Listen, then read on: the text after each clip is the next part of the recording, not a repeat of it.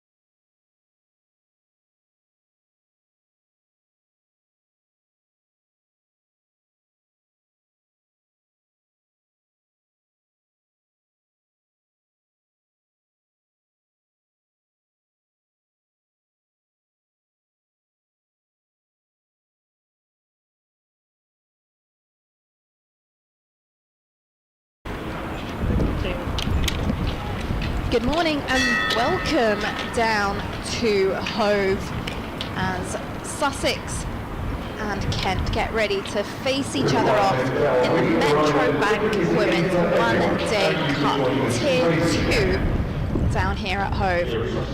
Just had the toss where Kent have won the toss and decided to have a field first. I'm Nikki Chowdhury and I'm joined alongside my co-commentator for the day, Georgie Heath. Georgie, welcome. Good morning. Well, nice to be down in sunny Hove, all sort of sunny. We had a little sort of a mix of weather when we were here for T20 last week, I think it was, wasn't it? I think it was, yes, it was last week, the Bank Holiday Monday. The Bank Holiday Monday. We had a rain delay that lasted all of about 26 seconds. Took the players, went off, found the dugout and came back on again. Yeah, it was the quickest rain delay we've ever seen. The umpires are making their way out onto the ground. We'll quickly run through the playing 11s for both sides. Sussex being led by Kiara Green, then we have Molly Adams who's got the gloves, Izzy Collis, Anna Buckle, Daisy Gibb, Nancy Harmon, Rachel King, Eve O'Neill, Talitha Stanley, Mary Taylor and Millie Taylor. And Kent, captained by Megan Belt, keeper Molly Davis, and then we've got Coco Streets, Amy Gordon, Elsa Barnfather, Tilly Callahan, Izzy James, Laura Bailey, Megan Sturge, Grace Poole and Jess Bird. Jess Bird also making her debut for Kent today as well. She's come over from Essex, so it's a debut day for her as the umpires Hemal Vijaysurya and Sean Lilly are out in the middle at their respective ends, and Kent are making their way. They've broken off their huddle and on they run to the field here at Hove. Opening the batting for Sussex By the looks of it, is Molly Adams and Izzy Collis. Yeah, Molly Adams been short of runs in the last few matches. Obviously, been T20 games going on. So today they're in their pink one-day kit, Sussex. I do like this kit. I love it. It's a brilliant kit. Although I do see this kit, it's so bright that I think it could be like a T20 coloured kit. I think it's the wrong way. It's the wrong way around. It's the wrong way around, but it's bright and it's a nice pink. Yeah, Molly Adams has been in form, I would say, after a slow start. She scored 104 against Worcestershire from 146 deliveries. She's currently averaging 64 for Sussex. And Sussex have played 3 games in the One Day Cup. They have lost 2, won 1, and that's exactly the same situation that Kent find themselves in today as well. Having played 3, lost 2, won 1. Kent's win has come against Derbyshire, in which opening batter Amy Gordon scored 111 not out. And we look like we'll be ready to go in just a few moments' time. Grace Poole opening up from the C end. We've got a slip in place as in runs Poole now to Collis. Ball delivery. This one's blocked out, and good start here from Kent. Ball on the money. Yes, Kent winning the toss and deciding they're going to have a bowl first. I'm wondering what I didn't get to catch the interview with captain after the toss, but I'm wondering what the decision was there. I guess like the idea of chasing. Pull it in now. Oh, this one stayed low and it's beaten the bat of Collis. Just an interesting fact to note, actually, this pitch that they're playing this game on is actually the same wicket that they played the county championship match against Worcester just a few days ago, where Sussex beat Worcester. And safe to say that the ball took off a bit. It had a bit of lateral movement in that last innings. As in comes Poole now, and Collis wafts at this one. Again, it is moving away from the bat, isn't it? Coming off the pitch, and she's having a waft at it. And actually, it's moved so much coming off the pitch that she's quite lucky that that's missed the outside edge. Staying low as well. I can tell you, Georgie, I was here on day 1 of that Sussex versus Worcestershire match in the county champs, and it wasn't staying this low. It was actually quite difficult as a batter because it was not very predictable. Oh, this one again, a little bit of movement that just squares up Izzy Collis. Nice buzz around the ground from the Kent girls. Slightly chillier as well. Cloud cover. Although, again, nothing threatening. We don't have rain forecasted, and this reminds me of that T20 competition last week when they went off for 30 seconds as this one beats the bat and goes into the gloves of Molly Davis. This is a mighty fine first over.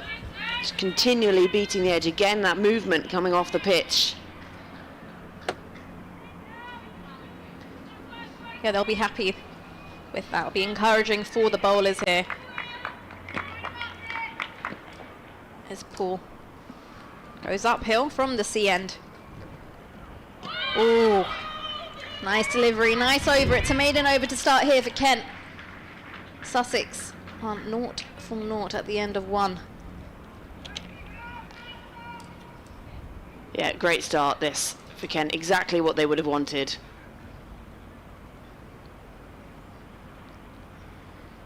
Yep, Kent versus Sussex down here at Hove in the Metrobank Women's One Day Cup.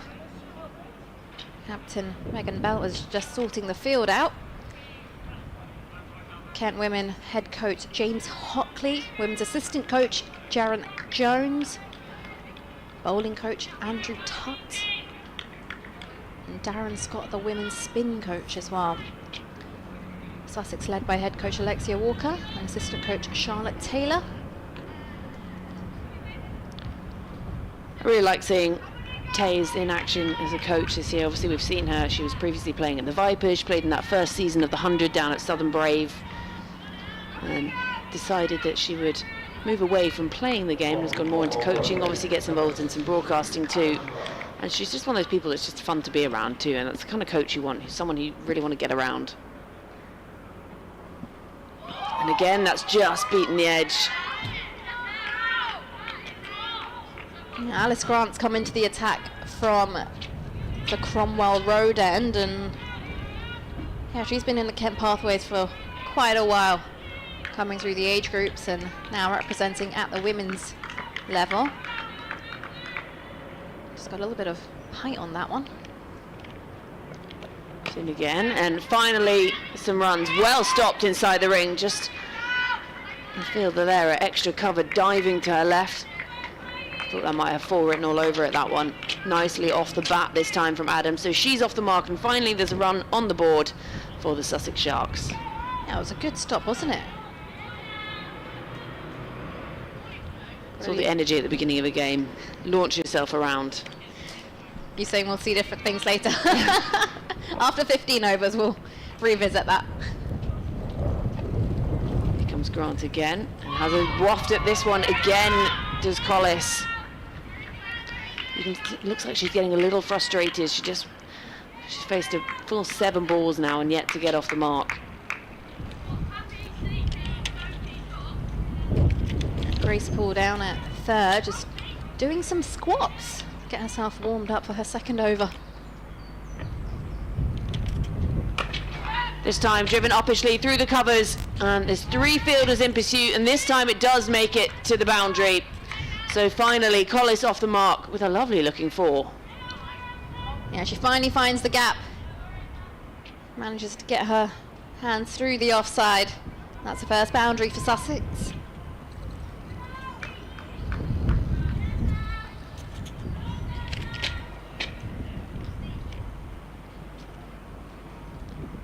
Comes Grant again. And this time squares her up, and there's a muted appeal. It's a bit high. Just a little bit. Almost up in the abdominals.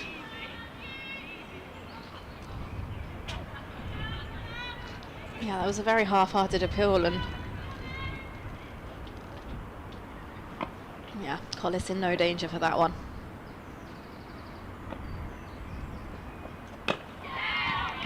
Nicely defended. It's good recovery this from Grant. A few fans rolling in. That brings the second over to a close at the end of 2. Sussex Sharks 5 without loss. Yeah, nice to see some fans coming in on the far side of the ground and the members' pavilion to come and support their respective teams. Lots of cricket going on today in the Metro Bank Women's One Day Cup League 2. We'll bring you scores from all those games throughout the day. Derbyshire taking on Glamorgan, Middlesex are taking on Gloucestershire, Northamptonshire versus Worcestershire today as well, and of course Yorkshire Women taking on Leicestershire as well. Lots of games going on a Thursday, which is always nice. Honestly, midweek cricket. At this point in life, I'm so confused by days of the week, and I think that's because we work on weekends so often. Oh, 100%. I was so confused this morning. As in comes Poole now. This one's down the leg side. It will be a wide. Swiftly taken as well by Molly Davis. I did wake up this morning and I think, what day is it? Yeah. Which ground am I meant to be at? Like, who's playing? And then I was like, checking on my calendar. And then I finally found the folder with all my notes on for the respective game. Just pull it in now, and this one's another wide outside the off stump. Goes to overcompensate on the leg side one. I've got to that point in life, I actually just have so many multiple. I have a calendar up on the wall. Me and my flatmates share one, so we all know where we are on various days, what we're doing. That's nice. I have things connected to my phone, and then I have an actual physical paper diary that I carry around with me, because otherwise I just get lost and confused. Oh, I think you need to carry a paper diary. As this one again left outside the off stump by Adams. That one stays low again. Another one very, very low. Very low from the C end. If you're bowling from the C end, the ball's not really taking much carry. But if you're coming in from the Cromwell Road end, Alice Grant did have a nice little bit of height coming off the surface. Nicely played by Adams. That's gone straight to point for no run. Yeah, the physical diary is the way forward. And also, I love buying stationery. I have this real thing Same. about. So the idea of going into the shop and I need a new diary is great. And then you come out with like 2 and a notebook and a pen. I don't think the new generation understand that now, because now schools give kids tablets. That's just not the and same. it's just not the same. I like going and buying a new notepad, new coloured pens, as this one's down the leg side and it's another wide. And you get to set it all up. That was the best thing about going back to school in September. There was always a sale. Oh. The worst part is, though, when you open a new notebook or exercise book and the first page has to be neat. Oh, yeah. If you make one mistake on that page, I'm sorry, that page has to go. You start again. Or the whole, I know exactly what you mean. I used to get it with school exercise books.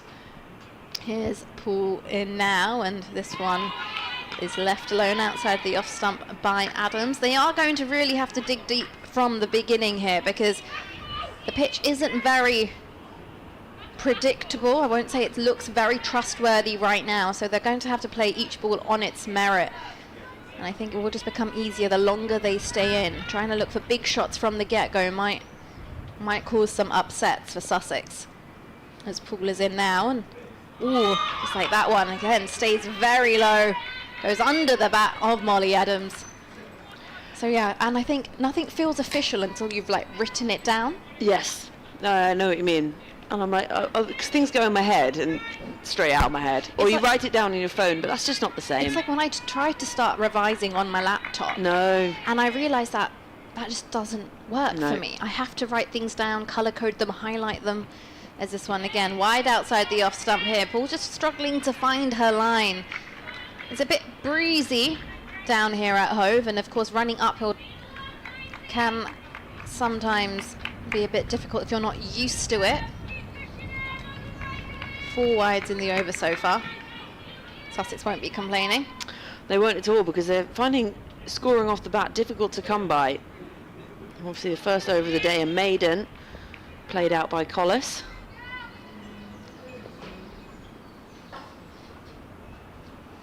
Adams low in her stance, goes forward and tries to drive this, but finds the fielder at point, and there will be no run.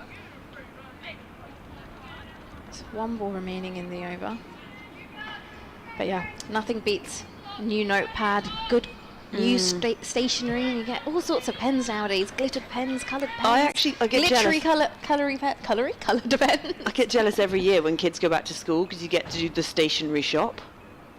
Here's Paul in now, and again down the leg side. It's another wide. She's frustrated with herself, you can tell.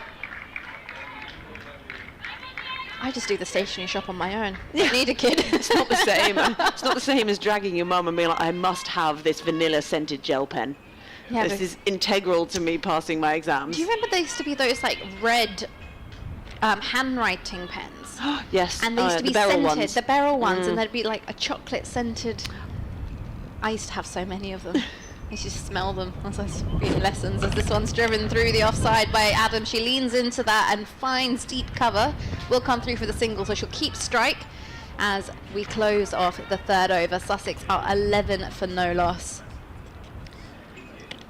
Just accelerating a little bit here, being helped massively by the wides on the Sussex.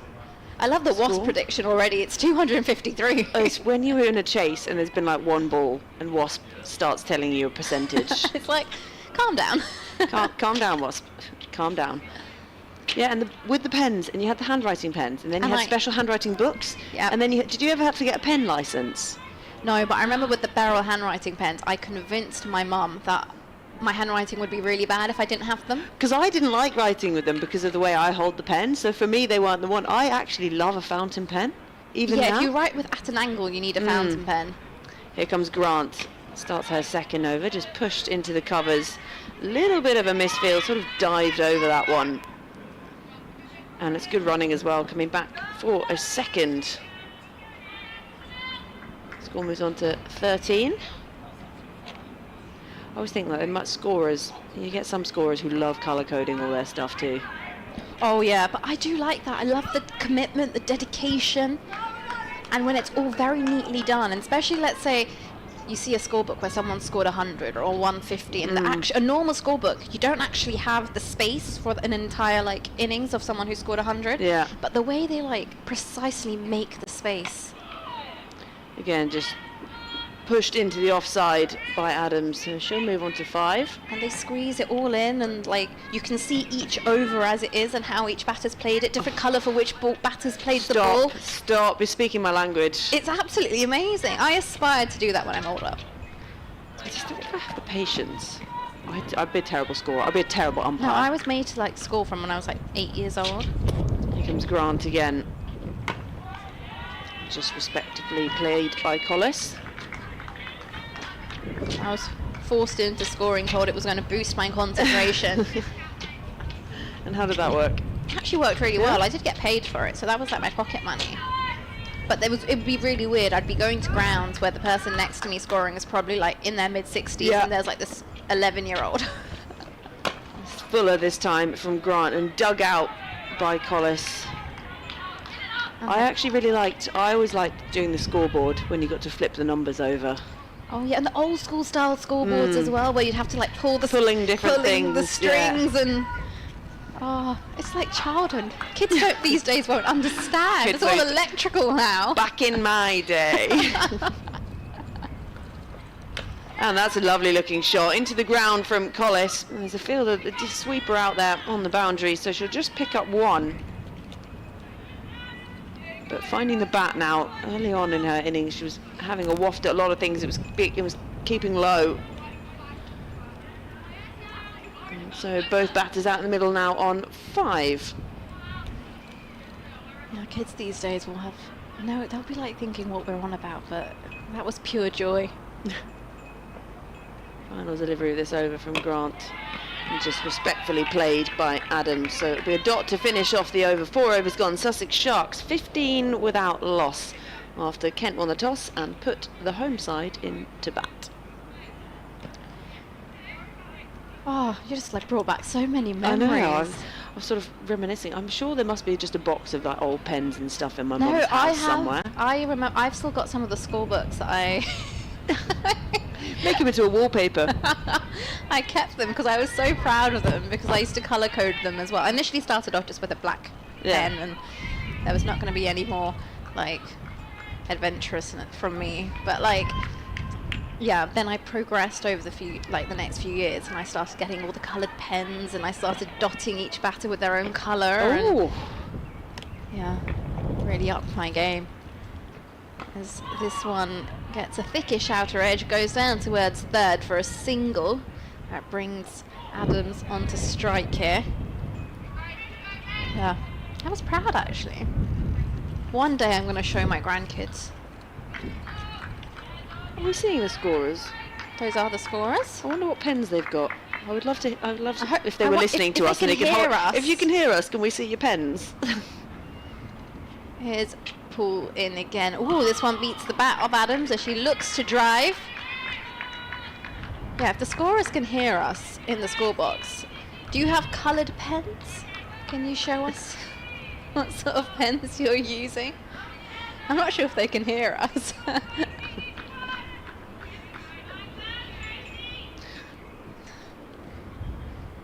Pull at the top of a mark from the C end. Is this one? Oh, finds a thickish edge, just wide of slip.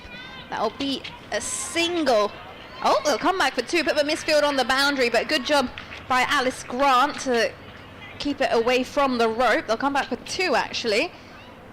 And we went to 18. She did really well in the end, actually. Got her skates on and got to... Oh, there we go. Thank you. Multiple colours. Oh, wow. Oh, yes. Yes, I can see them now. That's what we want to see. This is my kind of scoring. We approve. Yeah, 10 out of 10 from us. Absolutely love that. Things you love to see. As here's pull in now, and this one beats the bat of Molly Adams as it goes through to the gloves of Davis. Oh, I completely rate that.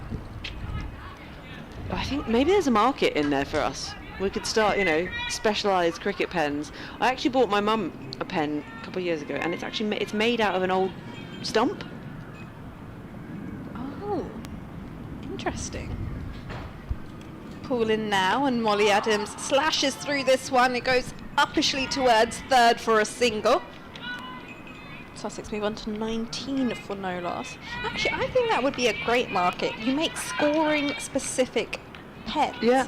I think we've got a business venture here. I think we Georgie. have too. Yeah, it's a little side hustle. And the pens can actually look like a stump Yes. or a bat. Oh, yes. Well, the pen I got my mum was either an old stump And or you an can old show bale. the colour of the pen with the grip on the back. Here we go. We've got business venture here. As this one's defended by Izzy Collis into the offside for no run, and that will conclude the end of the 5th over. Sussex to 19 for no loss. Where do we trademark this? Yeah, we shouldn't be saying this on air No. actually, because I feel like someone's going to nick our idea. No, I'm a big fan.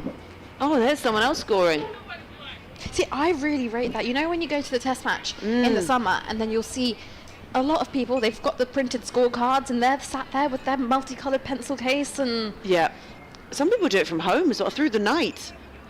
Oh yeah, some people sit in front of their TV and they Whew. score. I mean, it's good to keep you awake, I guess. I guess, like, it keeps your brain ticking. Yeah. Because you have to concentrate and know where to put a dot and where to put a number and where to cross out a run and all of that. Right, Molly Adams back on strike. 8 from 15 as Grant begins her 3rd over. Full toss this. It's whacked in the air, put down at mid-off. And is it going to be called no ball? No. So Did look borderline no it ball looked to quite me. high, if you ask me. Slipped out of the hand, but oh, there we go. There's the signal. No ball signalled. Yeah, that was above waist high there for Molly Adams, and as that catch was put down, it was quite funny just to see how so many of the Kent players just put their hands to their head and drop their heads back. So free hit, next delivery. This is so often when players or sometimes even commentators, you sort of forget that it's a free hit, and how many times does it then go to a fielder and there's a half celebration. So has a slash at this one into the leg side this time. Molly Adams, 2 fielders giving chase. And they've done well to cut it off in the end.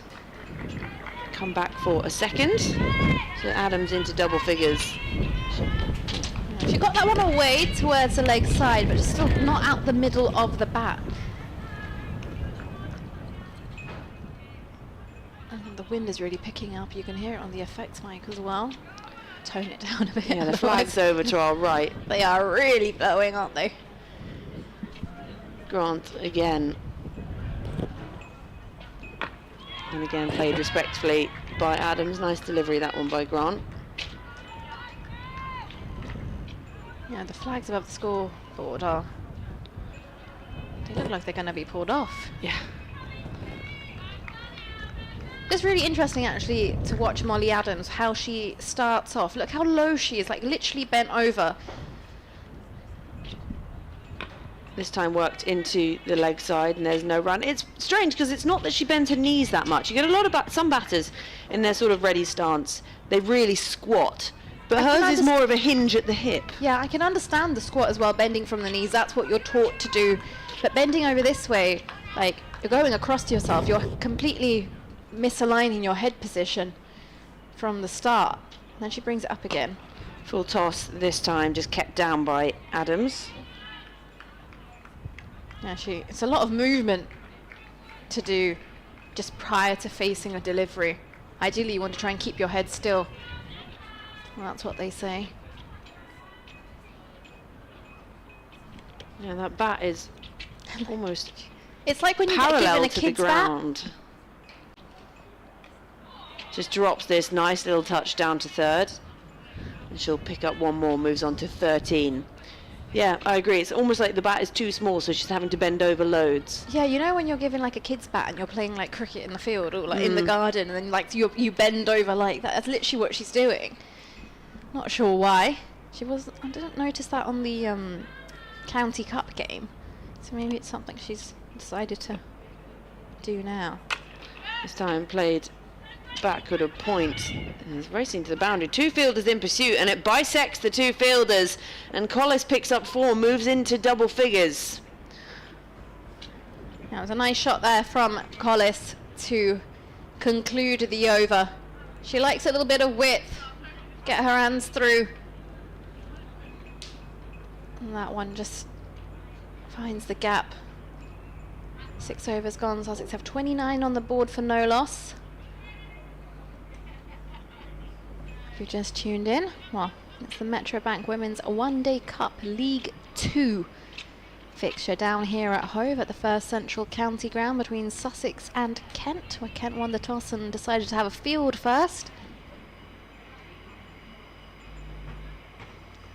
It was a slow start for Sussex with about the first few overs. They were just struggling to gauge what the ball was doing off the pitch, but now just starting to accelerate. 29 from 6, a few wides and extras also creeping into the Kent bowling as the sun comes out over to our left. Grace Poole continuing.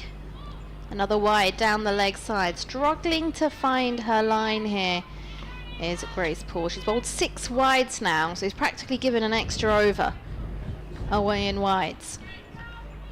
Just Bird making her debut for Kent today.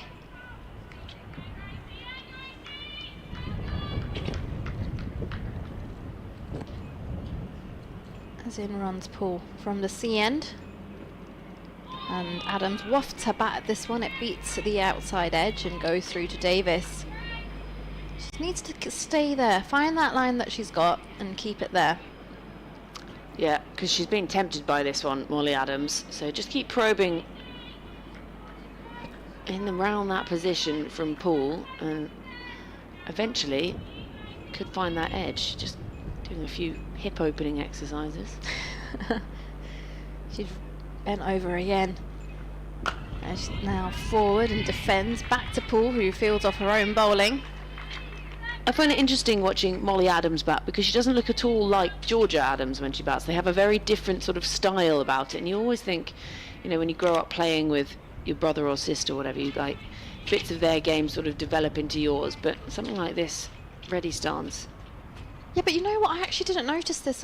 This is something I would have picked up in the County Cup game. This one's played off the hips and square legs on the chase. They should be able to pick up a couple here, and they do. I think also maybe because she wasn't out there very long in the most recent matches in the T20s, so not really much of an opportunity to get to see what she could do. But even on that first One Day Cup game, yeah, she didn't score many, but she was out there for a while, and no, definitely she wasn't really scrouched down this low and bending from the back like that.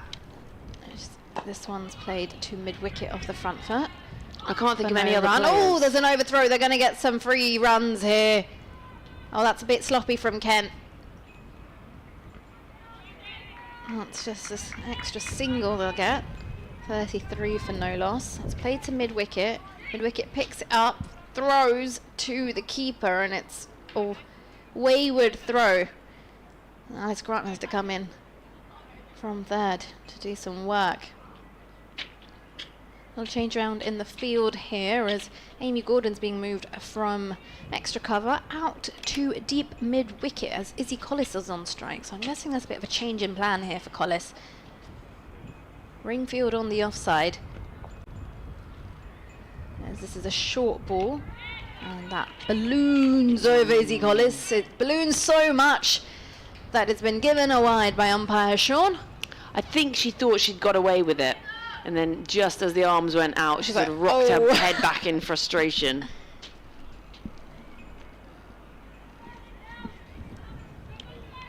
Amy Gordon running from the boundary now at deep mid wicket, back onto the offside. Well, that was their plan. And they're going back to plan A. As this one is defended by Collis off the front foot.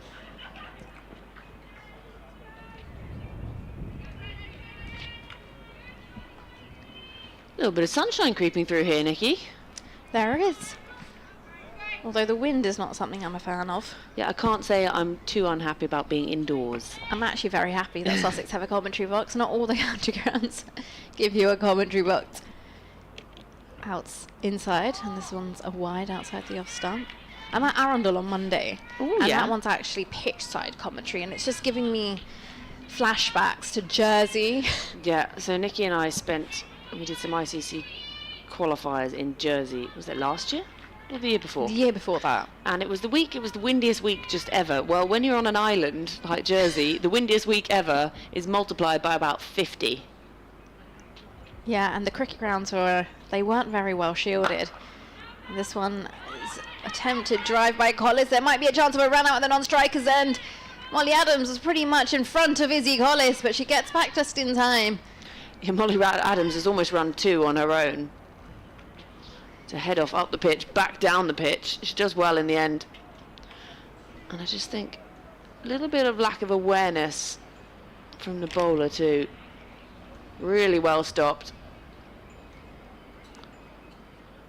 Oh yeah, that's the end of the over. 7 overs gone. Sussex are 35 for no loss, with Collis on 10 and Adams on 16. It's going to be Adams on strike. Is there going to be a change in bowling? I'm trying to figure it out. It looks like a change in bowling.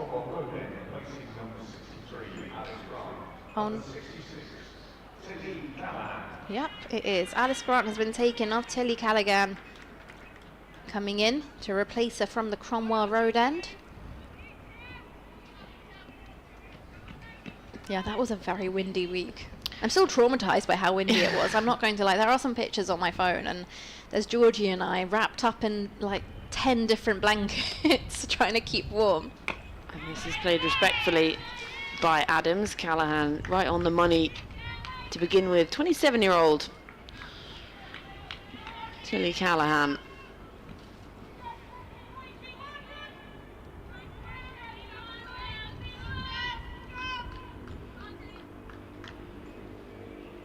She turns at top of her mark again here. There's Adams with that bent over ready position. She stands up, played uppishly this time through the covers. And there's an easy one. So Adams adds another one to her total. She moves on to 17. Score moves on to 36 without loss. Yeah, I think we came back after that week, you and I, and people kept saying, Georgie, you look so tanned. I was like, this is windburn. It was. And it was just my face, because that was the only part of me exposed to the elements. I don't think the listeners will even be able to comprehend how cold it was. And this just pushed down to third by Collis, who moves on to 11. It was Baltic. so cold. I think Baltic is the word we would go for. You can hear the Kent voices. They're still up and about, hunting that first wicket. Again, just defended back to the bowler by Adams. Good start this by Callaghan. Yeah, not a bad start. She's on the money, isn't she? I think she's expecting it to be cold. She's got thermal on under that shirt. Well, she's the wise one, clearly. Because she's not bowling, she's not wearing long sleeves, but she's got a thermal underneath her short sleeves. Fuller this time, driven, lovely looking shot that from Adams. It will just be one in the end. It was struck well enough, and the throw coming in from the boundary, proper sidearm sling kind of throw. Yeah, really sidearm throw. I'm not sure who that is. I think that's Laura Bailey on the boundary. I think it might be.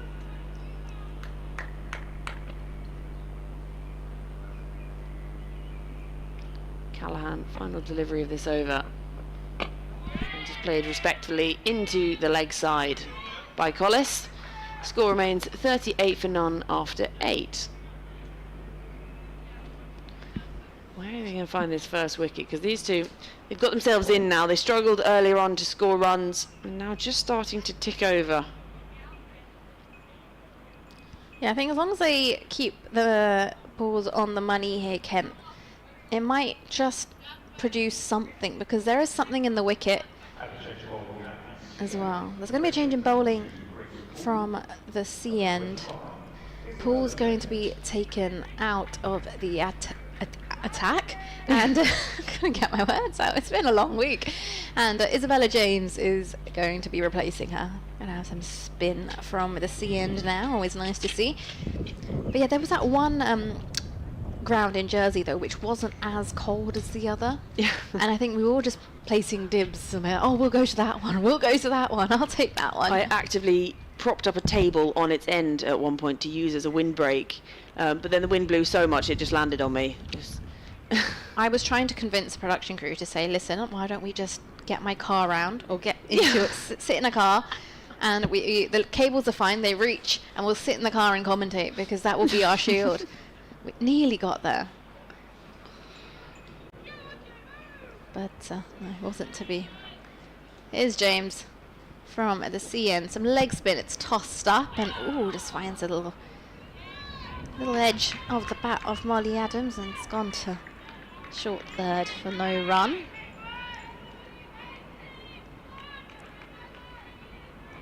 Lack of pace on the ball now.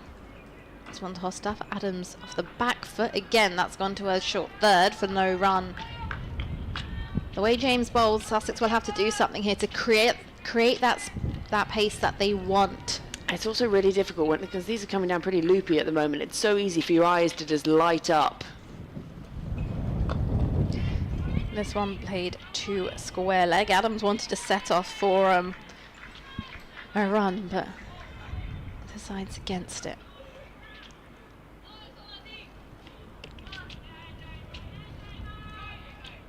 James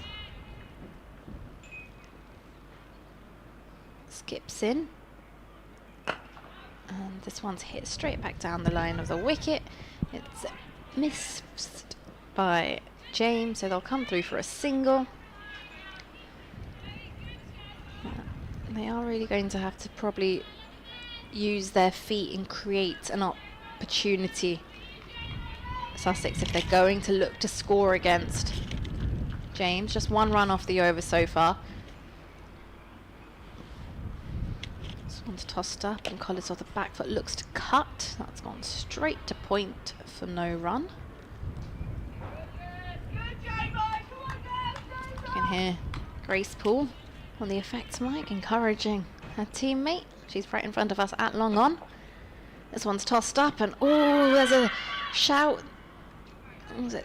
Strikes her on the pad, and umpire Sean decides against it. That will be the end of the over. Good over here to start off the spell of Isabella James, and Sussex are 39 for no loss after 9 overs. Yeah, sliding down leg, that one, and the bowler wasn't even interested at all. It was just the keeper really that went up for the appeal, but we all know keepers will appeal for anything. That's their job. I feel like if you're a keeper in the side, your job is I think that's part of the trial. Keep chirping until you're on that pitch. If you ever keep quiet, I'm sorry. I think as part of it, you sort of do your bleep test, your yo-yo test or whatever, and then you've got the sort of how long the can chirping, you talk for? How long can you? Yeah, your chirping test too. She's just adjusting her pads. Yeah, a few rolling in to watch today. We've even got some sun hats on. I'm sure they'll get blown away pretty soon. I was thinking this the other day. So when you wear a floppy hat in the field, how often do you see the floppy hats falling off? I've not actually seen it that often. Just get a strap under the chin, tie it on. Why not? So the umpire's just having a chat here. Well, is that the physio having a look at Molly Adams? Is he talking to, Oh, just getting a drink. Looking at something, I think. Maybe some painkillers, paracetamol. She's done something to her right hand. Physio just having a look. Hopefully it's nothing too serious. Yeah, Grace Poole down in front of us, just doing some leg raises and glute bridges as she waits. Every opportunity. So what do you do? Free time? Well, she seems all right, Molly Adams. She's strolling back to find her gloves that she's discarded on the ground. Kent players just coming through for a mothers' meeting as well.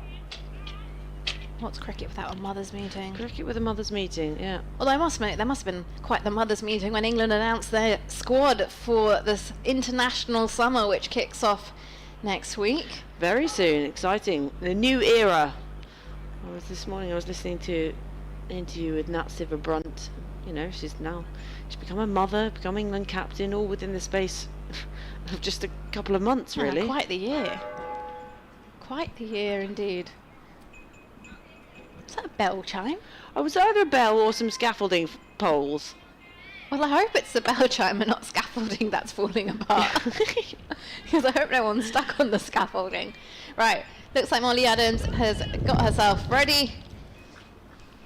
And Callahan to start her second over, a tidy first one, just the 3 runs coming from it.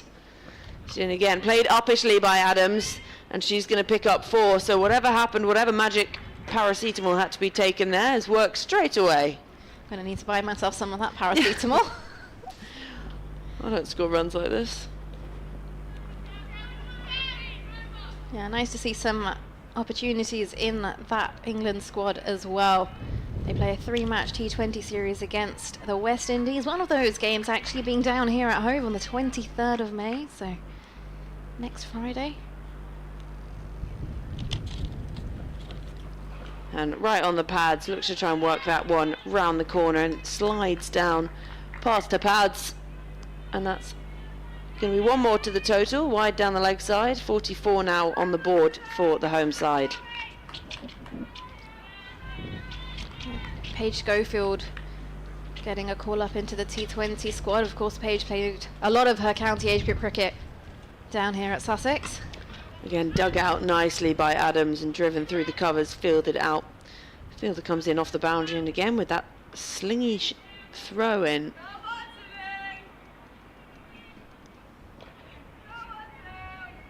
To hear the cries of, come on, Tilly.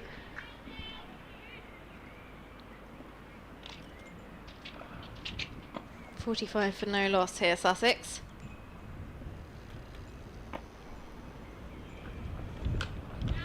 Yeah, she's played that late, but can only pick out the fielder at point again.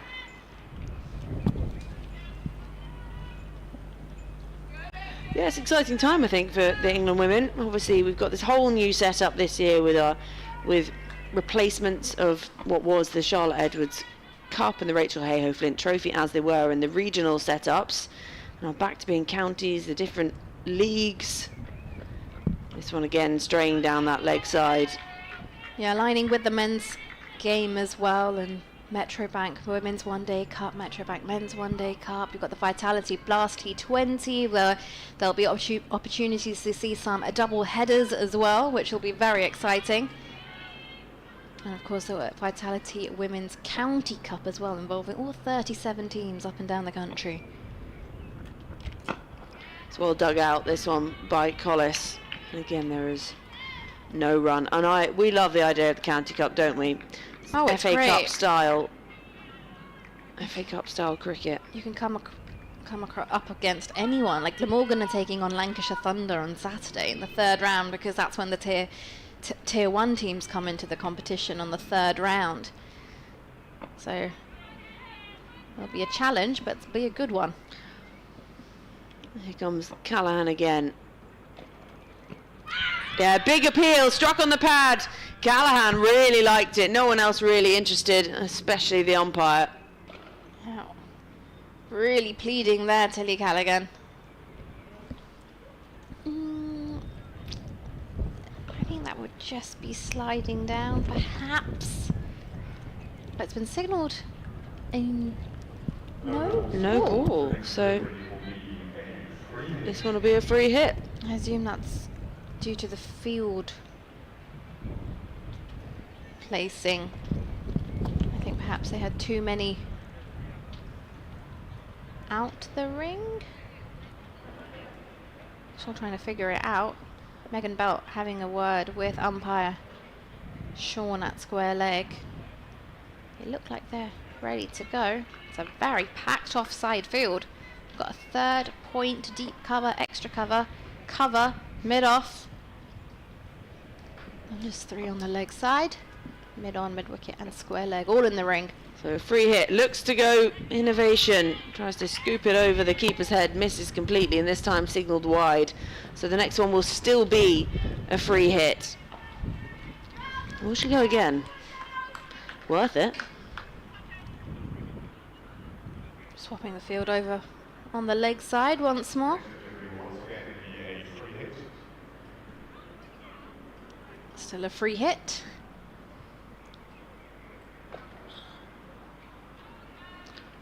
So Callahan had a very tidy first over. This one is turning very, very expensive now. She's just coming to it. Is the umpire using his walkie-talkie? Yeah, he is. Talking to the scorers.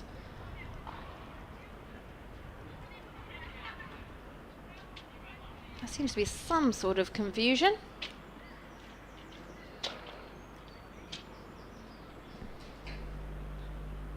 Yeah. Some sort of confusion. Umpire Hemal Vijayasuriya just looks like he's having a conversation on his phone. Just having a natter. Right, I think that conversation has come to an end and we should be ready to go. Fielders dispersing into their positions. Well, here comes Callahan, still a free hit. And she does go for it again. This time manages to make contact, sort of army rolls backwards. Keeper giving chase. Diving over the boundary and well stopped in the end. Coming down the hill as well. So the ball accelerating. It brings up the 50 for Sussex. Well, it's still a free hit.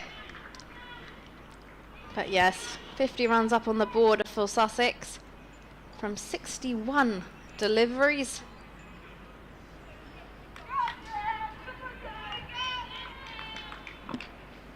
So final delivery of this over. She goes for it again, this time makes much better contact and she will pick up 4 this time. So an expensive over from Callahan. Almost determined to actually execute it for a boundary. Izzy Collins. Third time lucky. She went for it 3 times and the last go she managed to get that away. So 11 off the over. And still one more? Still one more. One more to come. This is a long over from Callahan. It was complete contrast to her first over as well. She's in now. And that's much better. So a dot to close out the over. 11 coming from it. 10 overs gone. Sussex Sharks 55 for none. That's interesting. Wonder will Kent look at maybe changing things up from the Cromwell Road end. That was a bit of an expensive over. Would they look at maybe bringing spin on from both ends? We'll have to see. We'll just have a look at the scores in the rest of the Metrobank One Day Cup fixtures. In League 2, Derbyshire taking on Glamorgan, where Derbyshire are 55 for no loss after 12 overs. Middlesex against Gloucestershire. Middlesex are having a baton of 54 for 1 into the 12th over as well. Northamptonshire versus Worcestershire Rapids. Northants are 52 for 1. And Yorkshire versus Leicestershire. Leicestershire are 34 for 2 into the 12th over as well. Everyone seems to be in the 12th over right now. Apart from us, we're starting the 11th down here at Hove. And Isabella James is continuing with her leg spin, which has Molly Adams on the back foot defending very respectfully.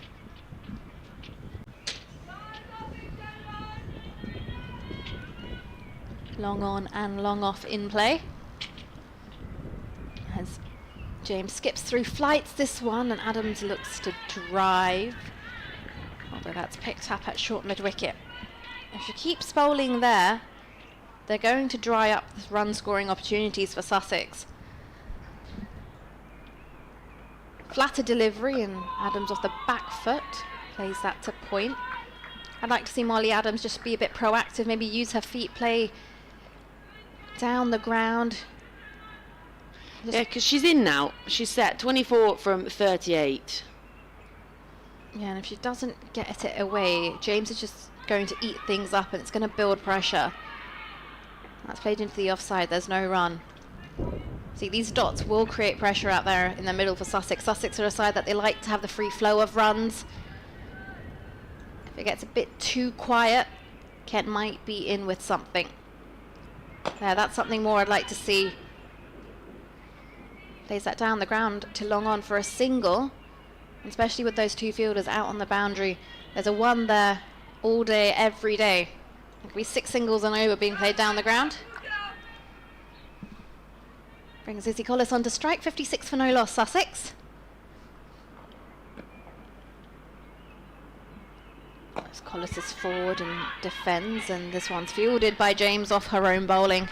And that will conclude a very quick over. Sussex are 56 for no loss. I think they're just really struggling with James at the moment because she's getting so much flight on it and it's really going up, but then it's just dropping at the last minute, and that's where they're struggling to sort of read it, undecided whether they're going to try and get onto the front foot or wait for it. But yet to lose a wicket, and that's what's crucial at the moment. These two have both got themselves in now. Adams 25 from 40, Collis 17 from 29. And already 4 bowlers used by this Kent side, who obviously won the toss and decided they were going to have a bowl first. Here in what I would call sunny Hove. Good old Sussex, sunny Sussex by the sea. Sunny Sussex by the sea. I'm just undecided on the sunny side of it yet. Yep. Kent skipper bringing herself into the attack, Megan Belt. Megan's been playing for Kent for ages. Since God was a lad. Since I was under 11s, you'll always guarantee a fixture against Kent, and Megan Belt will be there to bowl her off spin. And well, guess what she's doing today? She's bowling her off spin in a Kent shirt. She takes her run up. It's interesting, that one as well, because she'll have seen all the different sort of permutations and variations of the women's game throughout that time, and how it's adapted and changed, and now gone sort of full circle back to county. And here she is, her off spin to Molly Adams into the pitch this time. And Adams picks up one off the first delivery. So spin from both ends at the moment. She's kept the sleeveless sweater on and got a thermal underneath. Nicely played. Rocks off the back foot does Collis. And they rotate strike again, pick up one more. Yeah, it's funny how the game's gone a full circle, hasn't it? Like, in my opinion, I think it would have been nice to have kept it county the whole way through.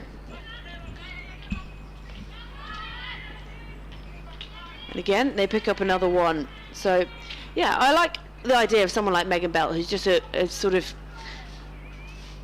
a mainstay of this Kent side. She's sort of one of those, you think of Kent women and you think of Megan Belt, really. She's just always been part of the side.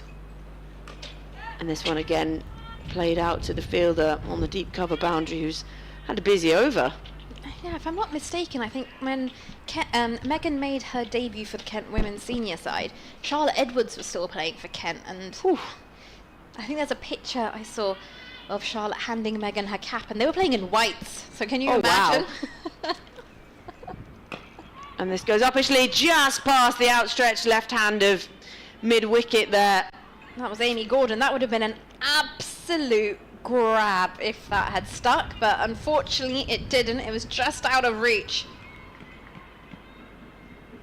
But creating chances, albeit perhaps half chances.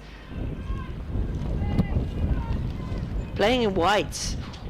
Was it past the Scort era though? And rocks again off the back foot. Fielder comes out in from deep cover again, and it's one off the final delivery of the over. So 7 from Megan Belt's first over, 12 overs gone, the Sharks 63 for none. Yeah, it was past the score area, but I am glad that I wasn't part of the Scort era. I don't think I would have felt very comfortable. I just don't think I'd wanted to be diving around in the outfield, particularly. Or wear a Scort on a day like this when it's rather blistering. Can you wear you have to put like skin-coloured tights underneath or something to try and be warm? It's safe to say the women's game has come a long way. A long old way from do I wear skin-coloured tights under my Scort to play cricket today. Yeah, it's come a long way. And it's a breezy one out there. Sussex's photographer looks to be struggling with her camera. That's a big old thing. Isabella James in for her third over from the sea end. Oh, this is a juicy full toss, which is definitely going to be put away by Molly Adams down towards the square leg boundary. And that just jumps over the rope for 4. Yeah, not her best delivery of the day. I think that's the first, I'd say, freebie she's really given. 67 for no loss, Sussex move on to. Adams on to 34 now. Yeah, your eyes just light up when you see that as a batter, just on your hip. Oh, here she goes again. Flatter, and Adams off the back foot now. Fielded by Amy Gordon. Yeah, much better this from James. James in again, and oh, this one's defended, but on the up towards extra cover.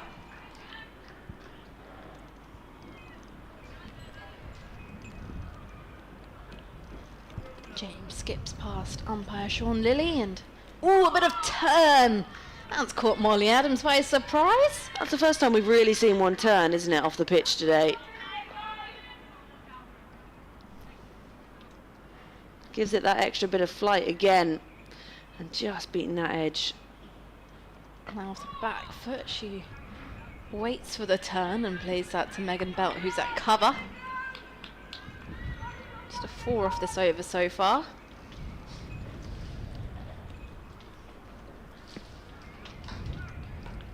James in again, and this one with a back foot. Adams plays that in towards mid-wicket. Will the ball get over the rope? It just does.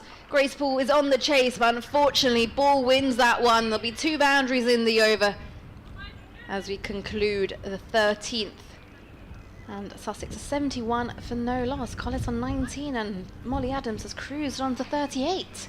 Yeah, really set a good foundation now, haven't they, these two? They did struggle to get it away at the beginning, but just got themselves into this innings, saw off the opening bowlers, and are now starting to just accelerate and take on the spin that's coming from both ends for Kent. Adams going along a faster lick than Collis, but has faced the majority of the delivery. So she's 38 from 50, Collis 19 from 31. And Megan Belt going to continue. She's coming round the wicket this time. It's clubbed away into the leg side fielder out there on the deep mid-wicket boundary. So she'll pick up just 1.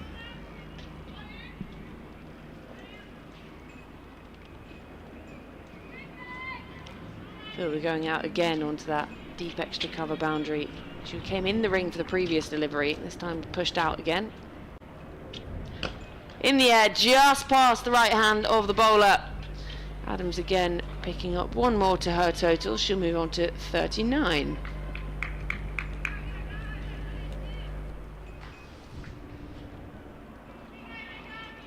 She's very quick back to the top of her mark, isn't she, Megan Belt? She hasn't got much to go, really, has she? This one flighted and dug out by Collis. That's the way to do it. This is a really short run. Be a spinner. Now, who needs to put all that effort running in 20 odd yards? And goes aerial this time on the slog sweep. I'm going to pick up 4 more, Collis. It was sort of a juicy half volley.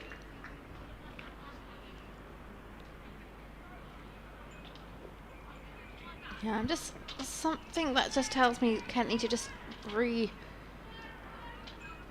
look at the fielding positions that they've got out for the lines and angles they're using to bowl. Yeah, I mean, there have been a few bowlers really struggling a little bit with their line today. That's what we've already made our way. We've rotated the bowlers a lot already so far today, Kent.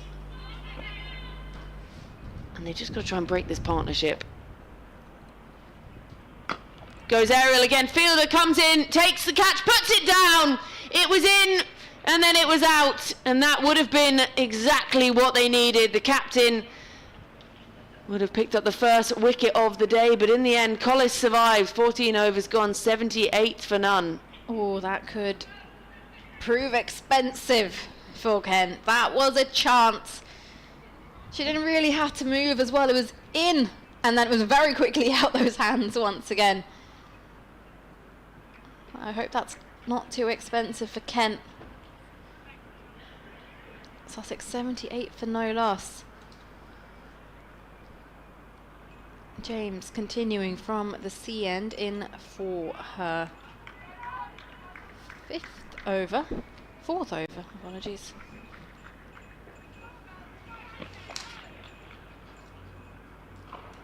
Collis on strike. She's moved on to 25 as she's forward and defends this leg uppishly towards short mid-wicket. Could prove very costly, that drop.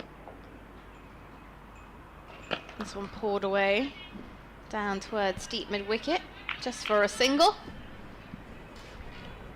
I mean, it came quite hard at her, but she didn't have to move at all. Literally straight into the breadbasket and then straight out again.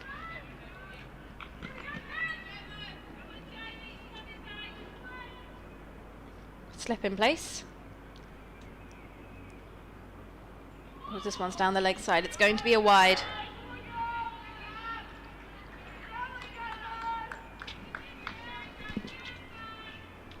$80 on the board now, and there is cloud cover all around the ground. This one's tossed up down on one knee, sweeps over the head of square leg, and will this run all the way down towards the boundary? No, it doesn't. Good job to round that off in the deep, but they'll come back for a couple of runs, and Molly Adams moves into the 40s. Already been 15 extras as well, bowled by Kent. Off the back foot down towards deep cover for a single. Now these two look very comfortable indeed, just ticking things over. They're getting rid of the bad balls and are able to rotate strike. Yeah, it's very smart batting. Well, Wasp prediction's gone up to 304 if they continue like this. Collis is forward and blocks into the leg side. Nice energy in the field though from Kent. They're very chirpy and buzzy. They are very chirpy and buzzy. Picking that up on our effects, Mike.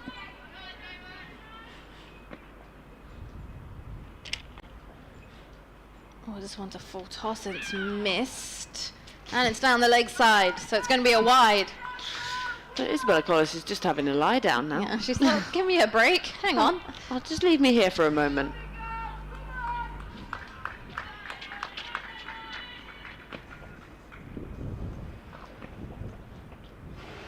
This one tossed up again down the leg side. Collis looks to sweep it, misses the bat, and it's another wide.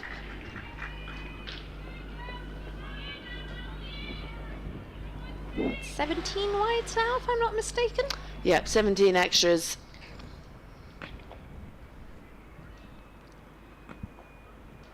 This one forward and concludes at the end of the over with a dot ball. That's pretty much 3 overs extra that Kent have already bowled just in extras. Yeah, it just keeps themselves out in that field even longer, just adding As if unnecessary runs. Is it 50? overs wasn't enough. I actually think 53 overs sounds like a perfect length of a match. Welcome to the Metro Bank One Day Cup 53 over tournament. Yeah. It's got a ring to it. 106 overs in the day. Why not? Right, here comes Megan Belt for her third. An expensive second over. That starts things with a dot. Molly Adams in the 40s.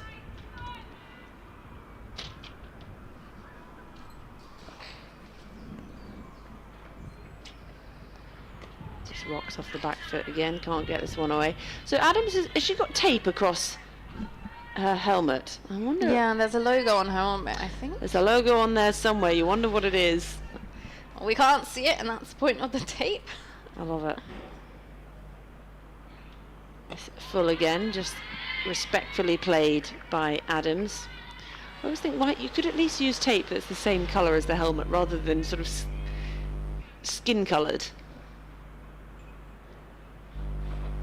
down in that bent over position. Full toss, just looping down and worked away by Adams. She'll pick up one more and move on to 43.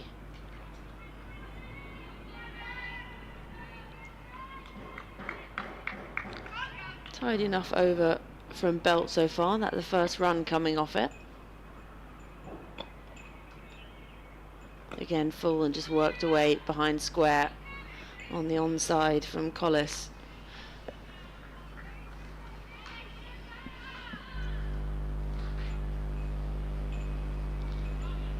Belt already back at the top of her mark for the final delivery of this over.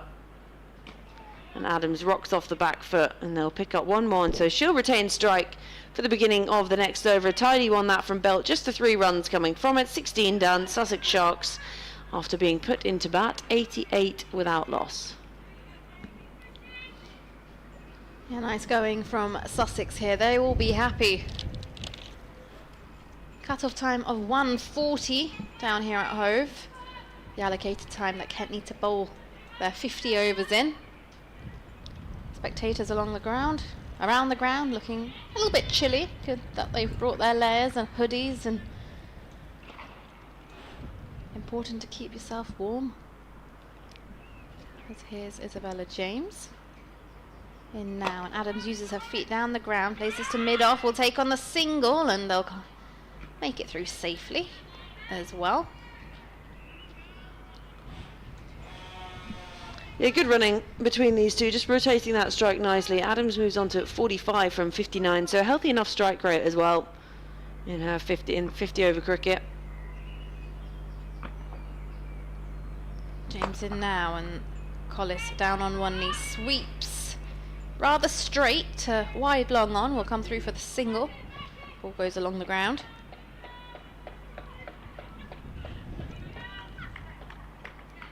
Down here at Hove, we've got the most number of runs on the board so far compared to all the games going on. This one's flighted up, and Adams respectfully defends to Gordon, who's at extra cover. It's her favourite position there, Amy Gordon. Whatever match you play against her, that will be where she fields. Positions herself, claims it as her own. That's her spot, as this one is played off the back foot by Adams down towards deep cover for a single. I think extra cover really is, of all the fielding positions, it seems to be the one that people claim, other than being a slip fielder, is the one that there is a certain person who is that extra cover person. A lot of other people rotate around a bit, but you are an extra cover fielder. Collis off the back foot again, plays this one down to cover. They'll come through for another single. Rotating strike nicely here. But you know what? Amy Gordon is actually very good on the boundary as well. She's quite quick. She's got a safe pair of hands. And when the going gets tough and you might be under the pump, you would definitely look to keep her as one of your boundary riders. As this one again, down towards deep cover.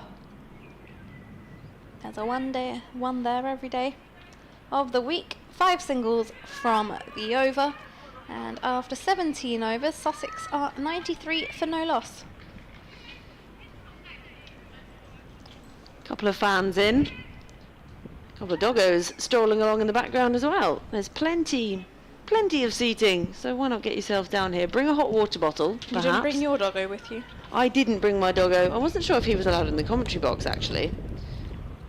Surely we're allowed a doggo in the commentary box. I will. I'm waiting for a thumbs up to come from the media box. And He's only small. He's very well behaved. Like, we could have company. They're not looking at us. Normally they just give us a thumbs up. Well, I'll take that as a yes then, as Megan Belt is in again. This one again, just dipping at the last moment at the toes of Adams, who's on 47, eyeing up a half century. I can see a thumbs up. So Jamie's just told us we're allowed to bring a doggo, so next time, little Tuffers will make his way down. Again, flighted and just dropping at the last moment. We've even had a request, where's the dog? Well, I didn't bring the dog, just in case, but now I know.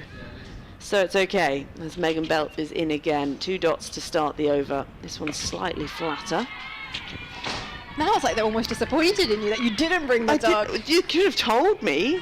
Well, I didn't know. I didn't want to get myself in trouble. Cause enough trouble down here as it is. Here's Belt again, and Adams on the charge at this one. Scampers through for one, and she moves on to 48. Chance of a run out. Well, Collis was very slow off the mark. Adams was sprinting towards the bowler's end. Collis to the danger end. Very casual there with that running. Well, it sort of went through the legs of Collis, who then had to set off. Didn't get the dive in, but happily home in the end. So one more to the total, one more to Adams, who moves on to 48. Collis facing up on 29. Stumps are back together, bails are back on. Right, just trying to see when you can. Turned away by Collis, and again they scamper through for a quick run. Bring the doggy. Well, I once went... Oh, we've got the double header in the Vitality Blast. 1st of June. Sussex Women taking on Gloucestershire. Sounds like a good time for the dog to appear. And Adams looks to rock off the back foot and work this behind point. There's a misfield, but they won't capitalise, so she remains on 48, end of the 18th over. Sussex Sharks, 95 for none. Well, I once went to Worcestershire, and the first time I went there, people were going, oh, why didn't you bring the dog? So I went there again, but it happened to be an ECB finals day. Turns out you can't take dogs on finals day, so I rock up and go, oh, you said to bring him. Isn't and they this went, when you put it out on yes, Twitter? So then and I you put like, on someone the world dog of sit? Twitter, hello, please can someone dog sit? I can't leave my dog in a 25-degree car all day and I've got work to do. So a very friendly man on the internet said he would look after my dog for the day. So I drove down the road, gave my dog to this man for the day. A stranger. A complete okay. stranger on the internet, who he had a baby, so I felt like made me just him. It was his baby, he hadn't stolen the baby. Here's Isabella James in now, and Izzy Collis down on one knee and sweeps down towards wide, long on for a single. And then I figured this man had given me his address. He'd told people on the internet that he was going to look after my dog, so I knew that if he tried to There's do proof anything, of- I knew where he lived. Literally, I know where you live kind of situation. This one off the back foot is played uppishly by Adams. That beats diving point, and they'll come through for a single. So the dog spent the day with him and his baby, and they were getting a new sofa, so just hung out on the sofa all day, and I picked him up at the end of the day on the way Tested the home. sofa. Yeah, Oh. exactly. This is a sofa approved by a dog. Although I do say that you can bring it, but now I assume that given it's a Vitality T20 double header, as this one's blocked out, we might get told by the media team next door that you can't bring a dog on the double header day. I hope not. I'm waiting for a thumbs up or a thumbs down again. Maybe they won't notice. He's only small. Oh, it's a thumbs down. We're not allowed to bring a doggy on the double header day. I feel like I'm in Gladiator. Well, Thumbs this up, is- thumbs down. This is a wide from James, so she'll have to re-bowl this one. See, I knew it. Don't get your hopes up down here. Oh, they just... 1 minute, I'm up. Next minute, you just break my heart again. Collis down on one knee, slug sweeps. Will she find the gap? She does. That's come off the middle of the bat, and that is going to bang in to the advertising hoarding down here at Hove. And Sussex bring up 100 runs on the board. It's 100 runs partnership as well. 102 from 115 balls between Izzy Collis and Molly Adams. The openers here for Sussex in this clash against Kent. What a fine start they've had. Collis has moved on to 35. Molly Adams is on 49. As James is in now, and Collis looks to dab this down. Finds the fielder. See? I'm sorry, I hate to break your heart, but That's okay. I was very excited as well, but clearly the media team, they've got other Let's blame them. thoughts. There's this one again. Collis plays into the leg side for a single. Yeah, we'll blame them. If something goes wrong, we know who to blame. Yeah. If we're not allowed to bring dogs, we know who to blame. That will conclude the end of the 19th over. Sussex Sharks 103 for no loss. And now I've given it away. I can't just put him in a little harness that says something like support dog, because it's very obvious that I've just made that up and it's an excuse Well, to you bring weren't meant him. to say that on air. So 103 up on the board for Sussex, and yet to lose a wicket. There was just that one opportunity, the drop catch, that should really have been taken, but they've capitalised here, have Sussex, and also 18 extras bowled, so that's 3 extra overs from the Kent bowlers. Collis on strike, 36 from 49. Megan Belt in again for her 5th over. Flighted again, and just that fuller length like tries to turn that away into the onside does Collis. And she remains on 36. Adams at the other end eyeing up a half century. Belt round the wicket. Goes for the sweep, and they'll pick up at least one. They will pick up one. It brings Adams back on strike. She's on 49. Having a very good season of it in the One Day Cup is young Molly Adams. Yeah, scores of 19, 11 and the 104 not out. Well, she turns this away into the leg side. They come through for one, and that will be 50 for Molly Adams. She brings up 50 in just 69 deliveries. She holds her bat in the middle and waves it to the crowd. None of this holding your bat at the end anymore. I like the that. modern day way of doing it. Yeah, 50 from 69 deliveries here for Molly Adams. It's her second half century in this format for Sussex.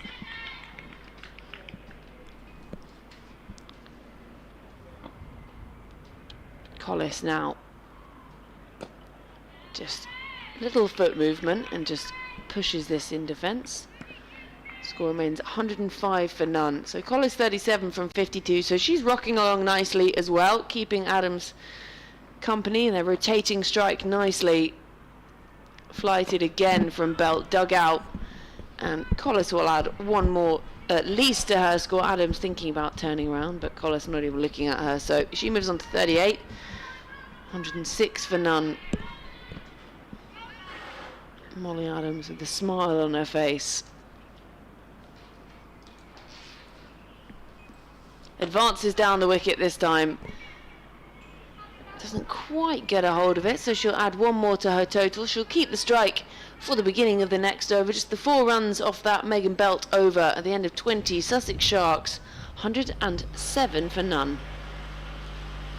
Yeah, well, it's been runs for the Adams family this week. Elder sister Georgia Adams, who plays for Hampshire, brought up a century against Essex earlier this week. Led from the front. And here's Molly Adams playing for Sussex. And she's just brought up her half century. Maybe she'll be able to convert it. Let's hope she can. There will be a change of bowling from the C end.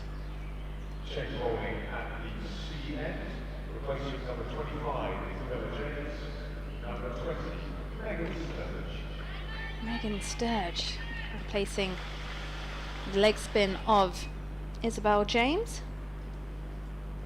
Off spin as this one's played into the leg side to mid-on for no run.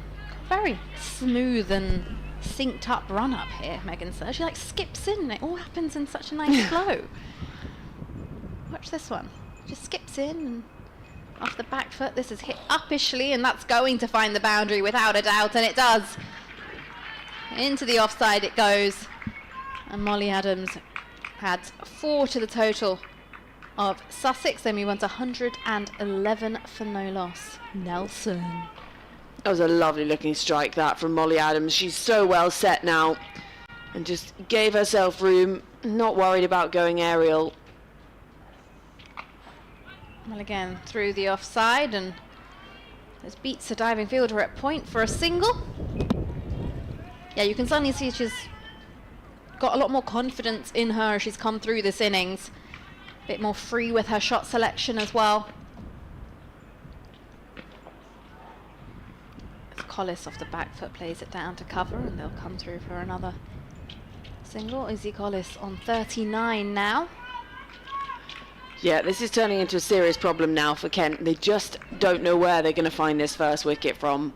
These two are very comfortable out in the middle, rotating strike nicely, not taking any ridiculous risks that they don't need to. That's going to be pulled away, and that's just gone straight through the hands of square leg, and it's running towards the boundary, and it's going to be another boundary for Sussex. That was hit hard off the back foot by Adams, and she moves on to 60. Square leg almost appears as though she wasn't expecting it. But a second chance now down for Kent. We're just saying they hadn't taken any risks, didn't know where the wicket was going to come from. Well, they've had 2 opportunities and put both of them down now. This one's slightly slower and will be worked for a single. And there's a chance of a run out at the keeper's end, and it's been given. Izzy Collis has been run out. That one was played off the back foot, 2 point. They took on the run in the ring. It was a good piece of fielding and a direct throw to the keeper. And Izzy Collis did not make it in time, and umpire Hemel Bijasuriya raises his finger. And that will be the breakthrough that you were looking for, Georgie Heath. It is indeed. I mean, they couldn't take their catches, but in the end, they took advantage of a slower bit of, sort of took off the mark slowly there. Izzy Collis didn't get the dive in the end. 39 of 54 for Izzy Collis as she makes her way off the pitch. Callahan, the fielder, at point. And Kent, well, they finally get that breakthrough. 117 on the board for Sussex to get their first, to lose their first wicket. It's a good opening stand though from Sussex's point. They'll be happy with that. Yeah, really great start for the home side with the bat in hand, and they've still got Adams out there in the middle on 60.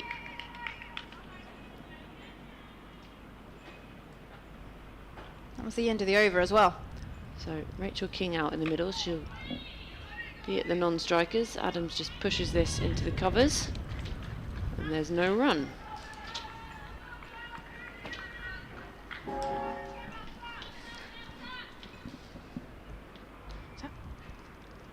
Again, Fuller, and just rocks off the back foot and just plays it respectfully, does Molly Adams again. No, this is one of those, it's a very cliche, but you're just, if you're a Kent supporter, you're hoping one brings two. Again, flighted delivery, and again, solid in defence from Adams. Churning through these overs now are the spinners. Adams advances down the wicket this time, and that's played magnificently past extra cover, and she's going to pick up 4 runs there. She moves on to 64. And King is just watching from the other end.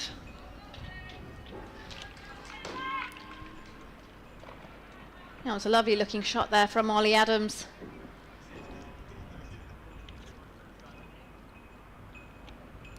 This time just works it into the onside, and there's no run.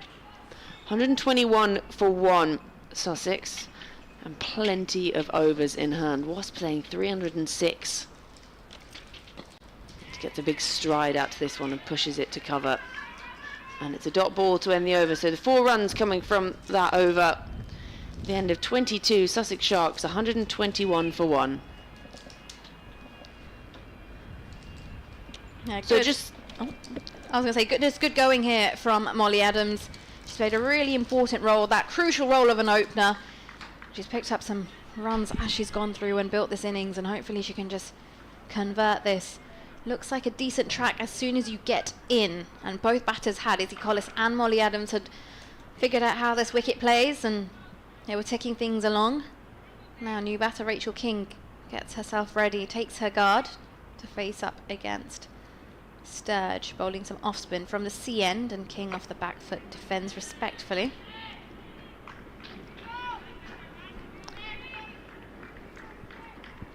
They need to just put a slow on the run scoring as well. Stop building pressure. Ooh, this one beats the bat of Rachel King. I love what you're saying about Sturge's action. She just looks so rhythmical, isn't it? It's just fluid, easy, repeatable motion. Uses her feet this time, King. Plays that to 45. It's like a dance. So when you watch spin bowling like that, you think, actually, yeah, it's quite easy, but you get out there, ball in hand, and it's not what I look like. Down on one knee, goes to sweep. And that will run away for a run. I believe that's come off the gloves. Yes, so it has been signalled a leg by. King will get herself off the mark.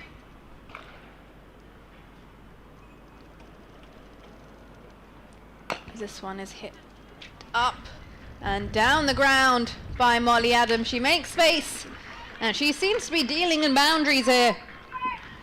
And Sussex, well, they move on to 126 for 1. Yeah, hell of a whack that one from Adams. She's just decided she really wants to inject some impetus into this, not just about rotating the strike. Gave herself room, didn't quite get the middle of the bat, but just one bounce for. This one's going to be a wide from Sturge.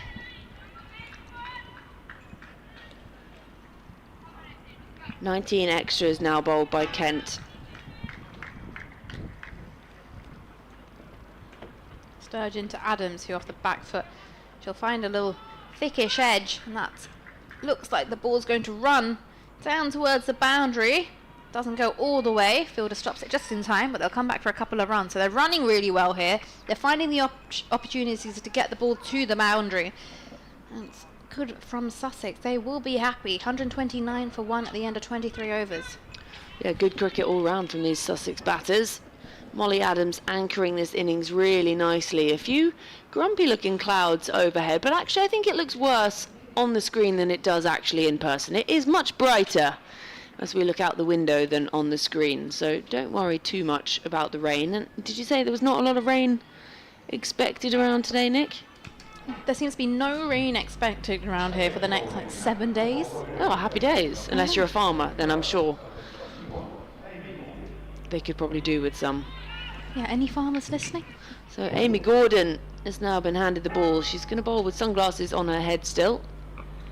And down on one knee, swept backward of square leg from King, and she's going to pick up 4. She is not happy with that one, Amy Gordon. Kind of screams to herself in frustration. Yeah, just a drag down.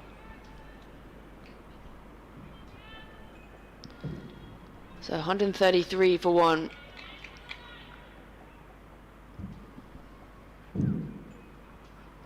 That's better. Off the back foot this time from King, and good running from these two. Early calls.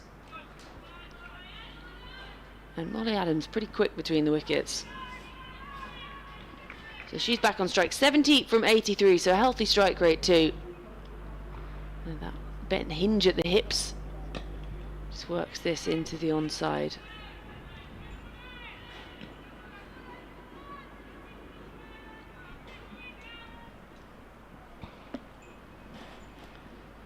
Over the wicket and just skewed up to mid-off, and again no run. I love that Amy Gordon bowls with her sunglasses still on her head. It would be so distracting. She's in this time. Adams rocks off the back foot, and they'll easily pick up 1 then. They'll settle for that. She moves on to 71. Imagine if it was a really sunny day and the light was reflecting off the sunglasses. That would be quite distracting as a batter. And that's well stopped, or half stop, in her follow through from Gordon. So 6 runs coming from her first over, 24 gone. Sussex Sharks 135 for 1.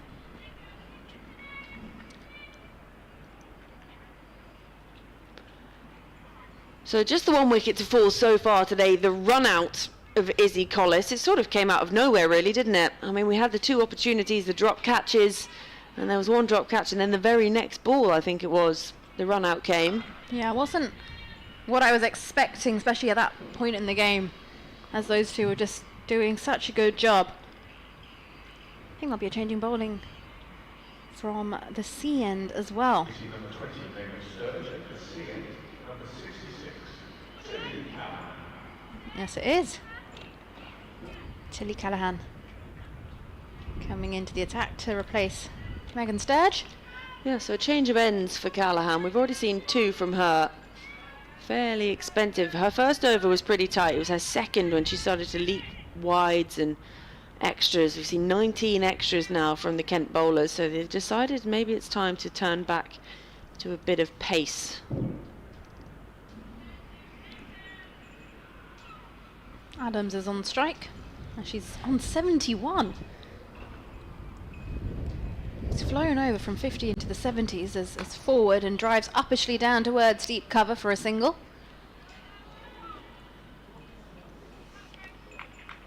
Yeah, she's got those runs quickly. Yeah, just sort of stepped up into the next gear, hasn't she? She's been trotting along nicely and now looking to more of a canter. I just want to have a word with Rachel King, who will be on strike now.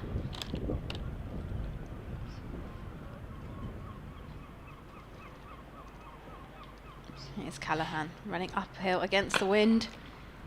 And this one's a full toss, which hasn't got away, and she's done a good job to get a hand to it. Did I just see Grace Poole rub the ball on her forehead? Bit of sweat, maybe? It was just, she lifted her cap up and rubbed the cricket ball on her forehead as in runs Callahan. And this one's hit uppishly into the offside, and Belt will field at mid-off.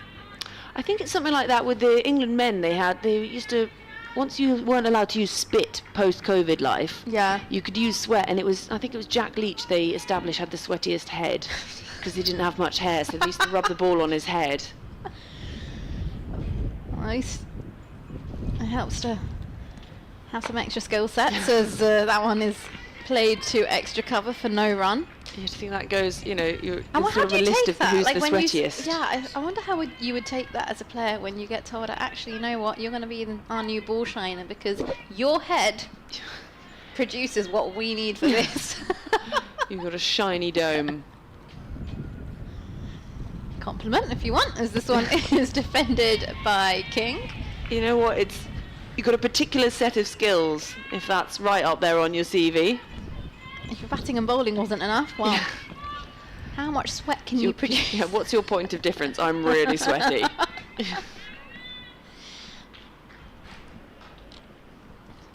Callahan at the top of a mark. From the CN runs uphill. And this one struck on the pad and the finger goes up. She's down on one knee. She doesn't have to plead much. And that will be the second breakthrough for Kent. And it's going to be Rachel King who will have to go. Callahan back into the attack. She's changed hands and it seems to work wonders. That one, a bit of movement. It's just beautiful delivery. King taking her front foot across the line, has got herself trapped there. And well, it wasn't much of a decision, difficult decision for umpire Sean. And he raises his finger as Rachel King makes her way back towards the pavilion. 6 from 12 deliveries. Sussex Sharks 136 for 2. Yeah, magnificent delivery, wasn't it? Just got that bit of shape. And oh, it didn't take long for the finger to go up. It was a very slow finger raise, but there was no hesitation before he started to move. A big appeal, down on one knee.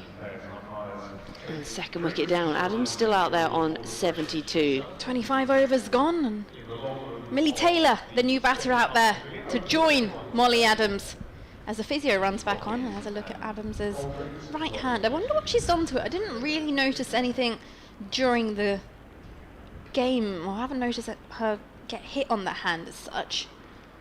But she seems like she's taking some treatment, but she's all right because she's on 72. Yeah, seems all right with this one. If an injury meant that I batted like that, I would take an injury all day long. That's fine. But she's going along really nicely. 72 of the 136 on the board. Yeah, Kent just having a drink as well. It's the opportunity to have a drink because we're at the halfway stage as well.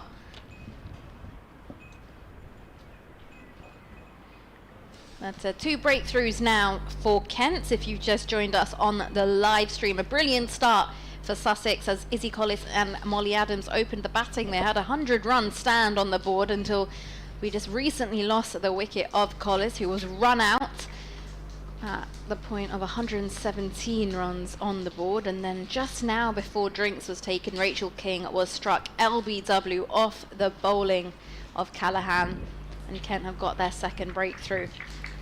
Millie Taylor is the new batter out there in the middle, joining Molly Adams. And Kent will be happy.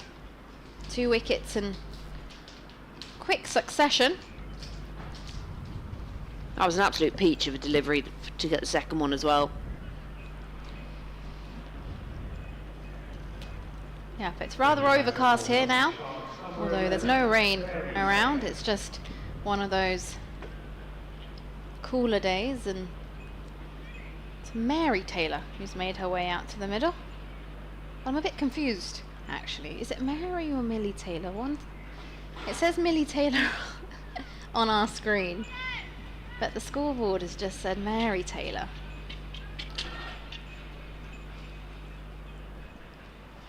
I'm sure there's just a bit of confusion. I'll get sorted in just a second.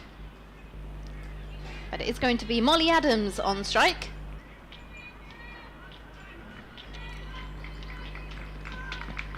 And Amy Gordon is bowling. Some of her off spin. Just the 1 over so far, 6 runs coming from it. She's in again, right arm over the wicket. And Adams just rocks off the back foot and can't pierce the infield.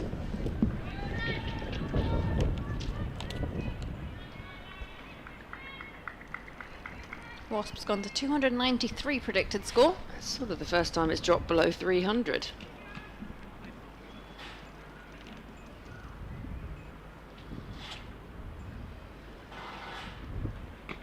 Adams again just respectfully plays this to cover.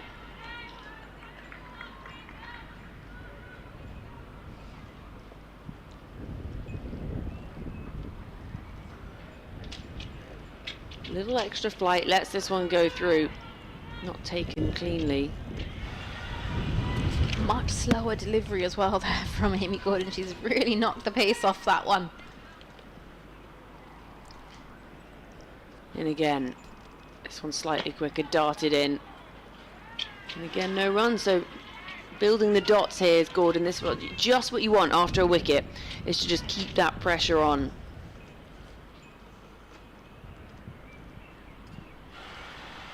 This time Fuller, and Adams looks to turn that into the leg side. She's got herself into a little bit of a tangle there.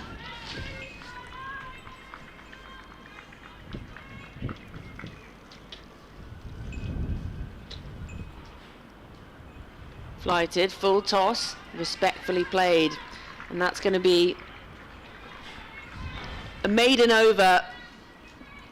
So at the end of 26, Sussex Sharks 136 for 2.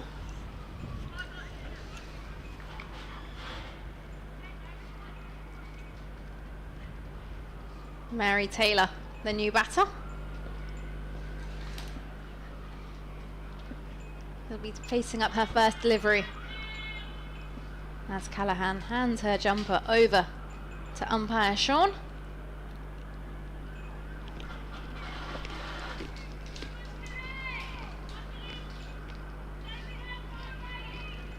And she makes her way now to the top of her mark.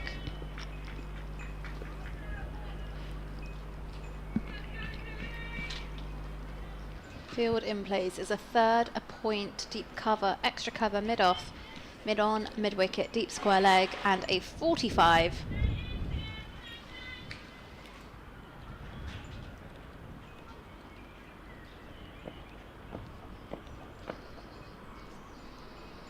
That's Callahan. Makes her way from the C end. This one's left alone by Taylor. Outside the off stump. Just on the line, and the line belongs to the umpire. Ooh. Ooh, I am.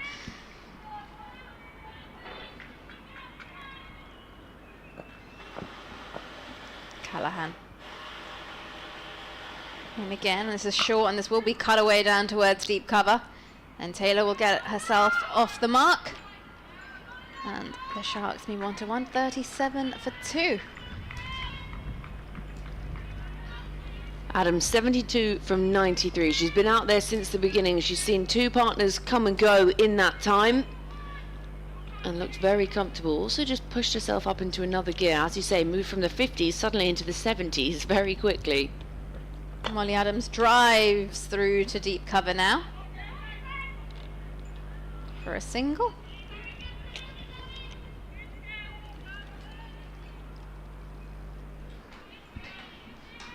Helping out the bowler there, hands of the ball. Yeah, players look a little bit chilly, if I do admit, from where we are. It's a cooler day. As in runs Callahan now. This one's played off the legs of Taylor. Beautifully played, and that's going to run away down towards the boundary. Very well timed here from Taylor. That's her first boundary. And Sussex will move on to 142 for 2. Yeah, it's like breeze in the air. It's a perfect weather where you just want to sit down with a cup of tea or a cup of coffee. Indoors. Indoors, just like we are. If we just had a cup of tea right now, that would be amazing. If it just appeared. If it just appeared, maybe someone would want to do a kind gesture from the room next door.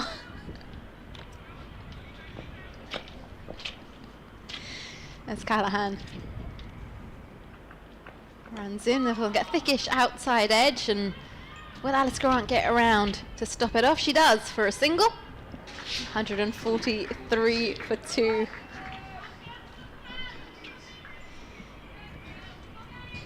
A cup of tea would be nice for me. Do you want tea or coffee? I'm a coffee gal. You're a I'm just happy with the black coffee, you know, just a bit of caffeine in, anything that will keep me buzzing. It's Callahan at the top of her mark. And Adams plays this into the leg side, goes across the line. Will just be a 1. I think she's someone who's had her coffee today. Yeah, I think we need some of that.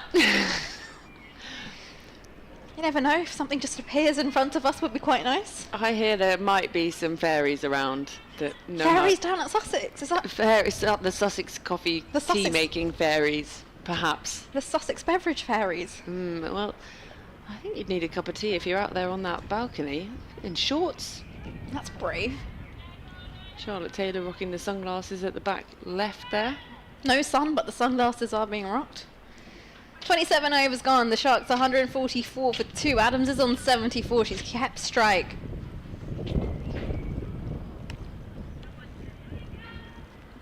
Well, you never know. I'll believe this fact about the fairies when I see them. Okay. Well, Amy Gordon just bowled a maid in her previous over. This time Adams advances down the wicket at her, and they're going to come back for a second easily. The ball could reach the rope, just slows down enough, and they settle for 2. So she moves on to 76. Amy Gordon spinning the ball to herself. Doesn't look too pleased by that one. She's in again this time. A little extra flight, just a leading edge from Adams, lands safe.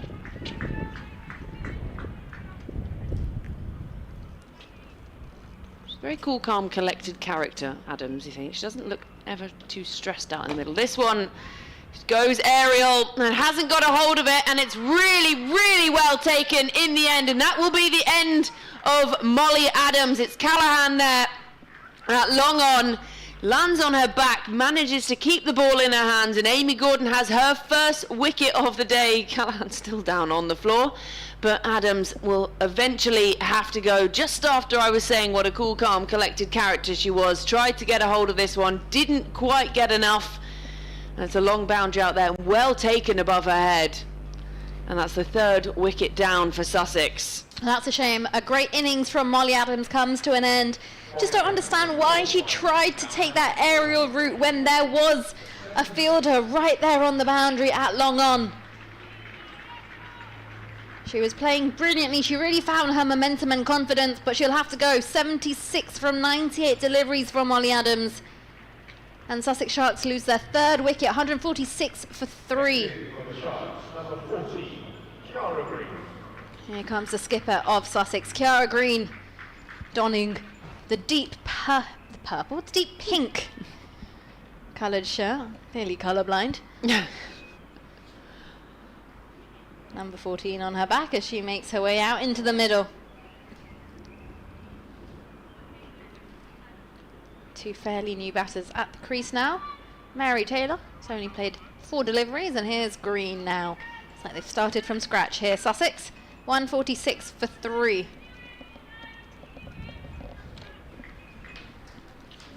Well, here comes Gordon again. Previous over a maiden, this time picking up the wicket, and gets the big stride out to this one, does Green, and just defending into the offside. They've lost 3 wickets for 29 runs here, Sussex. This time just pushes it backward of point, and the hesitation, but then the misfield to easily come through for 1 run.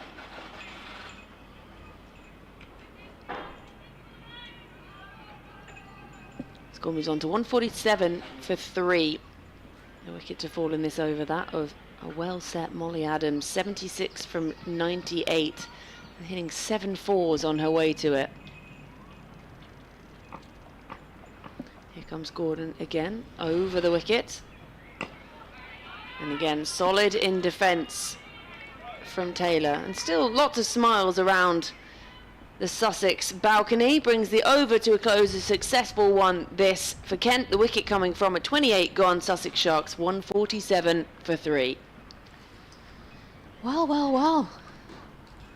They got off to a flyer. And now a few wickets in quick succession down here at Hove.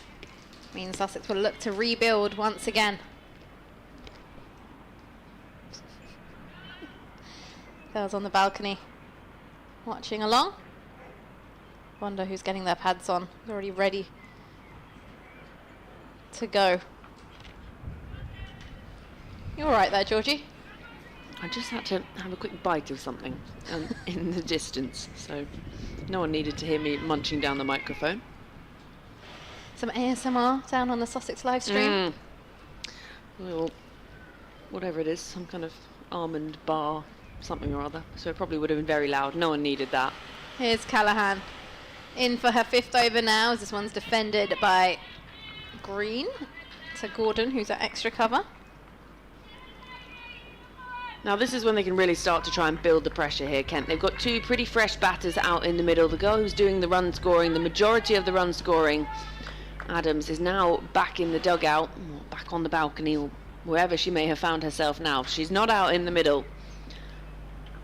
This one full of delivery, and she will beat the fielder at point and open her account. Kiara Green comes through for a single. She looks to head off for a second as well, and then just jogs back and says, no, maybe not today. Suddenly got a whiff of coffee. I'm not sure about you, but I can suddenly just smell some coffee. Can you? Wake up and smell the coffee every morning. Oh, nothing beats the smell of good coffee. And nothing beats the sight of some cricket being played. Brilliant sights down here at Hove. A lovely setting. As in runs Callahan to Taylor, who plays this into the leg side. Mid-on will have to run through to their right, so they'll come through for a single. A little bit of a gap on the leg side. Yeah, it's an easy single there, isn't it? Barely had to get their skates on at all, just jogged through. Wasp now telling us 280. So it's true, there are tea and coffee fairies down here at Hove, as Callahan is in now, and this one's cut away down towards short third for a single by Kiara Green. As if by magic, a mug has just appeared In front of me? in front of Nikki. It looks like a nicely brewed cup of tea. You know, just dropping hints here, there and everywhere. Sometimes it does work. It does work. The fairies do exist down here at Hove. The fairy also said, just let me know when you need a top up. Oh. So it's like tea and coffee on tap. Good old fairies. As Callahan is at the top of her mark. And makes her way through to Taylor now, who's forward and hits this uppishly over the ring, and that should run away down towards the boundary. That's struck powerfully, and that is 4 runs added to Sussex's total. They move on to 154. Yeah, the half volley, magnificent looking strike, and once it was over that infield, it was always going to race to the boundary. Enough on it from Taylor. She moves into double figures, 11 from 7, and Wasp still sitting around 284. So 7 already from this over. Callahan in again, and Taylor drives straight down the line of the wicket, and Callahan sticks her foot out, and I'm actually quite glad she didn't stop it, because that would have been really painful. It was struck quite hard. That was going to hurt so much. That was an ankle shatterer if she stuck her ankle out and that had hit it. That was not going to end well. End of the 29th over. Sussex are 154 for 3. Yeah, no thank you. It's one of those things you think, oh, this is a good idea, I can't get down to this, I'll stick my foot out, and then when it hits you think, that was just such a terrible idea. Why did I think that would be a good idea? And then you hobble off. Oof. Just nothing fleshy around the ankle. No thank you. Well, I can't say he looks very warm, but he has got a big picnic bag sat in on his own in the stands. So as Amy Gordon is in again, and nicely bowled, picked up the wicket of Adams, so he'll be feeling confident, got rid of the set batter, and she's in again, right arm over, and just pushed up to extra cover. This by Green. It's been good stuff from Amy Gordon, been really tight, not leaked many runs, picked up the key wicket.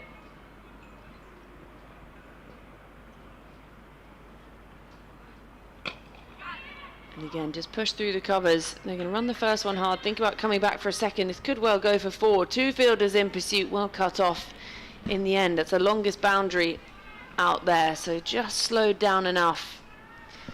If the boundary couldn't be any bigger.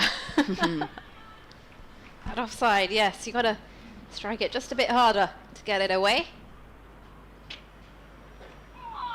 And just finds that edge. And that will race for the boundary. It's down the hill and 4 more to the total. Yeah, no one's going to be able to stop that one off. Not even Isabel James, who was the fielder in pursuit. 6 runs in the over so far. 160 for 3. 2 more to come here from Gordon. And again, just finds that leading edge, lands safe. There's a smile there from Amy Gordon. Don't know what she's finding funny.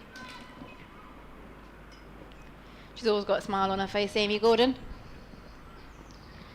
Struck on the pad this time, really full from Gordon. It just dipped at the last moment again. Had a bit of extra flight, and we've seen a bit of this. It's definitely going down leg, so a very muted appeal, sort of one shout of R. 30 overs gone, 20 still to come. Sussex Sharks 160 for 3. The latest wicket to fall, that of Adams, holed out in the deep for 76, a well-made 76. Yeah, it's good. Good start for Sussex. 160 for 3 as Georgie breaks away to bite into her little almond bar. Although I don't know where the fairies have gone. They clearly don't work in the coffee department.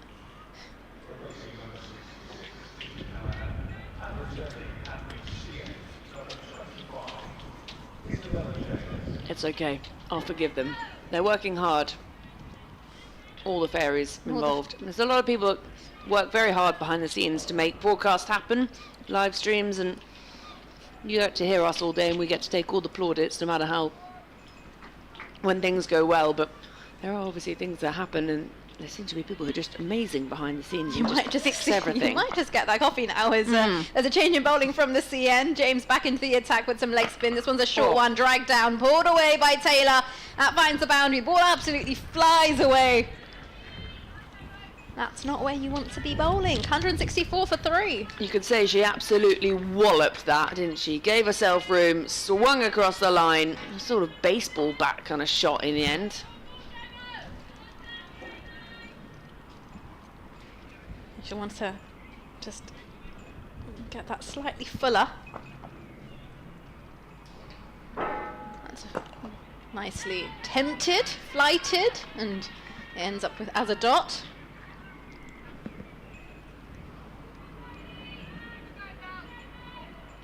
What I really like from Kent is that even when they're leaking runs, still voices up in the field.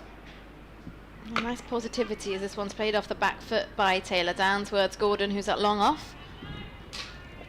And that will be a single. In the Derbyshire versus Glamorgan women's game, Derbyshire 135 for 2. Middlesex are 147 for 1, posting their total against Gloucestershire. As here's James. She skips from the CN, tosses this one up. This is defended.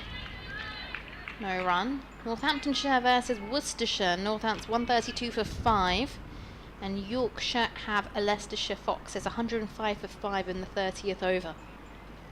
As this one is cut away, and it's going to beat point, who dives and unfortunately doesn't stop that single. 166 for 3 now.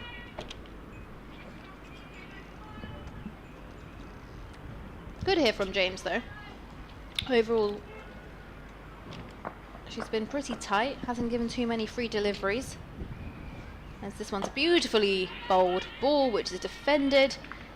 And that will conclude the end of the over. 31 overs gone. Sussex Sharks are 166 for 3, with Taylor on 16 and Green on 10. I loved that was sort of a song. This is beautifully bowled, and I actually deserved it. It was a nice delivery to finish off the over, closing with a dot. So 19 overs still to come here, and actually Taylor going along a nice lick, 16 from 12, and Green at the other end 10 from their 13. They've got wickets in hand, Sussex, and they set a really good foundation, especially that opening pair, the 100 partnership, 117 on the board before the first wicket fell, and it was by chance. It was the run out in the end as Gordon starts her over with a full toss. It's just driven up to extra cover. Taylor and Green now got the opportunity to try and just inject some impetus back into this innings. Green, interesting the way she taps her bat, just works this aerially into the onside. It almost comes down in a slicing motion, rather than a lot of people when they tap their bat they lift it backwards and tap it on the foot. Hers comes down sideways as if she's sort of chopping. Yeah, just saying, I didn't intentionally plan on singing. That was not the plan. Taylor again off the back foot, up to Gordon. Sounds like there's some drilling going on. I'll just turn that down. I think maybe it was scaffolding then that we must have heard earlier. Well, I nearly had like a massive mop drop on my head as I walked into the ground this morning. Solid again in defence from Taylor. This is really good stuff from Gordon. She's sort of holding up one end at the moment, so then they're having to target the other end.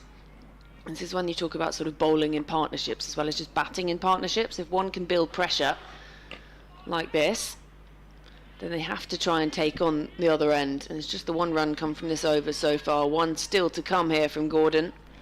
Yeah, she's good at that. She's new to off spin as well. She's spent most of her career actually bowling seam, Amy Gordon, and recently changed things round.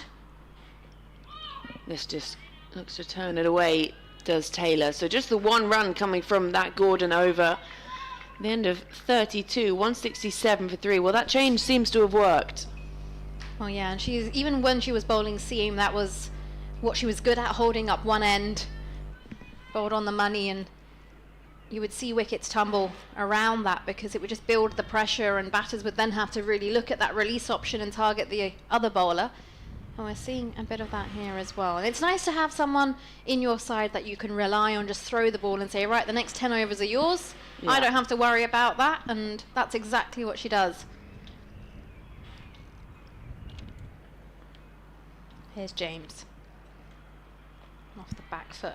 This is defended by Green.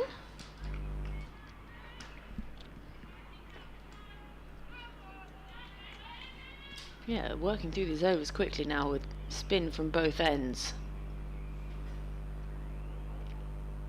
Oh, this one, she didn't know whether to go forward or back and tried to go round that one.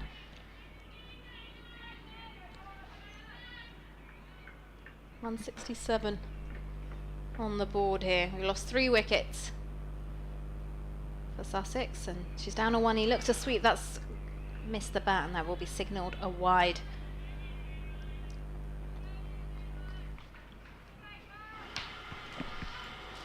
Well, after they bowled a hell of a lot of extras early on, 19 extras, it's been a while since we've seen one, so we don't want these to start creeping back in if you're a Kent fan. Yeah, that one's left alone by Green. Yeah, they bowled a fair few extras, but the spinners have just managed to tighten their lines a bit more. As Green hits this uppishly down towards Gordon, who's at mid-off. She chases to her left and does a fabulous job of stopping that. Very athletic in the field. It'll be a single, and Sussex move on to 169 for 3. Well, it's just what you were saying as well, isn't it, earlier? We've seen her at that sort of cover position, but then actually out in the deep, throwing herself around, just bowled and over. This one, leading edge, and she's been caught! James back into the attack. A slow pace off the ball. And Mary Taylor looks to turn that into the leg side, gets a leading edge, and that one has been taken. Yeah, it's really well taken in the end. Both arms stretched, full stretch above her head. The sort of muted celebration from James. Good thing she's tall as well, that helped. Otherwise that looks like it was just going over her head. Let's watch it once more on the replay. Yes, looking to turn it into the leg side and just went a bit early on it, got the leading edge. And well, that's 4 wickets down now for Sussex. 169 on the board. And here comes Nancy Harmon.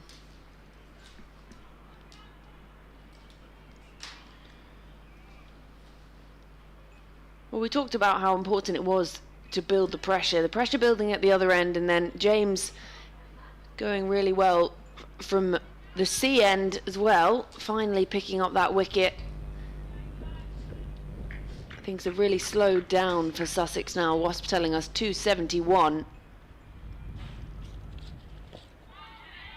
This one defended by Harmon, and that will conclude the end of the 33rd over. Sussex are 169 for 4. Yeah, they'll be pleased with this comeback, actually. Kent, obviously it took a long time to take that first wicket, and then Adams was going along really well as well, eventually holed out. And now they're into the middle order and starting to build some pressure. And unsurprisingly, Gordon is going to continue. He's bowled 5 overs and gone for just the 16 runs and picked up that key wicket of Molly Adams. Green on strike 12 from 19, slicing. And that's fallen just short of point.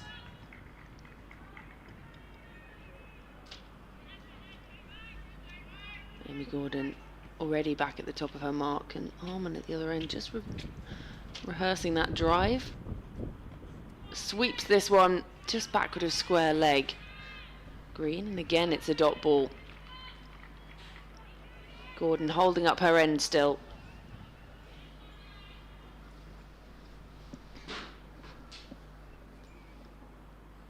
This time dug into the ground, manages to find, has it found an edge? Well, it's going to race for 4. So yeah, 4 signal by the umpire, so a little bit of battle glove on this. Yeah, found a thickish edge and ran away. That's the cost if you try and bowl too hard into the wicket. It just comes off the bat that much quicker.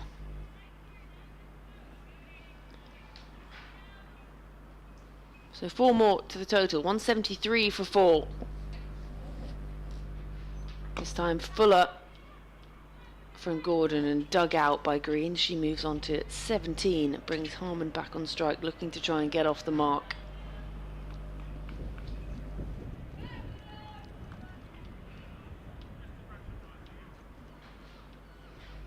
Just takes guard.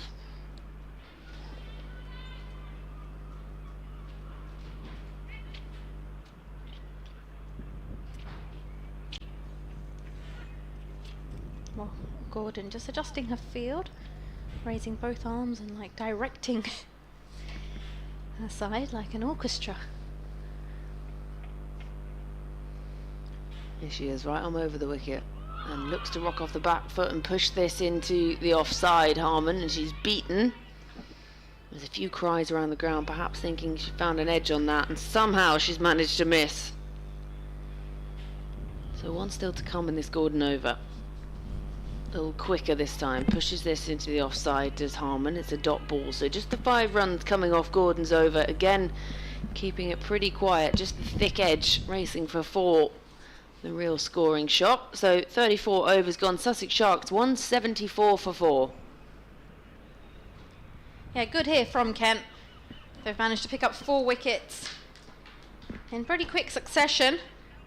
Just in the space of, if I can do my maths correctly, 52 runs, 4 wickets for 52 runs.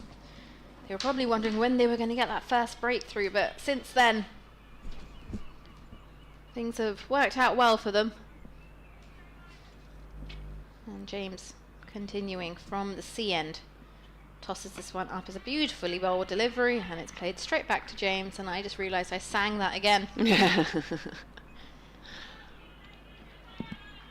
Tunefully. Well, I'd hope so, because I'm actually a horrible singer. This one off the back foot, cut down towards deep cover for a single. I'm not a singer. I'm not a singer either. I like to sing, but I'm not good at it. Exactly. I will sing whilst I'm driving down to Hove. I will put the music on full whack like I did this morning. I kind of embarrassed myself. I'll tell you about this story after this delivery. Georgie, as James gets ready to skip through again now to Harman. She's about to set up and then decides she's going to start again. Well, she skips again, and this time Harman off the back foot plays this to extra cover for no run. I was driving in, just minding my own business. It was quite sunny this morning, so I had my windows down and I was just listening to a new track that I've been obsessing with recently. As here is James, tosses this one up and she hits this down towards the leg side boundary at deep mid-wicket, does Harman. And she gets it on the full toss. And that is going to be 4 runs here for Sussex. Her eyes light up and they move on to 179 for 4. Oh, that's one way to get off the mark, isn't it? Just be given a nice juicy full toss and absolutely batter it towards the mid-wicket boundary. Well, if it's there to hit. And this one down the ground, it's gone up. Pulls on the boundary, but it's gone straight over her head, and it's 6 runs down here at Hove. Well, I think for a moment Paul thought she was in the game there, and it looked like it had gone up really high, difficult because there's sort of the white ball against the white cloudy sky, and then it's almost thudded into our commentary box. Yeah, and then you just signalled a 6 as well. And I'm not sure who you signalled that to, but no one can actually see you. To myself.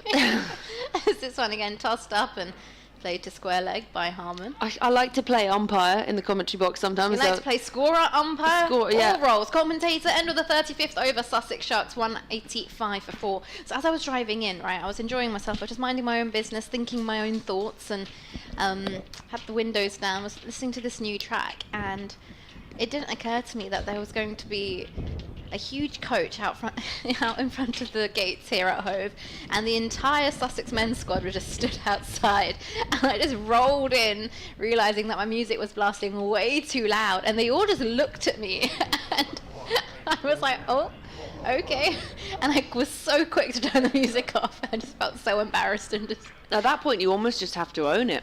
Yeah, I was like, I just kind of put the music down and I was like, oh, okay, I need to say hi to the guy at the gate to let me in and come and park.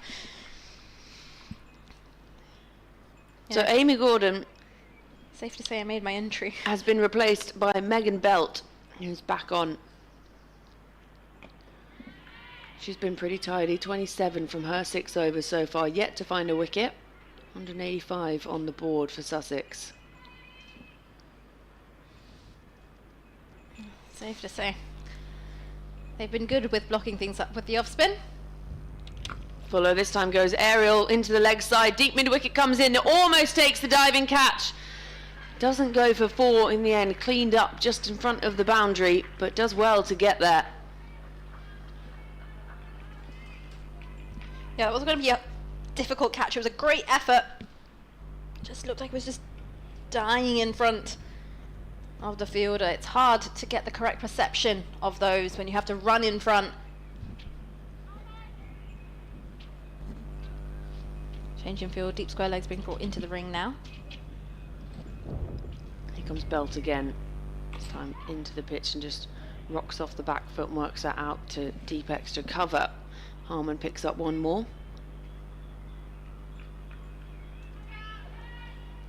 So 187 for 4. Wasp now saying 282. Still got just over 14 overs to play. Fuller again just beats the edge this time, does Belt.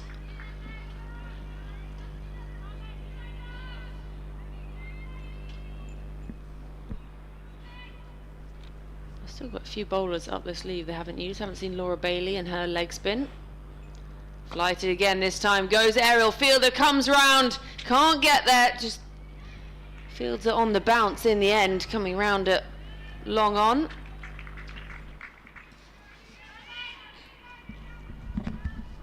But they're just trying to take it on now, aren't they? Just seen a little sort of injection. A few going aerial. Square leg coming in again. And fielder going out at deep mid wicket too. So packed on that leg side. Just chipped uppishly to short mid wicket. Finishes off the over. So at the end of 36, Sussex Sharks 188 for 4. Yeah, if you're watching on the stream, I can just tell you that those clouds don't look as dark as they actually appear. It's just a little bit overcast. There's a breeze around the ground, and that's pretty much it. Although our lovely camera lady looks like she's enjoying the cold. It's a chilly one. Summer sport, eh? Yesterday I was down at Beckenham and it was just almost too hot, and then today you're back in the cold. Well, it's unpredictable. That's the great British summer for you, as this one's defended off the back foot. Oh, managed to come through for a single. Last minute single, as looked like Point was just half asleep there. The great British summer. Keeps you on your toes. That's why I now pack my car with everything. You've got a pair of flip-flops, yeah. You've got extra socks, you've got jackets, you've got hand warmers. It's like a wardrobe in there. As that one is played down the ground, uppishly. And that's going to beat Grace Poole, who dives to try and take the catch. Unfortunately, out of reach. And that is another boundary for Sussex. It's another boundary for Nancy Harmon. She's been dealing in boundaries again. She came and got off the mark with a 4, and then next ball down the ground 6, and then another 4, and here we are. She's on 50 now. I think she's only had one single. Well, they're moving to 190s now to Sussex Sharks. Still wickets in hand, and Harmon striking it well. Off the back foot into the leg side. There will be no run this time. Grace Poole is in front of us. Her laces are undone. Can she do it up in time before the next ball is bowled? Challenge accepted. She's done it. This one tossed up. Harmon down the ground again. Aerial. Will Poole get it? No, it's gone down the ground for a 6. She's been in the gym. Here's Nancy Harmon. Down the ground. Powerful shot. And Sussex move on to 199 for 4. Yeah, we don't care if you've done your laces, Grace Poole, because that's gone miles over in the end. All she has to do is retrieve the ball. Nancy Harmon has absolutely heaved that over the boundary. Her second 6 of the innings so far, and nearly at the 200 mark now, Sussex Sharks. Yes, it is shorter boundaries down the ground, especially if you're bowling from the sea end. Down the ground, they are shorter. So you would target them. As this one strikes her on the pads, there's a very half-hearted appeal. No one's really committed on it, and umpire Sean shakes his head and says he's not interested. James ready to go again. Flights Harmon down the ground again. And is this going to go over the head of Grace Poole? It does. She likes this boundary. It's a short one. Her eyes lit up. And that brings up 200 on the board for Sussex Sharks. 205 for 4. Nancy Harmon has absolutely cruised her way into 27. That is some absolute striking here. And that concludes the end of a spell from Isabella James. 10 overs, 66 runs given. Yeah, 17 runs coming off that over. 2 of them massive 6s, both down towards us in the commentary box. Nancy Harmon has moved on to 27 from 14. Green at the other end, just sort of watching the party. He's like, oh, okay, that's nice. You do your thing. 21 from 30, but this is just what Sussex needed. They lost some wickets in sort of a cluster, and that run rate was sort of slowing down. Now taking on the bowling. This just worked aerially into the leg side. Deep square comes around, cuts it off, and it'll be 1. But that brings Harmon back on strike.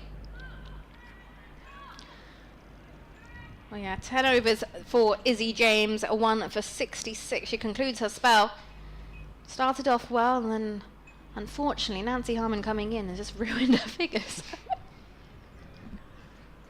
She just steps back, does Harmon, and surveys that field. The fielder out at deep mid-wicket, thinking about coming around, doesn't in the end. And that's just driven nicely into the covers. And they pick up one more. Nancy Harmon hits a very rare single. A single? What's that? Haven't seen one of those. This time again goes uppishly through the covers, picks out the gap, and Amy Gordon at mid-off comes around and cuts it off in the end in front of the rope, and they come back for a second.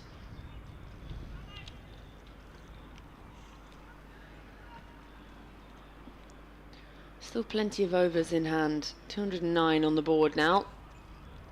Rocks off the back foot, goes aerial in between point and cover, and she'll pick up one more, does Green. She moves on to 25, brings Harmon back on strike. 28 from 15, including 2 massive sixes in the previous over.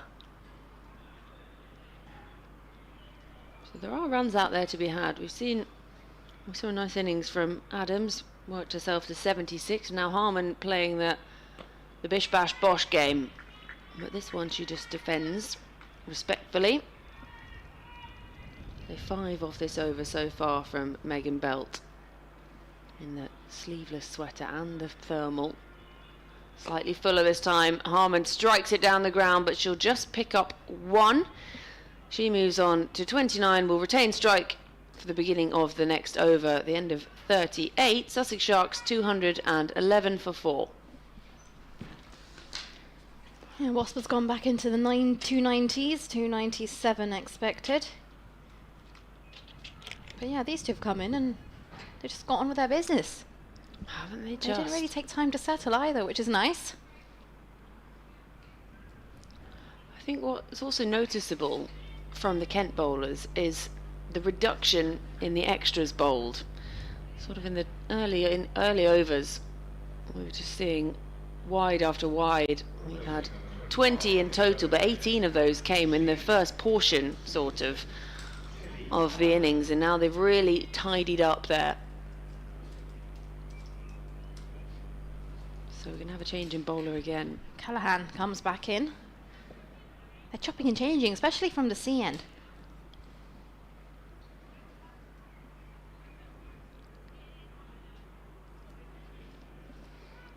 Well, she was the safe pair of hands that took the crucial catch that got rid of Molly Adams, and also picked up the LBW wicket of King.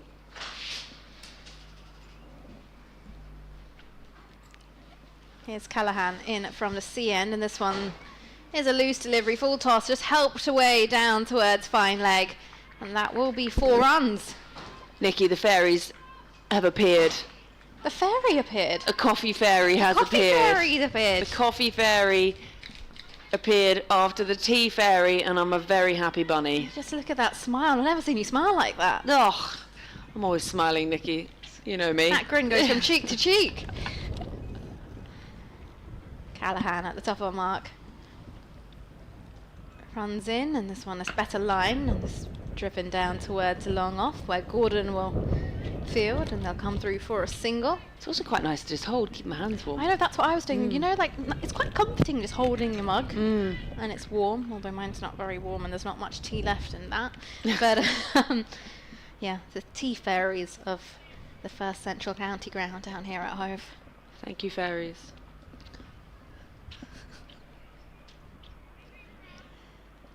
What would you do without the fairies? 215 for 4. And so just adjusting the field now. Long on comes into the ring. Mid-wicket's been pushed out into the deep. So we've got a 45 square leg, deep mid-wicket and a mid-on. As in runs Callahan. And this one's defended respectfully by Harmon. There is a gap now on the leg side, so if you were to hit it into the mid-wicket region, you've got yourself a single. You look very happy now, just holding that mud. And Yeah. it's like normality has been restored in your life. As in runs Callahan. Again, up the hill, and this one's clipped away by Green, and that should go all the way towards the deep square leg boundary, and it does, just jumps over the rope. And they move on to 220 for 4. Just slowing up there, wasn't it, before the boundary rope? It's that long boundary. And quietly, 50 partnerships up. Seems to be very quick. Well, that boundary's brought Wasp back into the 300s now. Wasp is a fickle beast, isn't it? I'd love to see what the actual equation is of how it's worked out. Especially when it's the second innings and we've had 2 deliveries and Wasp has made a decision. Who wrote the formula? Callahan. In to Green, who clips this now in front of square down towards deep mid-wicket for a single. Green moves on to 30. Harmon on strike on 34.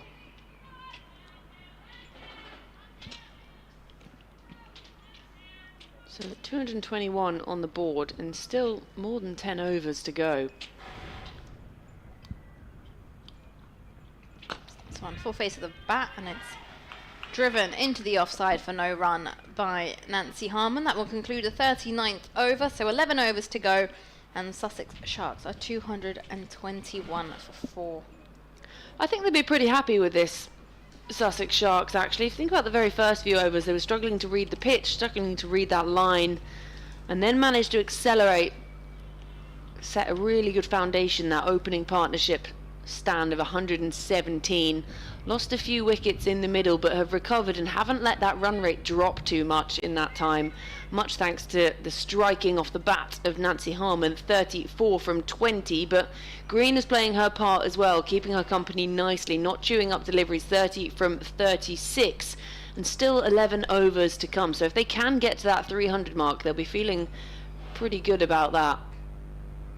Megan Belt just gives it a bit of extra flight again. That's swept away by Green. They'll pick up 1 and brings Harmon back on strike.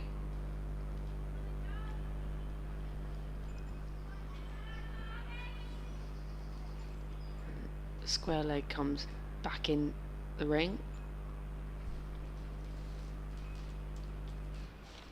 And looks to lap it over the keeper's head. Does well to get a bat on it, does Harmon. It's racing down the hill. 2 fielders in pursuit. They cut it off in the end, not before they've come back for a second run. So 224 now on the board for the loss of 4 wickets for the home side. Sussex Sharks in their vibrant pink 50 over shirts.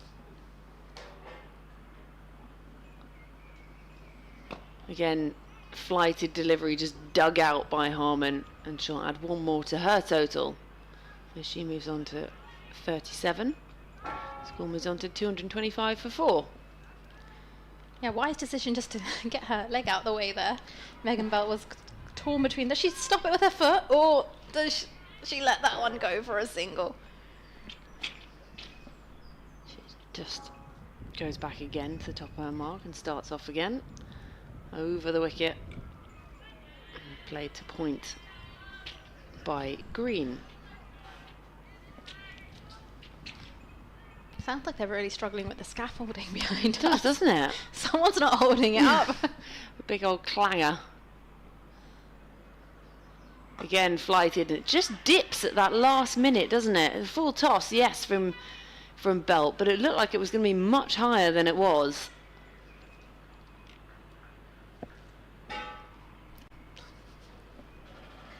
Final delivery of this over, a little quicker.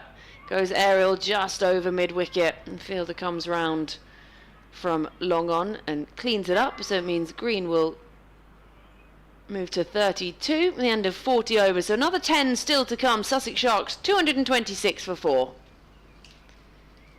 Yeah, good here from Megan Belt as well. She just played with her line and flight a bit. Looking had a new piece of news, Georgie. The Oh, yeah. MCC, the Marylebone Cricket Club, have just announced that they've elected 2 cricketers in honorary lifetime membership, and that's Moeen Ali and Meg Lanning of Australia. Fantastic. Honorary life members. I was up at Lord's the other day, probably like 2 weeks ago now, when it was Charlotte Edwards' portrait unveiling. Oh, yeah. It's a very nice portrait. If you're off to Lord's this summer, do make sure you check it out. If you're going for a game and you're lucky enough to get into the long room, or if you're going for a tour, or whatever business brings you to Lord's, it's definitely worth watching and, worth having a look at. As Megan Sturge is back in to the attack from the C end, replacing Isabel James, and that's a dot delivery.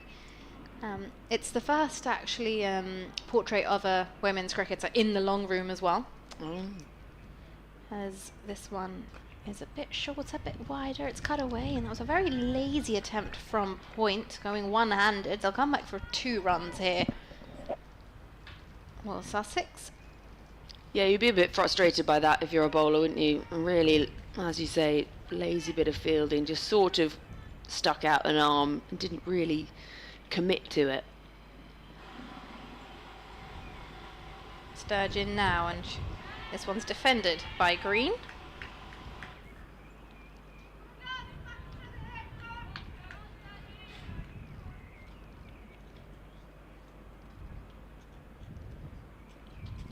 Flighted up, Green forward, lunges into a defence.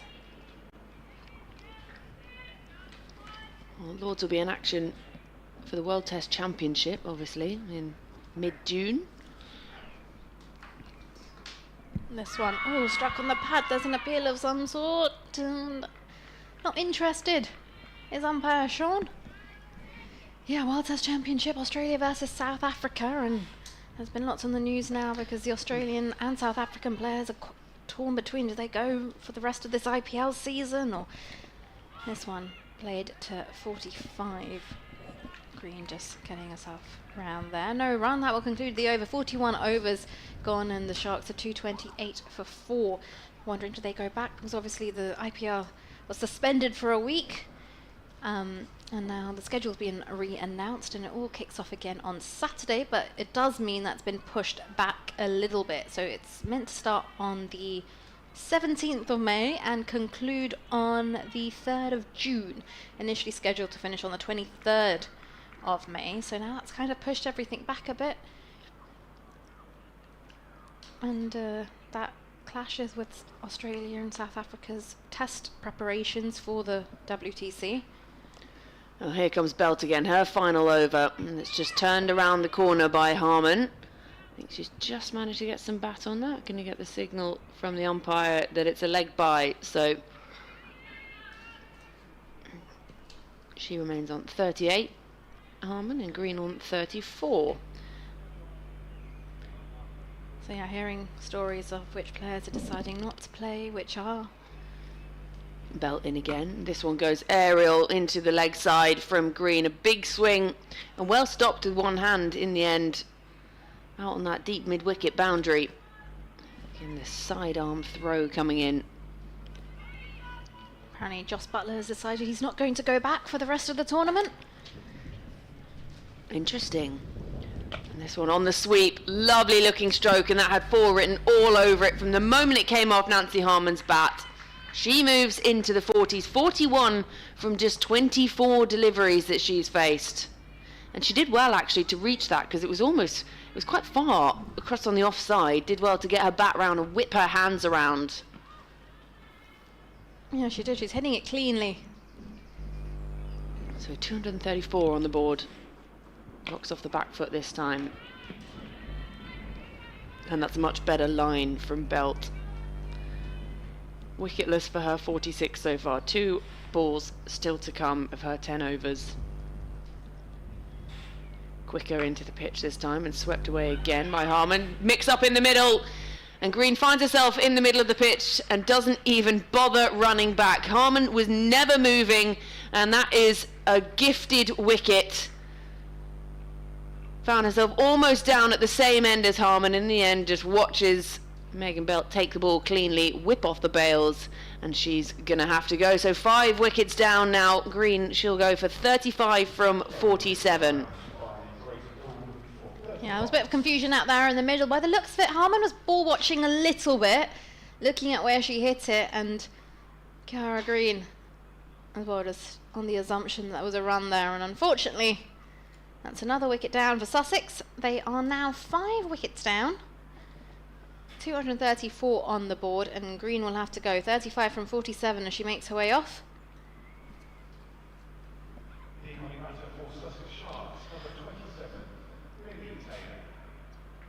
So still just over 8 overs to play with here. 5 wickets now down, and Nancy Harman is still out in the middle, who'll be key to really getting to something competitive, you would think. She's the one striking it well, but as you say, perhaps a little bit of ball watching.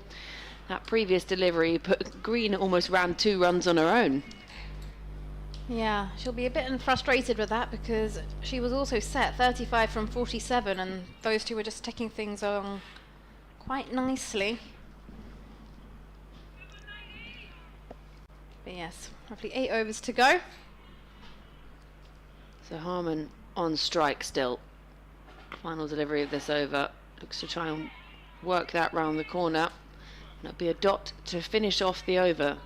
So at the end of 42, Sussex Sharks 234 for 5. That's the end of Megan Belt's 10 overs. She's gone wicketless for 46 runs. Yeah, 10 overs for Megan Belt, and she's done her job.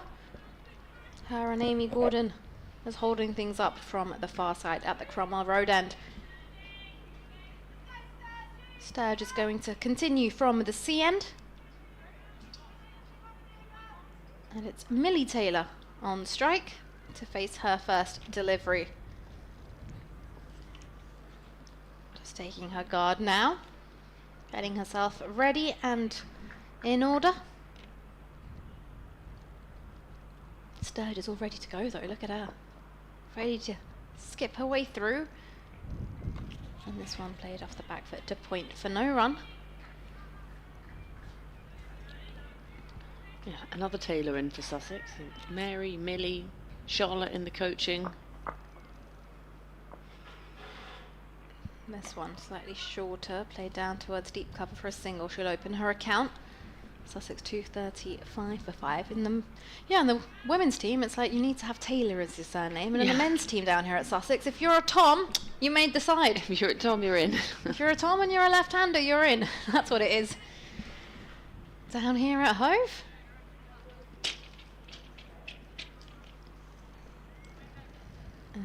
As Sturge looks to set off and then reassesses her field. And she comes now, tosses this one up, and it's defended by Harman. She's on 41 from 27 deliveries.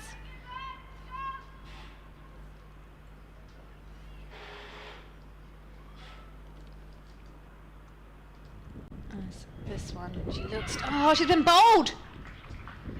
Yeah, she looks to play that into the leg side, goes across the line. That one just straightens up from Sturge. And well, it's another breakthrough here for Kent. Sussex are 235 for 6. Yeah, it's really well bowled in the end. It just had an extra, it just straightened on her and has beaten the inside edge between bat and pad. And Harman a little off balance as well. She's trying to work that into the leg side. And this is just what they needed, Kent, coming into these final overs. Slow the run scoring, take out the batter who really can do some damage down the order. And a first wicket for Sturge today. 235 for 6 now, Sussex Sharks.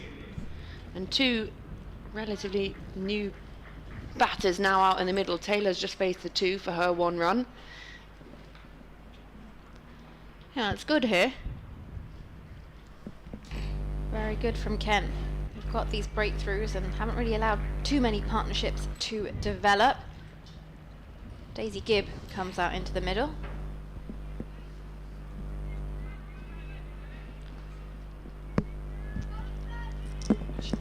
guard. Sturge skips through and Gibb off the back foot. Plays that to extra cover for no run.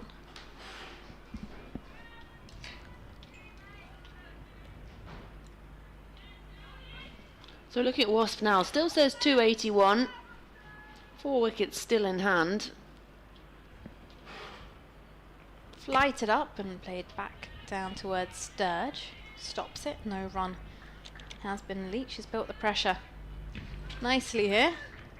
And that will conclude the end of the 43rd over. Sussex Sharks are 235 for 6 down here at Hove. And Georgie, an interesting article, an interview with Heather Knight, as she also embraces the new era of England women. As her 9-year stint as England captain comes to an end, she says she's excited for the new chapter and also very excited to be one of the girls again. Oh, okay. I guess it's difficult when you're captain, because you do want to be part of that, but you also have to just have that little extra sense of, not maturity as such, but you've got responsibility. Little foot movement from Taylor there as Amy Gordon is back into the attack, starting her 7th over. I'd probably put it like if you're a head teacher amongst a group of teachers. Like you just have to know those responsibilities a bit more. It's a tricky one, isn't it? Again, just played back up to Gordon. I've been impressed by Gordon today, actually. She's kept it very tidy and just kept that pressure on, not giving them anything to work with. Just in again, right arm over the wicket. And just looks to turn that round the corner, and that's going to race down the hill for 4. She managed to get a bit of bat on that. Yes, she has. So Taylor picks up 4 more. She moves on to 5. Score moves on to 239.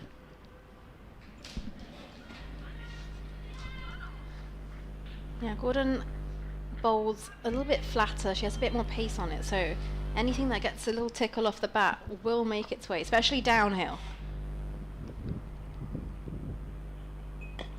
Yeah, solid in defence there from Taylor.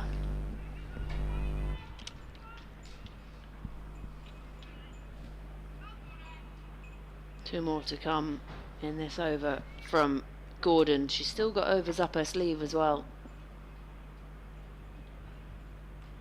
Finds the top edge, and this is also going to race for 4.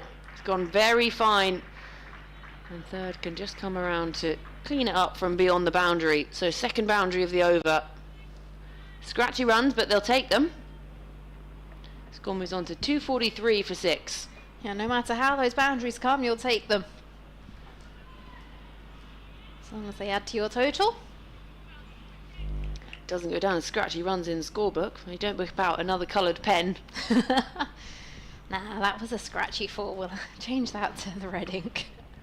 Worked into the leg side down to deep square leg this time. Taylor picks up 1 more. She moves into double figures, moves on to 10 from 8.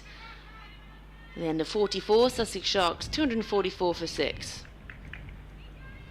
Yeah, so in this interview she said that she's really enjoyed her stint as captain and she's looking forward to the next chapter, and she's had a bit of time to digest everything and process what's gone on, but she's quite excited for what's to come, and she's got more time on her hands and to be able to be one of the girls again, and feeling very positive ahead of this series against the West Indies and India. And then of course there is a World Cup later on in India this year.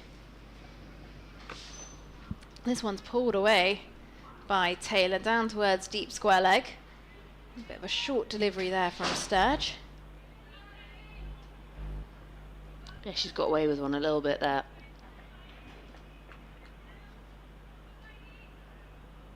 Yeah, busy time coming up for England women. Gibb on strike, plays with a full face of the bat, strikes that pretty firmly. That beats Sturge, that beats mid-off, and it's nearly beaten Amy Gordon, but she's done a good job to keep hold of it. They'll come back for a couple of runs. And she looks like she's in a little bit of pain, Amy Gordon. She's down on her stomach. Not sure what she's done here. Well, I'm not sure, but she looks like she's in quite a bit of pain, and I hope it's nothing too serious as well. She did really well to make up the ground and get round to that, but it's almost like she's hurt herself as she was standing up. I'm not sure. I'd like to see that on the replay once, just to see what exactly happened, but it looks like it's potentially her ankle. So her ankle or her back, if you get what I mean. Or her knee. Or her knee. Yeah, great. We are fantastic. Don't ask us to be your physio. It's either your ankle or your back. It's my knee.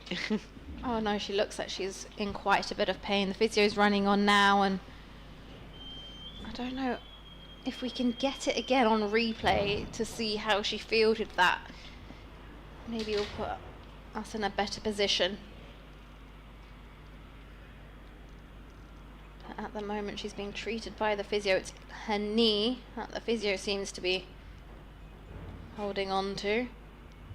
Gordon looks like she's struggling. Sussex batters have come together. The umpires are together. The rest of the Kent fielders are also huddled up. And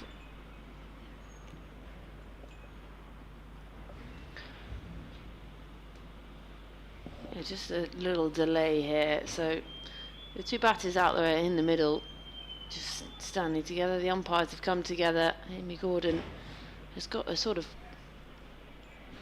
orchestra around her as Laura Bailey puts her glasses on for her. I'm sure that's going to help how her knee feels, Laura. Or maybe it is. She's put them back on again. Maybe it's too bright. the sun is making an appearance again. Right, should we have a look at the scores around the ground?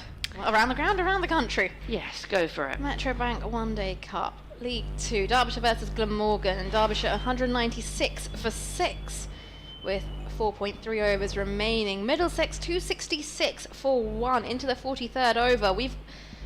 Wow, that is a good scorecard there for Middlesex. Well, we've got a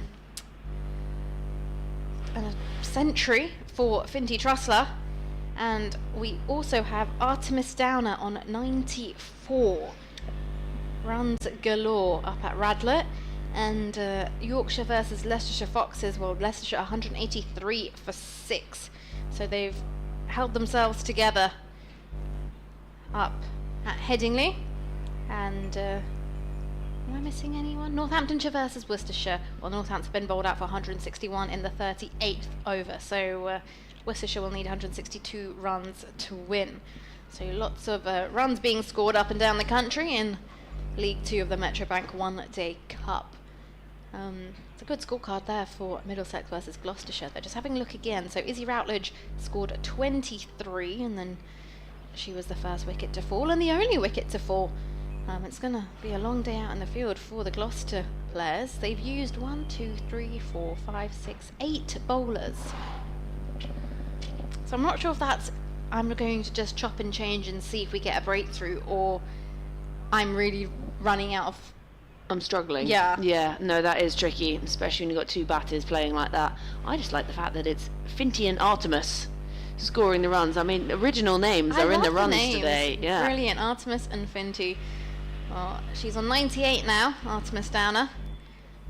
And Amy Gordon is still on the ground. She's having that knee flexed by the physio here at Sussex. So if you're just tuning in now, that's the reason you're just being shown the wiggly worms and the, what's the word I'm looking for? The wagon wheel. The wagon wheel. How could I forget? And actually runs being scored all around the ground. Those two massive sixes. Those massive sixes, even 3 of them from Nancy Harmon. And she is up on her feet now, Amy Gordon. She's going to hobble off. Mm-hmm. Well, that will be a very big blow for Kent, because Gordon opens the batting for Kent. And, well, she's scored some runs for them. She is currently averaging 56 in the One Day Cup. And she really plays an important role. So it means that Laura Bailey will take to the field for the remainder of this innings.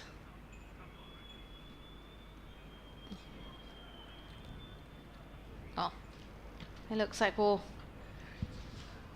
resume things down here as the fielders make their way out back into their positions. Amy Gordon is hobbling around the side of the boundary back towards the pavilion. And it's going to be Gibb on strike. Megan Sturge will have to get back into her rhythm.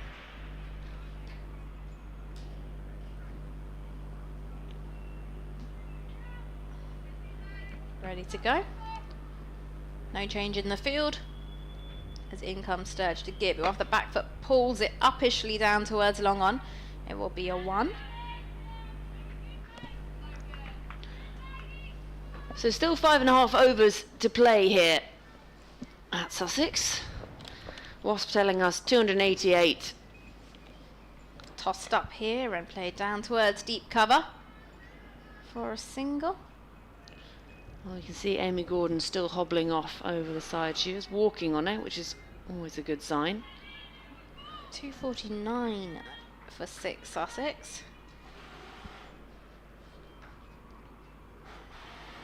As in skips Sturge, flattered delivery, and this one all gets a thickish outer edge. There is no slip in place, so will the ball find the boundary? Has it got the legs to go all the way? No, it doesn't, but they'll come back for a couple of runs. That's been cut off. And that brings up 250 on the board. Sussex 251 for 6.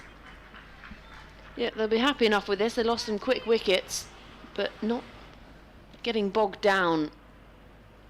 And this one hit down the ground uppishly.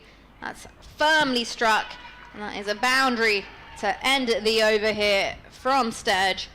And Sussex, well, they are really powering through. Good determination. End of the 45th over. 5 overs to go. 255 for 6. Yeah, 11 runs in the end coming from that over, and it was struck so nicely, the final ball. Fielder got round there, just not quite quick enough to cut it off in front of the rope. So 5 overs still to come. 255 on the board now. Remember, Kent won the toss and decided they were going to have a bowl first. And things are all started off by that opening partnership of 117 between Collis and Adams. Seems a long time ago that we saw the back of Collis for that run out. 2 run outs we've had today. Collis for 39 and later on Green for 35.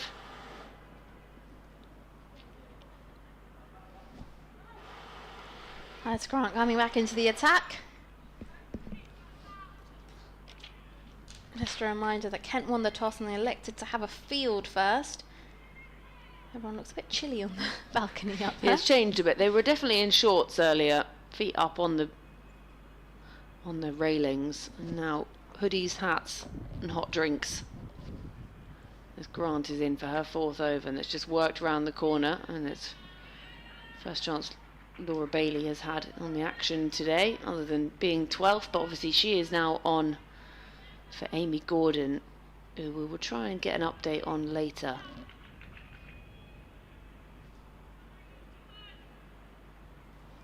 Hopefully she's okay and she will be able to bat.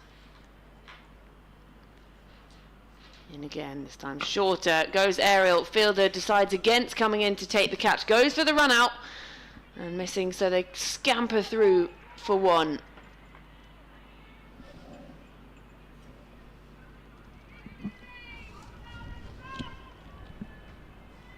Well, there's a big group of spectators making their way at the far side of the ground. Full toss clipped away just off the pads. It's gone down to 45. It's another 1 to the total, so move on to 258 for 6 in Sussex Sharks. Handy runs coming in down the order.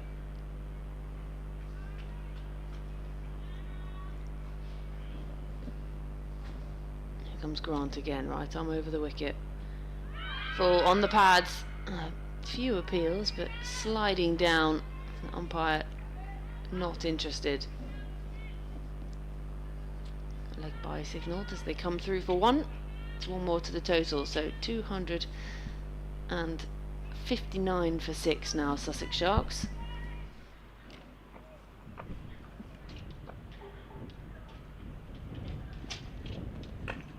This time dug out again by Taylor into the offside and can't pierce that ring.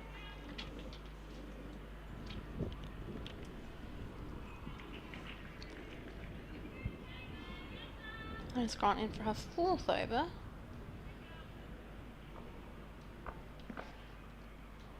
She's managed to get some carry on it, hasn't she? Yeah, she's just finding that full length as well, and Taylor is somewhat struggling with it, just unable to get it away, and that finishes off the over. So 4 overs still to come. Sussex Sharks 259 for 6. Wasp telling us that 292 is on the board. There's the man scoring away nicely. I wonder if he's using coloured pens. I wonder if he can hear us. Has he got the earpiece on as well? Is it a group of school kids in? I wouldn't have minded a school trip to the cricket. Nor would I. We did go on a school trip to Thorpe Park once. That was quite fun. They told us it was a physics trip, but I'm pretty sure it was just a day for them to not have to monitor us. And it was sort of one of those, as we got off the bus, it went, just sort of think about physics. Bye. And we were like, okay, see ya, bye.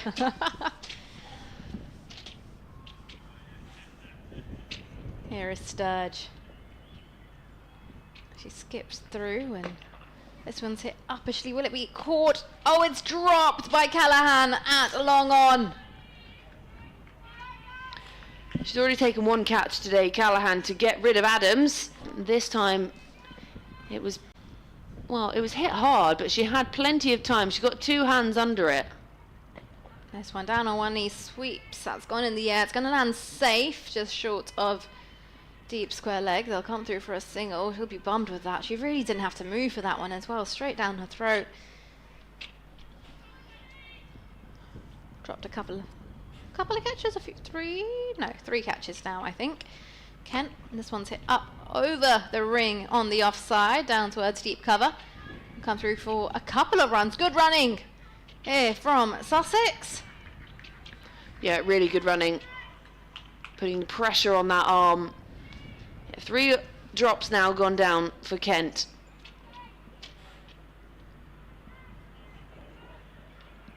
.263 for 6 as in skips Sturge now, and again lofted down towards deep mid-wicket for a single.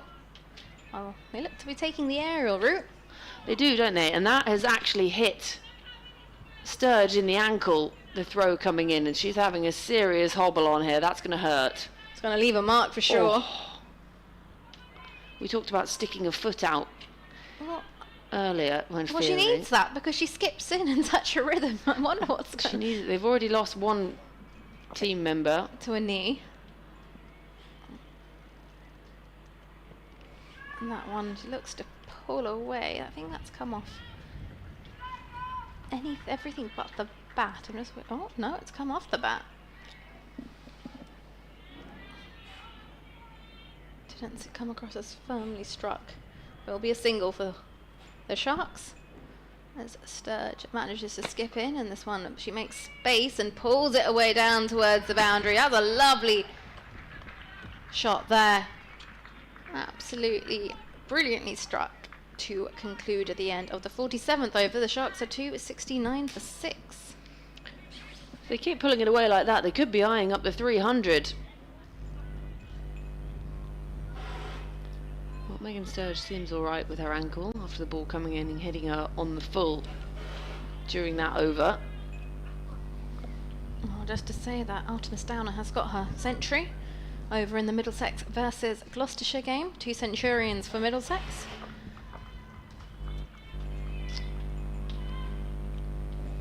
Well, Grant to start her 5th over. Shuffles down the wicket at this one, does Taylor. Clips away down to deep square leg and thinks about coming back for a second, decides against it, and it's just 1.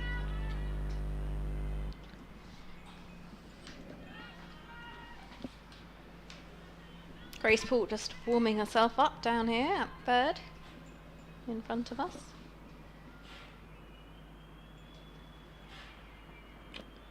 Almost plays onto her own stumps, hits herself in the foot, I think, off the bat, and has a little hobble to try and shake off that. Everyone's having a hobble today. Everyone's having a hobble. Balls into ankles, knees going.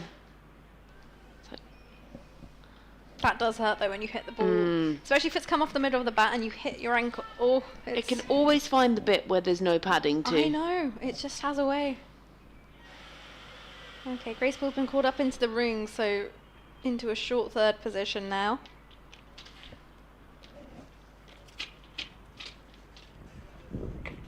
That's clubbed away. Umpire at square leg takes evasive skipping action to get out of the way of that one. And they'll just pick up one. A nice noise off the bat this time. So the score moves on to 271 for 6. Still just 2.5 overs to come. At this point, it's sort of licensed to swing for these two. Goes uppishly and taken. Finally, Kent take a clean catch at extra cover, and Mary Taylor, she'll have to go for a well-made 17 in the end. Struck firmly, but straight to the fielder. And that's the 7th wicket down. Grant has her first of the day. Yeah, finally a catch that was taken cleanly from Kent's point of view. And you just spoke about, we've got the license to go. Well, they were looking to really speed things along here, and unfortunately that just found the fielder, and Sussex lose their 7th wicket now.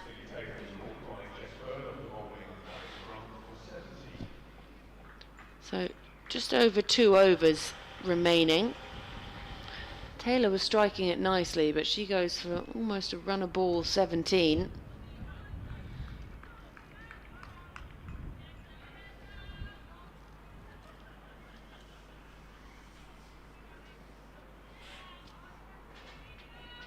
So 271 on the board, that 300 looking a little less gettable now, you would say, for Sussex.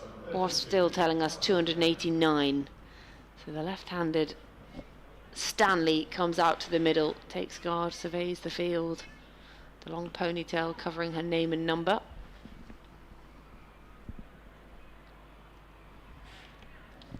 Now Grant with her first wicket of the day, so she's just directing traffic, moving the fielder out at deep mid-wicket, bringing her back inside the ring, and then the fielder down on the 45, down at fine leg, goes out onto the boundary. So Grant just rubs her hand on the ground, does her hair, and we go again. Stanley facing up, the left-hander. And she looks to scoop it over the keeper, does so, and Lauren Bailey trying to cut it off, does really well with that chase to stop it in front of the boundary. That was a really good piece of work there from Laura Bailey.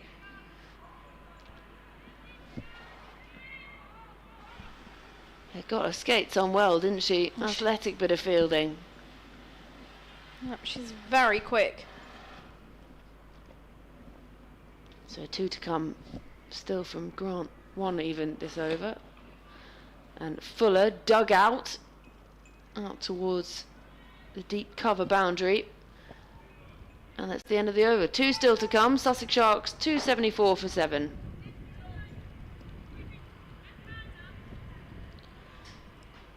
It's going to be Grace Poole to bowl from the C end. She hands her cap to umpire Sean Hilly.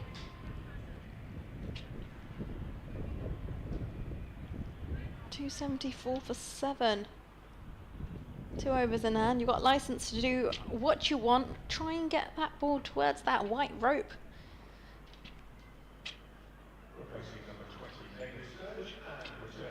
It's going to be Stanley on strike.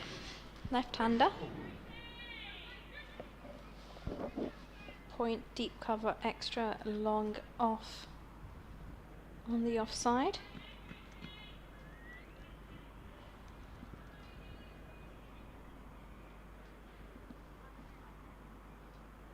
Stanley takes her guard now. She's ready to go. It's going to be Poole, right arm around the wicket. And this one's been hit down the ground. And it's going to be a single. You just shout one with a shout of, oh, it's a right-hander on strike. It's like, did you ever play rounders at school? You know, and suddenly there'd be a left-hander and someone would go, it's a left-hander, and the whole field would just move around as if on some sort of spinning wheel. Or the most satisfying thing, the best ego boost ever, is if someone would shout "big hitter" and everyone would, the field would just push out. That was such an ego boost. Oh, I the best. didn't play much rounders because I'd normally be playing cricket, and there wasn't any really girls cricket at the time, as this one's driven to belt at mid-off. They'll take on the arm and they'll come through for a single. And there was the odd occasion where maybe we didn't have a cricket session, so I would go and join the rest of my friends and go play rounders with the girls. And then, like, when you play cricket, you have a bit of hand-eye coordination, don't you? So, like, rounders becomes quite straightforward. Yeah. Everyone, I'd go, if I wanted a boost in my ego, I'd be like, oh, let me just go play rounders today, because it's one shorter delivery again, played to Belt, who dives to her right. Are they going to come back for two off the ricochet from her knee? They do. Good running from these two out there in the middle. So I would occasionally go down and play, and I remember going in and be like, oh, Nikki's here today, and then be like, oh, big hit. And I was That's like, yes. just the best. I don't think I've ever felt the ego boost since. Yeah, great game though. I used to love it. Oh, I used to love a bit of rounders. I used to love how it was like not even like a hard ball. It had a bit of padding on it. And this Paul is right on round the wicket, and this one's gone up in the air. Is it going to be taken? There's two of them going towards it. It's another drop. Is that Laura Bailey running? I'm not sure she quite got herself there. She did really well to make up the ground in the end and ended up sort of diving and roly-polying afterwards. I really do think that was Paul's catch, though. I think that's where the confusion came in. So Paul set off at a lick for it and then just stopped. And you wonder what the communication was between the two, because Laura Bailey would have been able to see her in the corner of her eye and thought, if I carry on running at full pelt, we're going to collide here. Here's Paul right arm round the wicket to the right-hander. It's a no ball, and that looks like it's running away towards the third boundary. It will be cut off. It's a no ball, so this would be a free hit. Yeah, rounders is a great sport. I'm not sure they play it as much in schools now. Cricket is taken over. Yeah, you don't see it much. Or actually, tennis or cricket have become very popular. I tried to get to my school to play cricket and they declined. It wasn't a thing for them. Declined. Here's Paul in to Gibb now. Clears her front leg and plays this into the leg side. That's going to come off the knee of a diving mid-wicket, and that goes off into the offside. They'll come back for a couple of runs here. Kent fielders are really putting their body on the line a bit too much, that the ball's just like hitting their body and like ricocheting somewhere else. And the problem is that that's just giving 3 runs away now. Sussex coming back for 2s where there should just be 1. Here's Paul in. This one again played into the offside to cover. They'll take on the run. Wayward throw, so they'll make it back comfortably, and that will conclude the 49th over. The Sharks are 285 for 7. So 1 more over to come. This really is licensed to just free your arms and have a swing. Yeah, so my school didn't want to play cricket. It wasn't a thing for them. I went back to my 10-year reunion last year, and they were so proud to tell me that they now had cricket nets, and I just didn't want to know about it. I was like, you refused for the whole 7 years I spent at this school, and As now in they didn't have cricket we had for no the cricket. guys? I didn't have boys at my school. Oh, okay. Yeah, and they were so proud to tell me they had cricket nets, and I was actually just more annoyed by it. You're like, well, what's the point now? Yeah, great. Well, it Thanks. doesn't bother me. I'm nearly Too late. 30. Too late for that. Yeah. Well, here comes Grant to bowl the final over. Looks to have a big swing at this one, does Gibb, and can only bottom edge it, and it drops right in front of her, and it just dies. It looks very close to hit, like, ball hitting her again. There's a lot of balls hitting the body. Give me a lot of bruises at the end of today. Get out the arnica. Well, you've got something to show for it. Yeah. When your boss says, why aren't you at work on Thursday? Well, you know what? Gibb has a big swing at this one, back over the bowler's head. Not quite got a hold of it, and they're going to take on the arm, try and come back for the second. And the Kent fielders really like it. The finger goes up. And the 8th wicket now goes down for Sussex Sharks. Oh yeah, she was a long way off. But you've got to run at this point. with just a few balls left of the innings. And Grant just helps it along. I think it probably was going to take out the stumps anyway. I'm not sure. Sometimes you might let it go and then it doesn't, and then you'll think, oh, I look silly. sugar, I should have taken it. So 8 down now.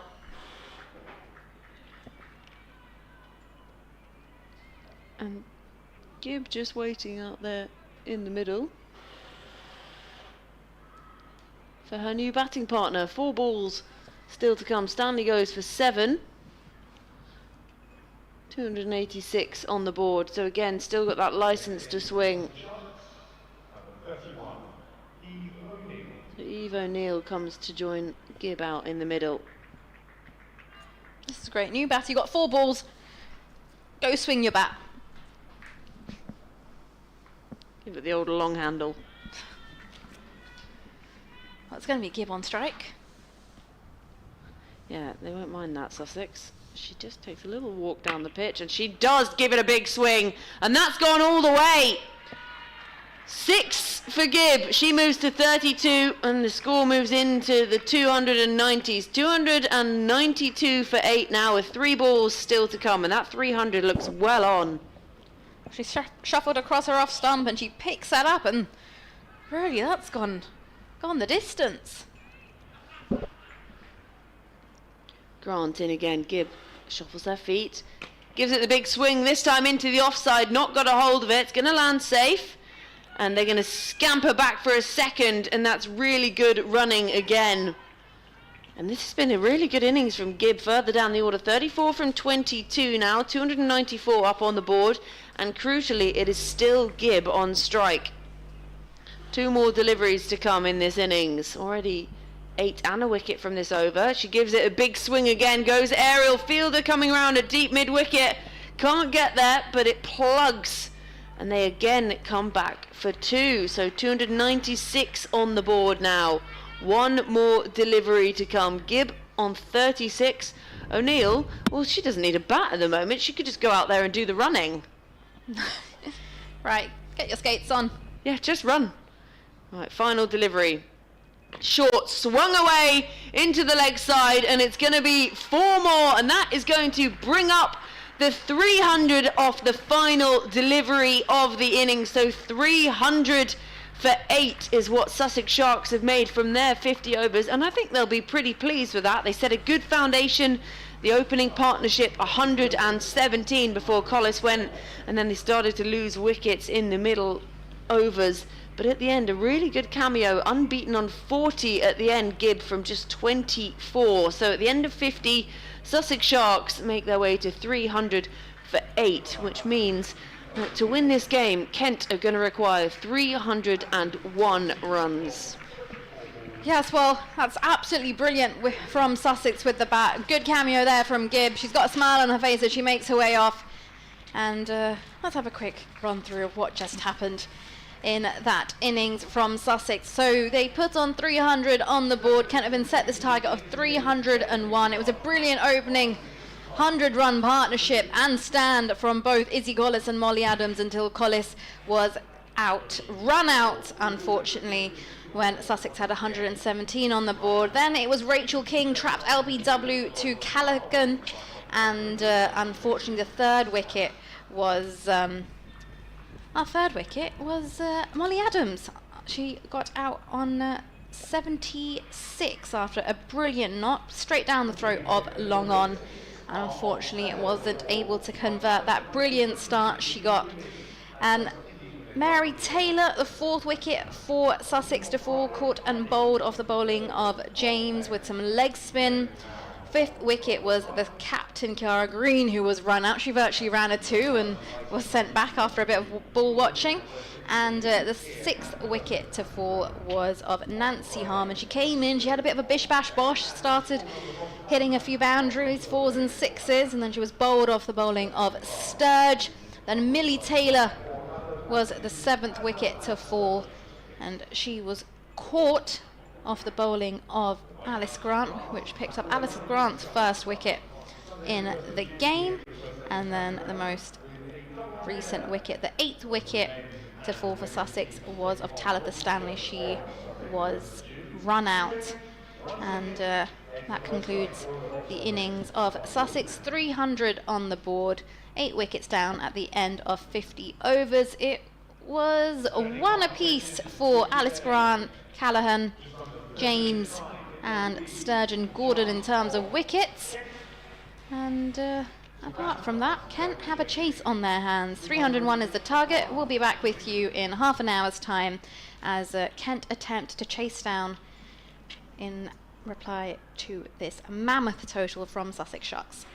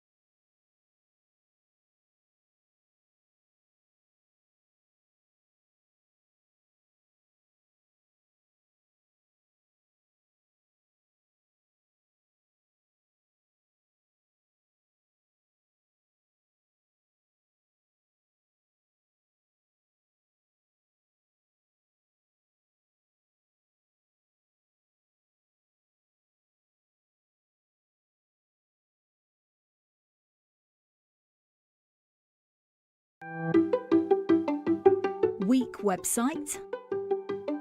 It could be a superstar.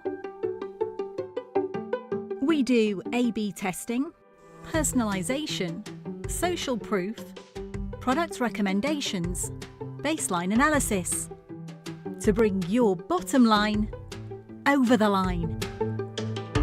Visit webtrends-optimise.com or call 0333 444 5502 today.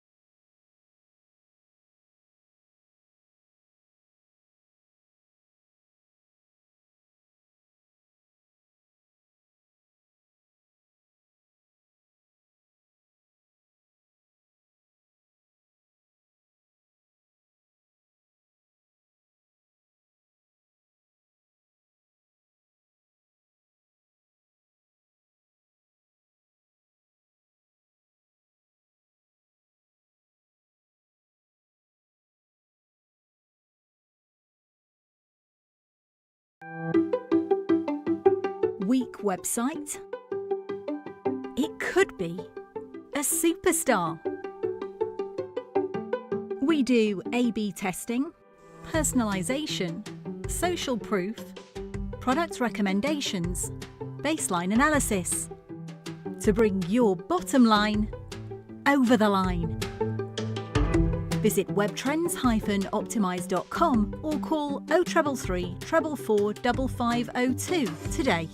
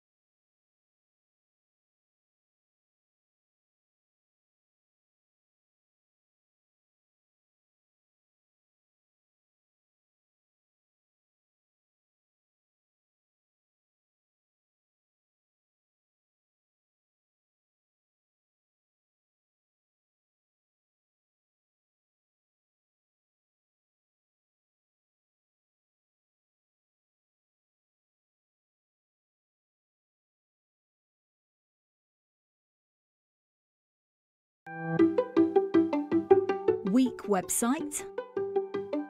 It could be a superstar. We do A/B testing, personalisation, social proof, product recommendations, baseline analysis to bring your bottom line over the line. Visit webtrends-optimise.com or call 0333 444 5502 today.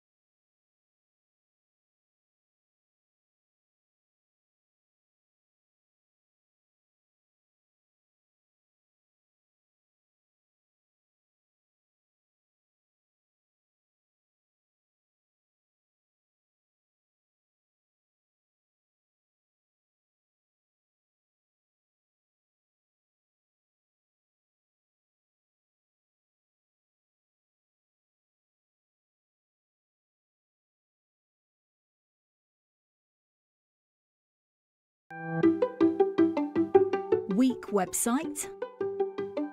It could be a superstar. We do A/B testing, personalisation, social proof, product recommendations, baseline analysis to bring your bottom line over the line. Visit webtrends-optimise.com or call 0333 444 5502 today.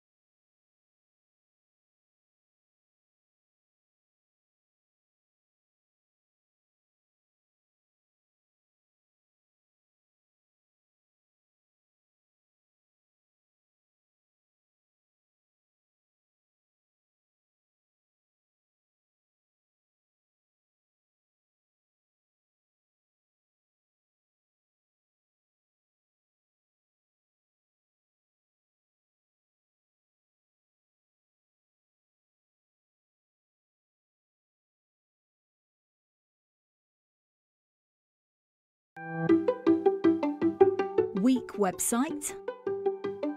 It could be a superstar. We do A/B testing, personalisation, social proof, product recommendations, baseline analysis to bring your bottom line over the line. Visit webtrends-optimise.com or call 0333 444 5502 today.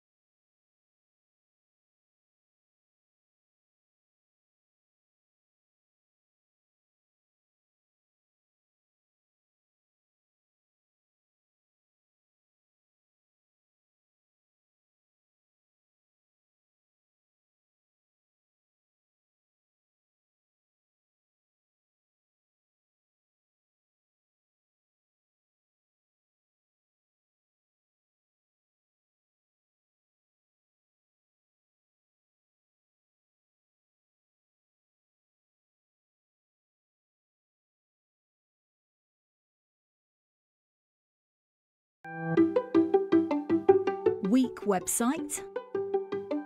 It could be a superstar.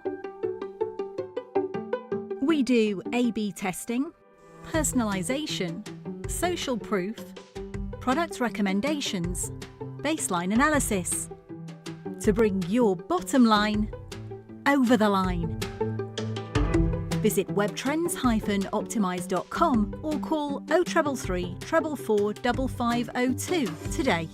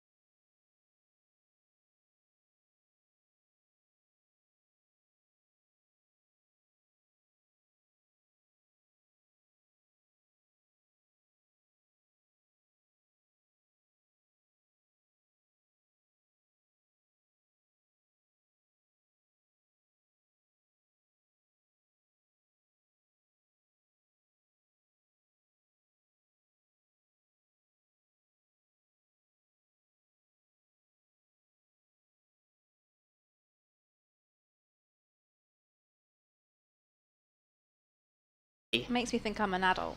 Yeah. If you have a mocha and you're like, this is basically just a hot chocolate with caffeine in. Yeah, love a mocha, as in runs Gibb now to Sturge. Full delivery, beats the bat. Ooh, that's encouraging. So no Amy Gordon. No, so she normally opens the batting for Ken. Her knee, though, I'm not sure what the status of that is.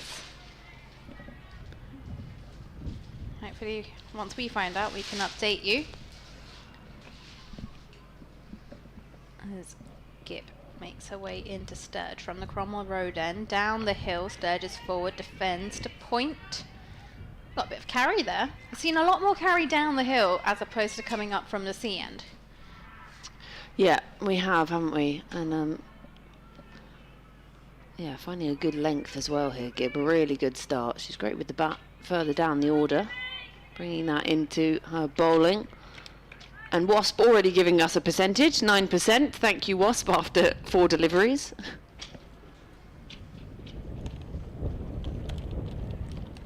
Here's Gibb now, and Sturge forward, solid in defence. No run. Yeah, you can see the wind is picking up a bit out in the field. A few trousers flapping around in the seaside breeze. Yeah, it's fairly breezy out there, safe to say. Went to get my lunch and I was nearly blown away. There's Gibb at the top of her mark. Runs in now. And this one bit of width and gets a thickish outside edge. Runs down to Anna Buckle at third for a single, and that'll be the first run for Grace Poole. And that will conclude the first over as well. Kent are 1 for no loss. Apologies, first run for Sturge. The scorers are so quick here that sometimes you look at the score and you're like, oh, you've already done that. It's because of the coloured pens. It's because of the, I really rate coloured pens. I learned something recently. So apparently teachers aren't meant to use red pens anymore. Oh yeah, I heard this as well, and I thought that was I just didn't agree. No, I didn't either. And apparently you're not meant to put a cross either. But I figured if a kid's writing 5 + 6 = 405. I can't really tell them, oh, good effort. Yeah, almost. Almost there. Just one less. And surely I feel like I would associate if I handed in some homework to a teacher and they didn't mark it in red. It's really weird. I used to have a teacher who used to mark things in green. I just thought this was really weird. Why would you give me a green cross? Yeah, I definitely had teachers who used both, and they would put green That cross. makes sense. Green ticks and green red is crosses. tick and red is cross, yeah. And you've got to learn that. Right, Mary Taylor from the sea end. In comes Taylor. Good bit of pace. And just pushed away backward of point. And they're running that first one hard. Thought about a second, decided against it. Mary Taylor at Sussex. She was at the Vipers last year, so in pink and blue, obviously, this year instead of orange. Orange and black. I did like the Vipers kit though. It was quite nice, quite stylish. I like the one when it sort of had the snakish pattern on it last year. Talking about stylish kits though, yes. the New England kit. It's got a bit of plum on it. I'm so for that. Yeah, the training kit I really like. And Taylor, again, a good bit of pace and just beats that outside edge. Has a push at that one, does Poole. I always find they've got funny necks though. Actually, the New England kit's got this funny sort of high neck, and I'm like, you know what, just either give me a round neck or a collar. They've got this sort of hybrid. Don't know what Castor are doing with the neck there. It's like a football shirt. Yeah, the training kit looks very nice. But so does actually having money in my bank account. So I actually often buy, if I'm going to buy it, I'll buy the kids' top. Here comes Taylor again. Just finds the inside edge, does Poole, and she's yet to get off the mark still.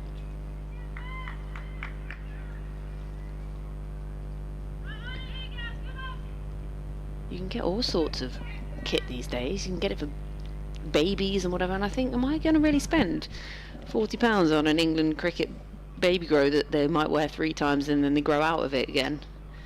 As Taylor kicks up her heels again, has a waft at this one, does Poole. Gone low through behind the stumps. Again, just that tendency of the ball staying lower from this end of the ground if you're bowling from the sea end. But you do get some fans who invest in every piece of kit. New kit, updated kit, new styles, different formats. Here comes Taylor. And again, just beating that edge. Looks a bit discombobulated at the moment, does Paul? Just not reading this. Do you own much merchandise? No, actually, I have some shirts from random places. You know, like bizarre different teams. I think I have a PNG shirt somewhere and a Zimbabwe training shirt, which was a rogue one. But I have enough stuff in my life to not have to buy new kit every year. I wouldn't say no to it, I suppose. I don't have any merch. Actually, no, I do. That's a lie. I have an Australia training shirt. As I actually received that down here at Hove. Oh, lovely. Yes, Australia. Anyone wants to deliver kit to the commentary box at Hove, we'll have some. No, this was years ago. I think I was under 13 or under 13 or under 15. Australia were touring England for the summer, and they were playing a fixture down here at Hove, and they'd called some of us to be net bowlers. So I remember going up and bowling to Elise Perry, which is hello. This is like hello. It's not where I thought this conversation was going. Here's give in now, and that gets a thickish outside edge, and Kiara Green jumps in vain. That's going to go straight over and reach the boundary. Well, that's just the pace of Gibb, isn't it? Finds any kind of edge and is well over the head of Kiara Green at slip.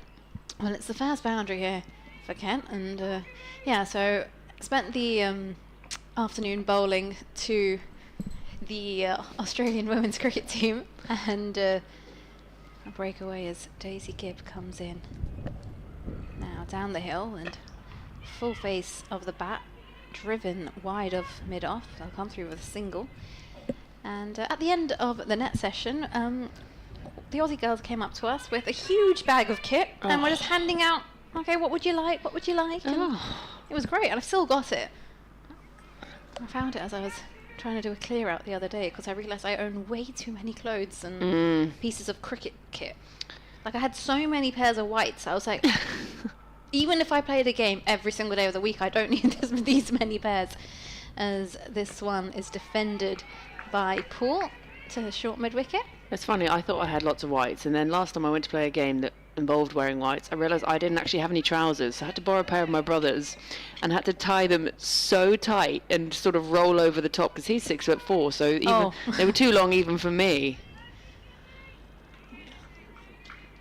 Yeah. It did feel like playing as a kid, you know, when you just wear all someone else's hand-me-downs. Here's Gibb into Paul now, and there's a waft outside the off stump. Goes through to Molly Adams with the gloves. So yeah, I got a Aussie training shirt down here at Hove. Meg Lanning was playing then as well, and yeah, it was like the strong side. That's not bad at all. That's a good day out. It was a great day out. I think when you're that young though, you don't really process it. Now I'm just like, all the memories are coming back flooding in, and I'm like, oh, I did that. I bowled to Elise Perry and Meg Lanning. Here runs Gibb now, and this one off the front foot is driven to cover. They want to take a single, but they decide against it. I love watching Gibb run into bowl. She has her arms up really high, and sort of, it's not like a long arm stride. They're sort of bustling arms as she runs in. She gets some really good pace and carry though. And they're struggling to get going here, these Kent openers.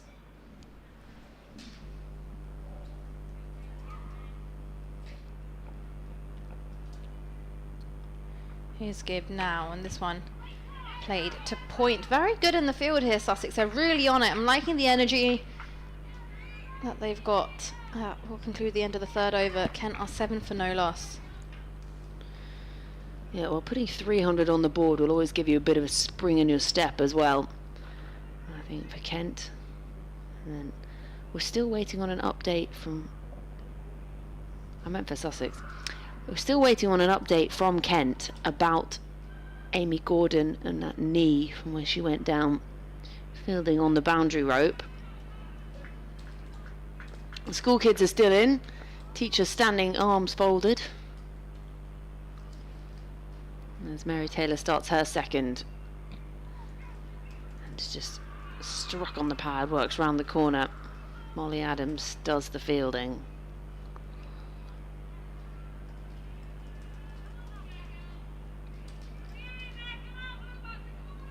So just 8 on the board at the moment. Wasp is still working itself out. 11% it's saying at the moment. Not that that really means anything. 3 overs into a chase. Yeah. Here comes Taylor again. It's just solid in defence, this from Poole. She's yet to get off the mark. She's faced 10 deliveries now. Sturge at the other end also faced 10. 7 to her name. Kent just need to know they have a lot of time here. They can start things slowly, and even Sussex, actually, for a matter of fact, they were a little bit slow initially, but they picked things up very quickly, and that's something that Kent just needs to keep in mind. Just finds the outside edge this time, and Poole finally gets off the mark. And she'll pick up 1. So 9 without loss now, Kent. Mary Taylor with a big smile on her face. And what she's chuckling about.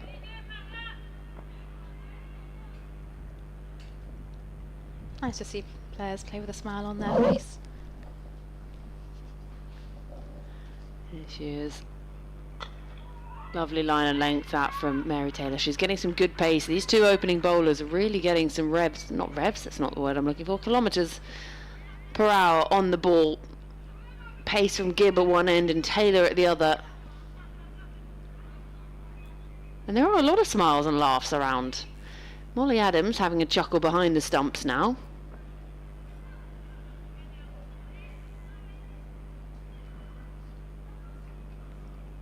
And that's just beaten the edge somehow. Looking to drive the ball as Sturge. She rehearsed that shot. That's the only thing you can really do, isn't it? When you miss it, you just think, oh, I'll just rehearse it and show you I did know what I was trying to do. 1 more still to come in this Taylor over. Just the 2 runs coming from it so far. So Molly Adams is definitely finding something funny. Final delivery of the 4th over from Taylor. And that's just beaten the edge as well. Really good stuff. She can't believe that's missed. Hands on head, hands on hips. All of the indications of a how on earth. And then even a second slip, hands on the face to cover the mouth. So 4 overs gone, Kent 9 without loss. Sturge on 7, Poole 1. You're like, how did that miss that?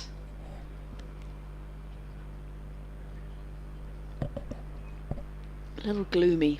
Looking a little gloomy outside at the moment, but still safe from rain at the moment, and that's what's important. I don't know what rain you're talking about. There's no rain. It's just Dude, cloud. it's just cloudy. It's just England. This is height of summer. People tanning in the park.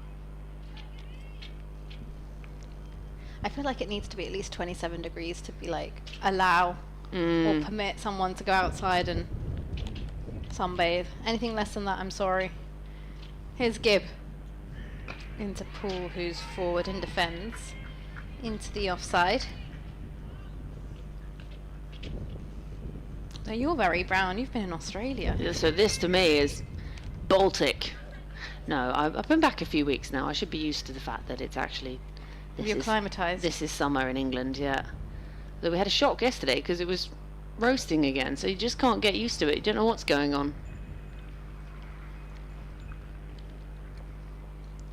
Here's Gibb in now. Oh, it's a waft outside the off stump. A good bit of carry into the gloves of Adams. And the BCCI has just announced their squad for the upcoming England tour, the women's tour of England, which is later this summer after the West Indies have paid their visit. And India are touring to take on England women in their new era, and the squad for India has just been announced.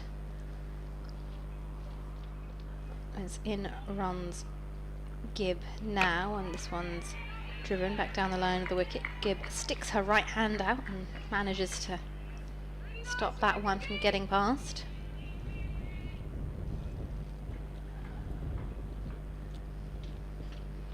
That'll be a good series, that England-India one, coming up later on in the year. Obviously, all things building towards the World Cup in India later on this year.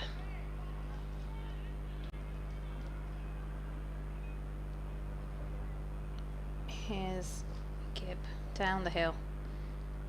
In, and Swan jags back and Paul blocks that one out. Nice little build up of dots here from Sussex. Yeah, building pressure, aren't they? Required run rate. I find that so hard to say. It's quite the tongue twister. Yeah, I don't know what it is. Required run rate 6.44, going under 2 at the moment, but obviously plenty of time in the game and always time to get back on that, but you don't want it starting to push up at 7s so early on.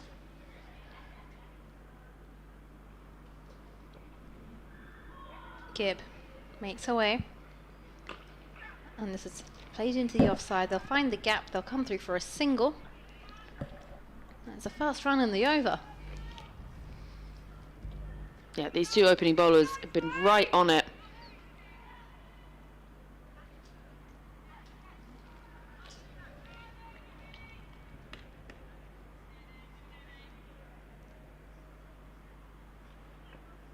Slip, third, backward point, cover, mid off, mid on, mid wicket, square leg, and a fine leg.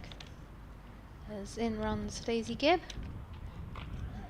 This one is blocked into the offside. There's a good amount of energy as the Sussex girls get together to field that delivery.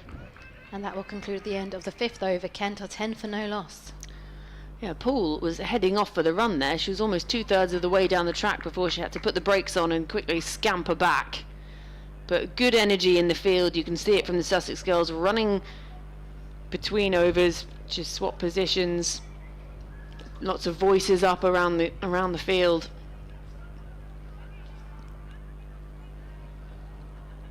It will be Mary Taylor to bowl her third. She's gone for just the 2 runs so far from 2 overs.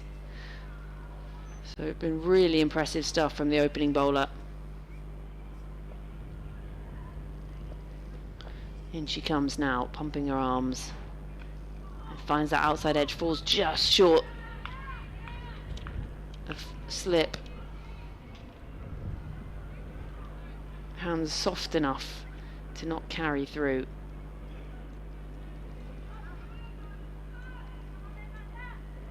This is great stuff from Mary Taylor.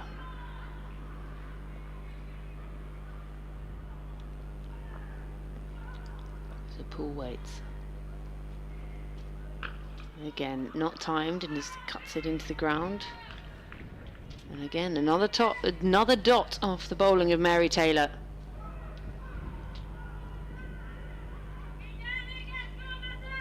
Yeah, they've really done a good job to keep pressure building here, Sussex. Dot balls galore.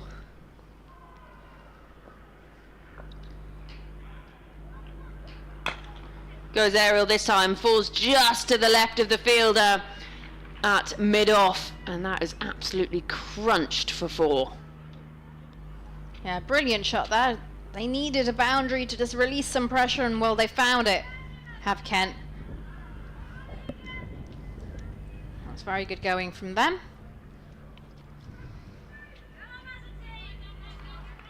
The cry of "Come on, Mazza T." Oh, that's a good nickname.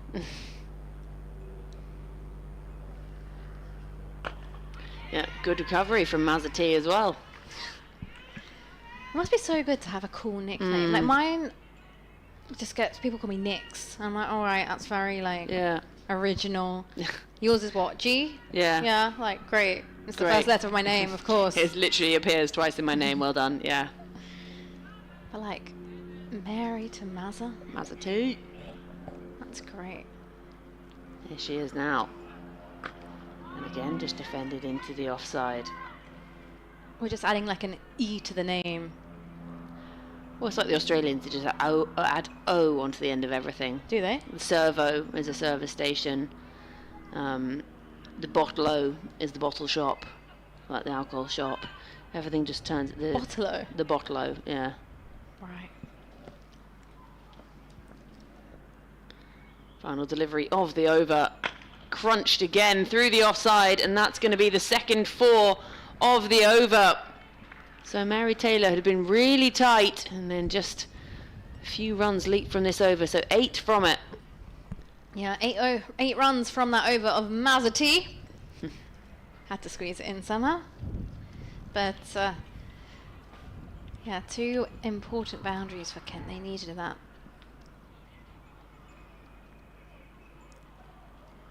Yeah, I wish I had a cool nickname. Unfortunately, it's not to be.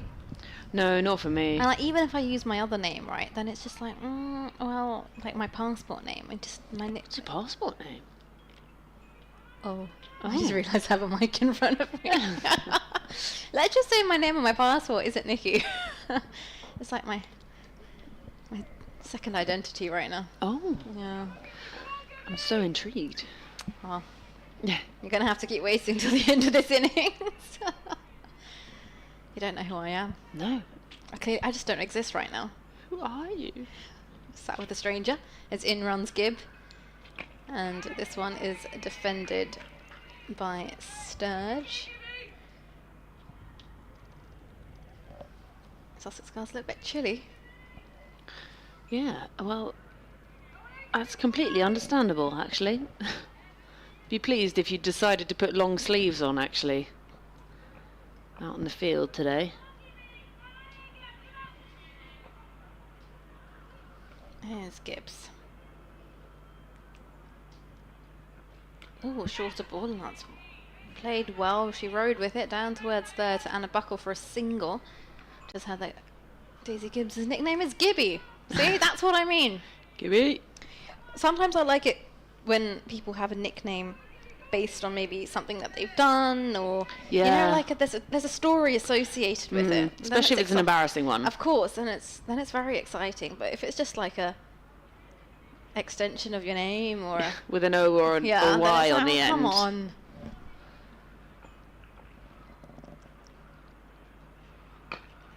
Defended off the front foot by Paul into the offside. So yeah. Any interesting nicknames out there? If you're listening on the live stream, get in touch with us.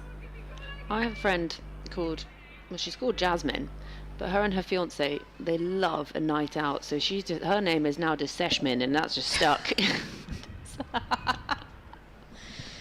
Oh well, that is a good one. As in comes Gibbs now, and oh, that beats. Has it beat the bat? No, she's got a little edge on that one. That's gone. That's taken by Molly Adams. And will Sussex get their first breakthrough? A fine, fine edge.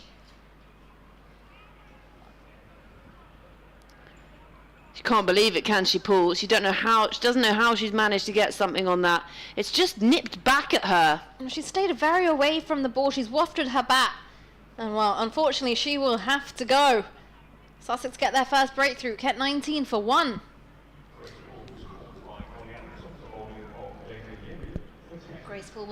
Grace Poole will have to go. 10 from 24 deliveries. Yeah, so 19 for 1 now. Great start this for Sussex, and they're all up and about it. Huddle in the middle.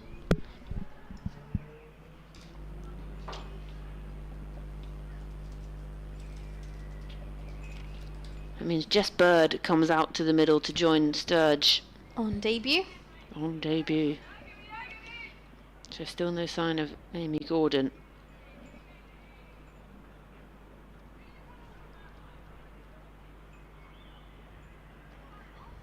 Jess Bird making her way out there. Sussex will be very happy to get that early dismissal.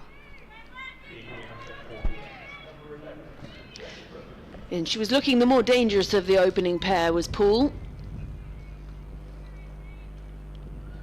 And now all she can do is watch from the balcony. A chilly and cold balcony.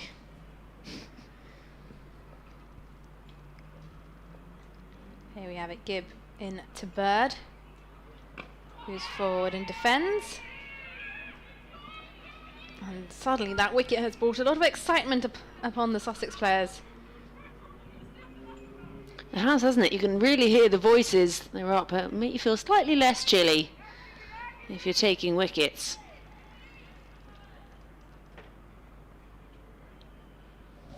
Yeah, lots of excitement. As Gip makes her way down the hill.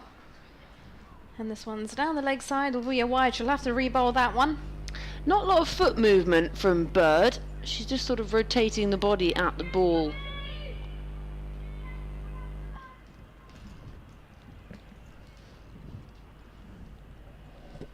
$20 for 1, Kent.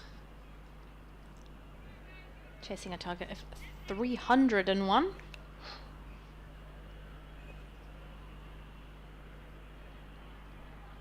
In comes Gibb now, and has a bit of a waft outside the off stump, does Jess Bird, and that will conclude the end of the 7th over. Kent 20 for 1. Yeah, again, not very much foot movement from Bird, again just having a waft at it, but Sturge will now be on strike. She's 8 from 16. And this is the wicket to fall. Just nipped back, managed to find the outside edge of Poole, who just had a bit of a push at it, and well taken in the end behind the stumps by Adams, who's had a pretty good day of things today. 76 from 98. And now already a catch behind the stumps. So 20 on the board after the first 7 overs.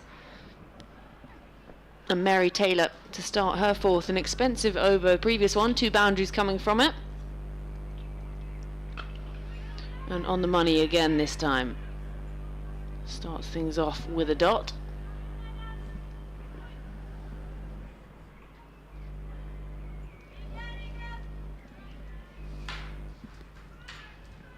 Still a few players out there with sunglasses on. I like the optimism. I like it. Sometimes it just makes it seem brighter if they've got the right coloured. Yeah, if you've got the right coloured. If you don't, then it'll just seem a lot darker. Here's Taylor. Again, full straight. Nothing really Sturge can do with it. Gets a thumbs up from the fielder at mid-on. To see Bird practicing her leave at the non-strikers.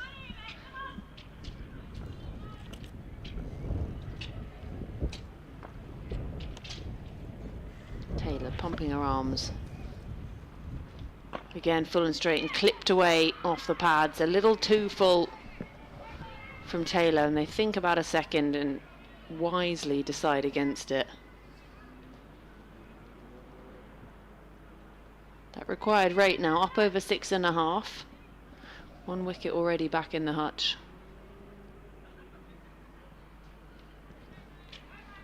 Yeah, Sussex will be keen to get another one.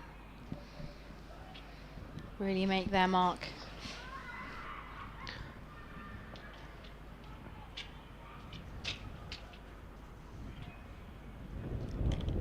Again, full and straight and driven this time. Again, no run.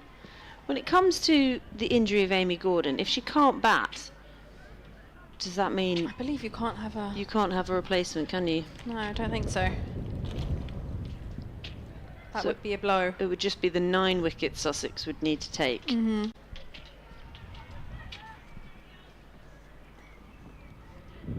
I hope she's okay. I hope we hear something soon. Will she be able to come out to bat? Here's Taylor. Just targeting those pads of Bird. Again, very little foot movement. Some kids are having fun. Someone's excited because that's a big old scream.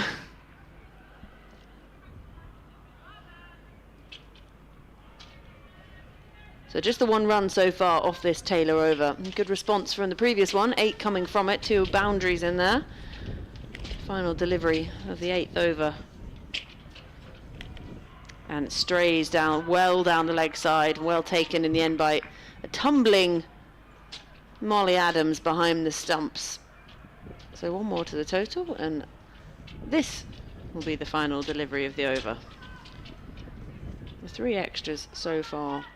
They were spraying extras up the top of the Kent bowling, and they managed to drag those back in later on. Here's Taylor. Again, down that leg side. 1 more to the total, and back to go again. Well, As Jess Bird is on strike, I thought I'd tell you that while she's got an exciting adventure ahead of her. She's taking on a charity skydive during Mental Health Awareness Week. So when she gets a bit of a break from this hectic county cricket schedule, she's off for a skydive. Lovely. I'll give you more on that after this. And a third wide in a row from Mary Taylor. Well, it is Mental Health Awareness Week this week, so Well, it must be... Yeah, she'll be taking on a skydive from 12,000 feet this weekend in aid of Mental Health Foundation. It's taking place in Headcorn between Maidstone and Ashford on Sunday. Well, there you go. Have you ever skydived? I have, yes. You have. Well, a dot to finish off the over from Mary Taylor. 8 overs gone, 24 for 1. Yes, I have. I skydived over the Great Barrier Reef, actually. Wow, how was that? It's something I really want to do, and then I was actually having a discussion with Surrey's Kira Chartley the other day, and we were trying to figure out if we could do it, and then she realised that unfortunately on her professional contract she's not allowed to skydive. I thought it might be in there. And yeah, so she really wants to do it, so she's like, oh, well, let's go skydiving when I finish playing cricket. Well, and I was like, I don't think I'm going to have it in me at that point. The longer I leave it, I don't think I'm going to have it in me. Isn't there something about professional players can't go skiing as well because Yeah, of there's the a few injury things risk? in that. Extreme sports and all of that. And Skip is in, and this one is played into the offside. Well fielded at point. No run. You would imagine it's probably on there somewhere. Oh, no rock climbing, the other No. thing. And yeah, apparently that was one of Kira's favourite hobbies, actually. She'd like, if she's not doing anything at the weekend, she goes climbing, and now she can't even do that, unfortunately. Oh. Apparently that's dangerous. And yeah, no skydiving. Apparently that's outlined. It's just feel like a general rule on every single professional cricketer's contract. I feel like those are two very differing activities. Here's Give in. This one's outside the off stump. She puts her hands through this one, and she'll come through for a single. Quick run. There's a shy at the non-strikers end, but she makes it in safe. Because I sort of think that, you know, if you're going bouldering or rock climbing when you've got a harness and everything, you know, you do it at kids' parties. Is it really that dangerous? Whereas skydiving, I can understand why you're not allowed to do that, and like a bungee Makes jump. sense, yeah. But yeah, I really want to do it. I've seen some people go out to Dubai and do the skydive, and it's very very scenic, and I would like to do it, as this one is blocked out by Bird into the offside. I loved it. But It I was also awesome. don't know if I could do it like just off the bat, thinking, oh right, let's just go skydive today. I'd really need to like build up the courage. Or and maybe that's the way to do it. Just maybe shock yourself. Maybe I'd get cold feet. Yeah, maybe you just got to shock yourself. I just wake Someone you up, just Nikki. I've got your push me off- skydive. Yep. Or someone just pushed me off the helicopter, or maybe I'm like half unconscious when that happens. I'm not sure that's how it works.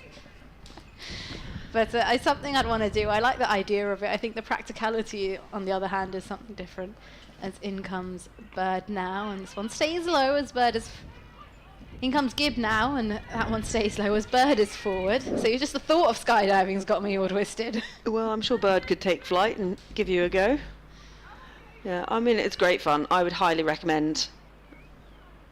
I would not recommend what my friend did, which was go and do it after a night out, which was a terrible decision on his part, but completely self-induced, so I had absolutely no... But like, at least you could like keep the fears at bay. Oh, I think yeah, well... If you There went were other after a things night he was out. trying not to... In comes Gibb to Bird, and this is a short delivery and good carry through to Adams as Bird ducks out the way. It's been given a wide. I was very late It in was the very wide late. call. This is something that if I can bowl a short ball that goes up past the batter's head, I'm going to bowl a short ball that's going to go past the batter's head. Then you get given a wide for it. It's very discouraging. Especially the late signal. You think, oh yeah, perfect bouncer from me, and then suddenly the umpire's like waits for you to turn around. Exactly. Here is Gibb into Bird. And she stayed on the back foot here. She got taken away with the previous delivery. It's gone through to Adams. No, skydiving is something I liked. I've not been skiing either. But every time I think about going skiing, I see a friend of mine come back with something in a sling or in a cast, and I'm just like, I am extremely clumsy. So I'm not sure how that would work. As in comes Gibb again, and a fuller delivery that's played with a straight back bat to mid-on for no run. Do you ever go ice skating, Christmas? I am terrible at ice skating. That concludes the 9th over. Kent are 26 for 1. So funny story, I actually went ice skating with Kira Chartley, and we were at the National History Museum. Oh yes, that that's one's a really closed nice now. one.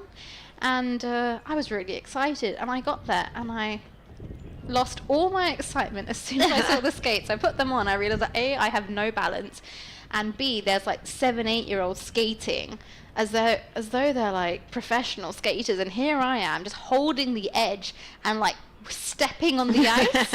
And like poor Kira's gone around, she knows how to skate, going around doing laps and everything, and just coming around, and I've created this entire queue behind me. Did you not get one of, you can get these sort of plastic penguins that you hold to push around? I don't think at the age of like 25, if I was holding a plastic penguin on an ice skating rink, that would have been very good for my self-esteem and confidence. So change in bowling, Anna Buckle from the C end, and that's driven through the covers, and that is going to be 4. Just on the half volley, well played by Sturge. 30 for 1 now. I do go rollerblading quite a lot. It's one of my favourite weird pastimes. And you could always come. More than welcome. If you want to see me fall flat on I've my got face. knee pads and a helmet you can wear. I think I'd probably have to wear my cricket pads and everything and go. This could be fantastic content. I think that's probably how I'd have to do it. Georgie takes Nikki skating in her full cricket kit. You'd have to wear whites too, just all of it. I think the Sussex media team would get fabulous content out of that one. Oh, we could commentate. Yeah, I'm so here for this. Well, if they get an ice skating rink here down at Hove during Christmas, well, great publicity. Yeah. Who needs a cricket ground at winter? We just cover the whole thing, make it an ice skating rink, and that's it. We're covered. Sturge still on strike, facing up to Buckle. She just pushes this to point, and again, no run. Good recovery this from Buckle after her first ball was struck nicely for 4. But yeah, my fear is of ice skating is that if you were to fall over, Get your fingers chopped. Get your fingers chopped, and I just don't know if I could deal with just. I've ran it through my head so many times of it happening, that just the thought of it is like, maybe I'll just like carry on stepping on the ice and walking around the side. Goes aerial this time, up over cover, and going to pick up her second boundary of the over. So Sturge moves on to 18 from 25. The score moves on to 34 for 1. Yeah, some over pitch deliveries there from Buckle in her first over.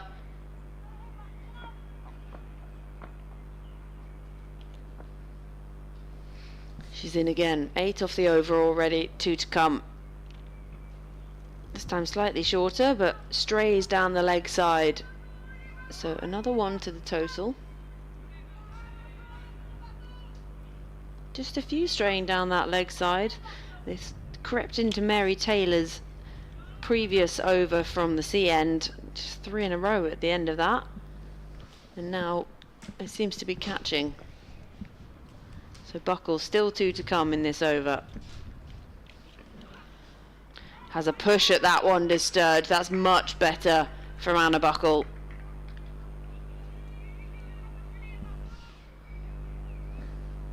So 35 for 1. Run rate just over 3.5. Bird yet to get off the mark though. She's faced 9. Sturge pushing along at 18 from 26. Final delivery of this 10th over into the power play. And dug out nicely by Sturge, and there'll be no run. So end of the over. 10 overs gone. Kent 35 for 1. That target 301. Elsewhere, up and down the country in the Metrobank One Day Cup Women's League 2, Glamorgan are 58 for no loss. They're chasing a target of 214.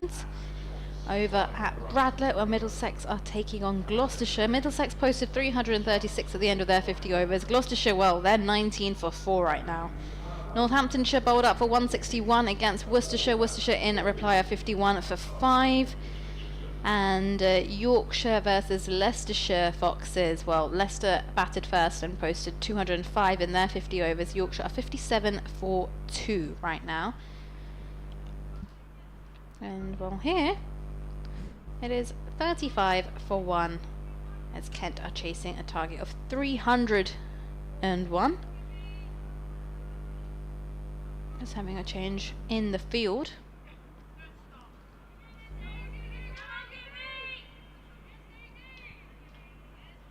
And Gibb is continuing.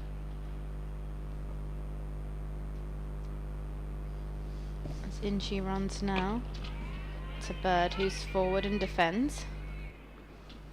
Still yet to get off the mark is Bird on debut. Taking her time.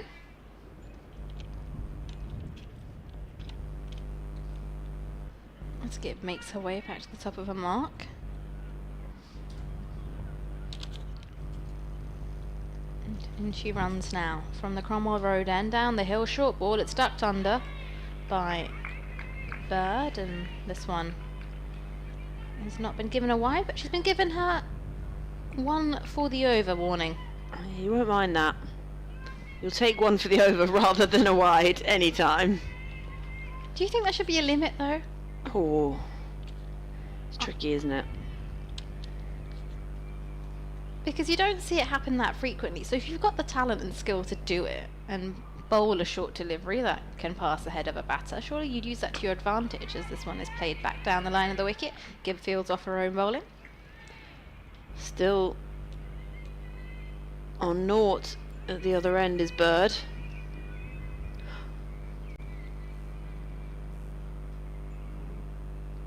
I'm undecided on the 1 for the over thing now.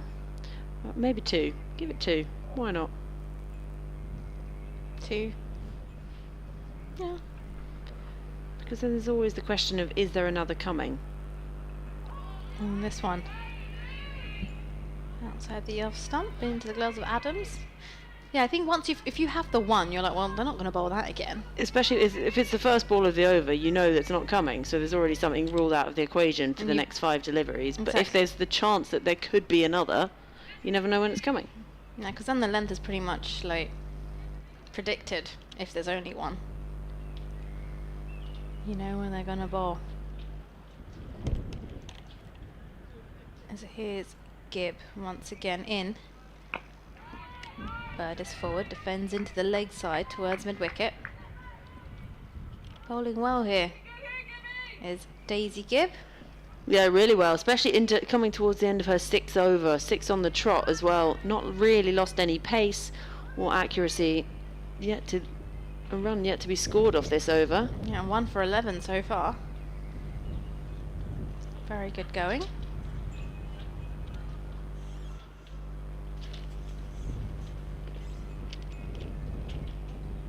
She runs in again, and Bird is forward, lunges into a defence.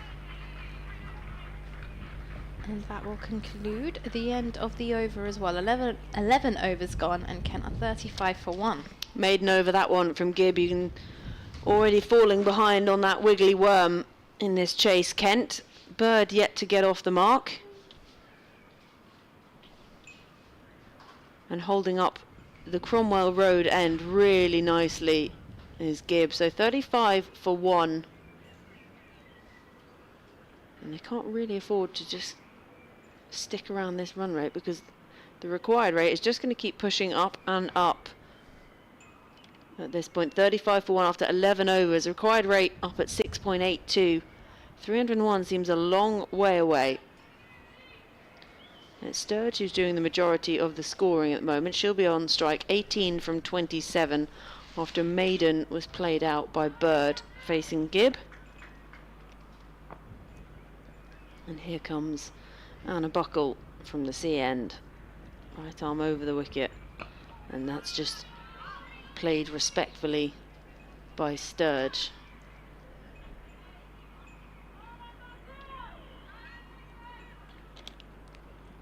Frustrating this for the Kent batters. Frustrating for Bird on debut. Unable to get off the mark so far. 15 deliveries she's faced.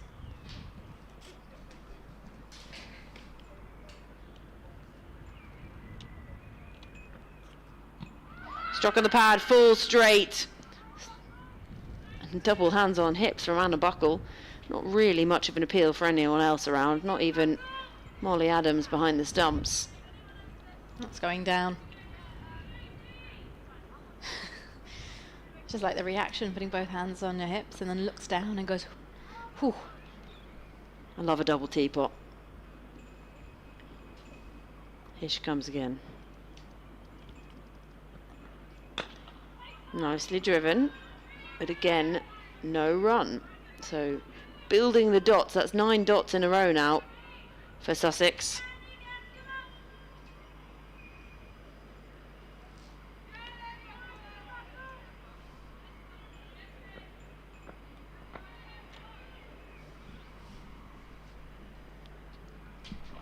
Sturge on 18. Turned away again, can only pick out the fielder, and again no run. So the serious connecting the dots here made in the previous over. This yet to go for a run. Much better from Buckle, whose first ball of the day was hit for 4.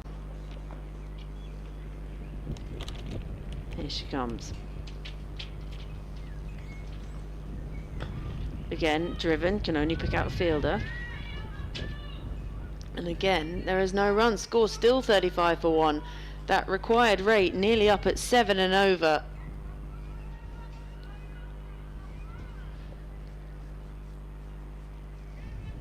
Yeah, doing a really good job here. Sussex are going to start to feel that pressure now. Final delivery of this over. And driven, and this time there will be a run, so it won't be back-to-back maiden overs for Sussex, but it's just the one to come from that. Means that Sturge moves on to 19 from 33. She'll retain the strike for the beginning of the next over. 12 overs gone. Kent 36 for 1.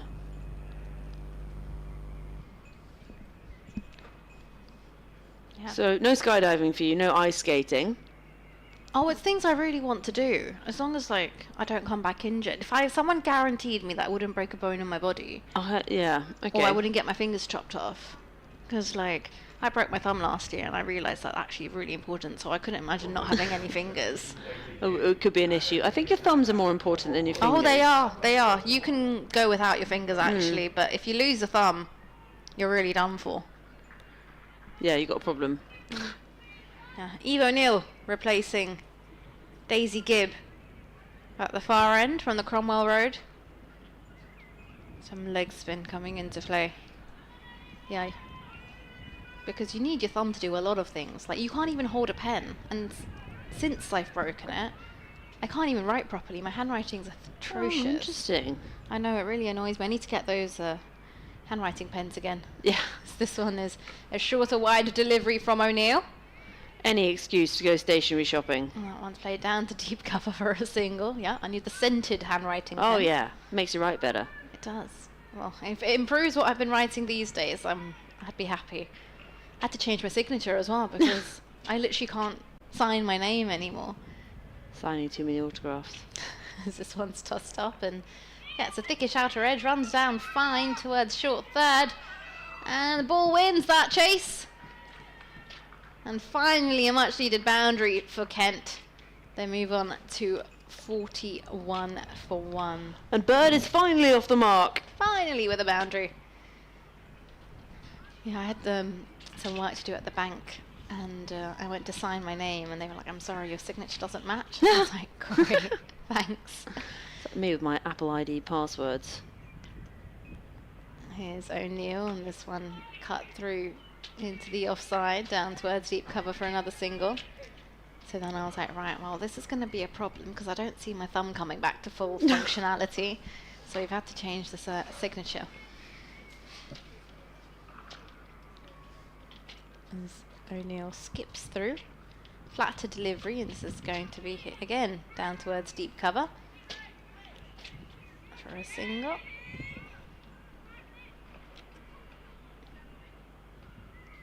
And I did realise that your signature changes over time. So what I wrote and signed in the bank initially doesn't match my signature, what it is now. So I had to take a picture of my old signature and just keep it there. So I like trace it when I sign.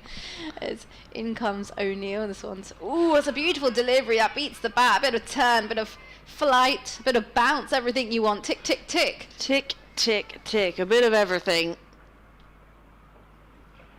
Bird just having a push at that one, trying to take a bat away quickly.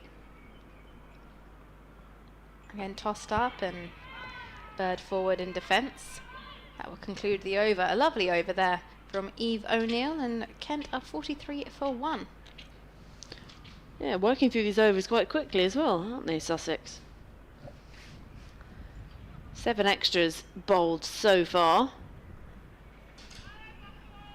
I would love to be a fly on the wall discussions between batters in the middle, especially when they come through really quickly and they just sort of have a fist pump, say one thing, they probably just go keep going and then carry on. Yeah, sometimes the conversations can be something like that's not even related to the Yeah. game.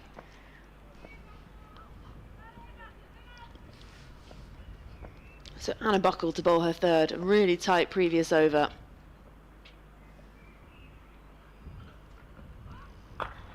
And that's dug out nicely by Sturge, but there is a fielder out there, so we'll just be 1.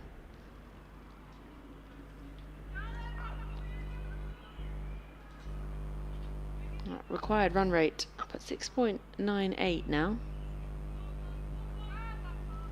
I think we've lost the kids over in the seating opposite us.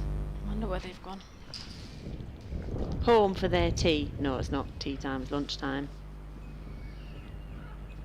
Turned around the corner by Bird. Good placement. They're gonna run the first one hard. Think about coming back for a second, decide against it. And wisely so.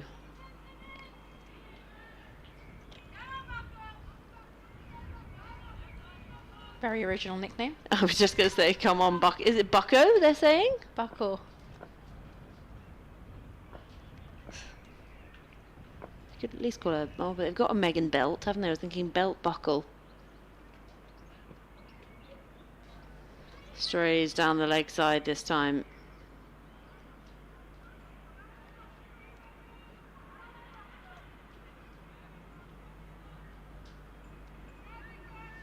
Yeah, I wasn't sure if they were saying Bucko or Buckle. I'm pretty sure I heard buckle.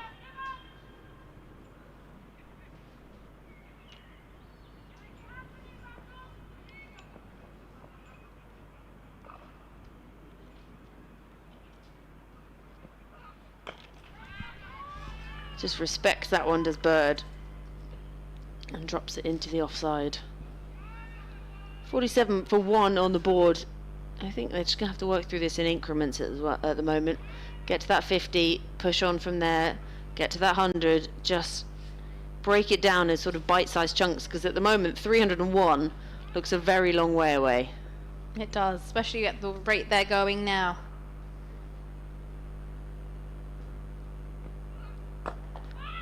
Again, just clipped off her pads by Bird, and again, no run. Sussex will be very happy with this. They'll say you can do this all day long, because the longer you do this, The more pressure you put on yourselves. yep, and the closer we're getting to victory. So 2 to come from Buckle in this 14th over. Shorter, and lets it go outside the off stump, does Bird. Wide, not signalled by the umpire.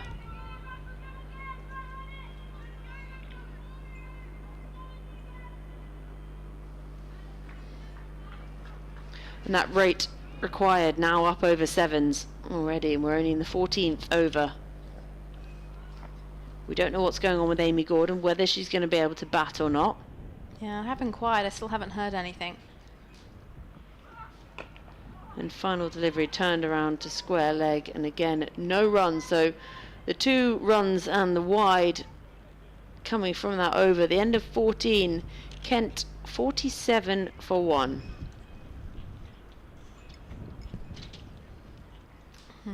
It's Sturge on 22, Bird on 6.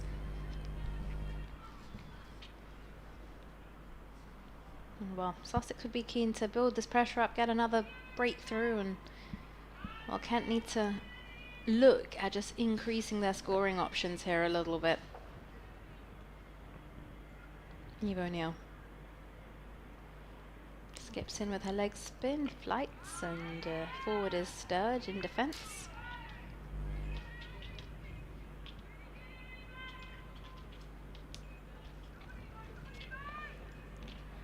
Come on, Evo. It's a bit of an Aussie, yeah. Add Touch O to on the it. end of it. Oh, beautiful delivery there from O'Neill. That beats the bat of Sturge. Someone's having a good old chuckle. Wonder what the joke is. Please share. As this one is cut away to point for no run.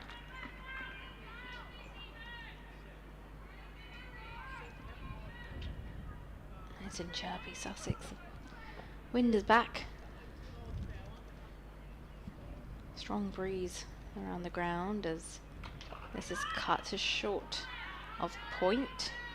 Let's hit a bit uppishly and firmly as well.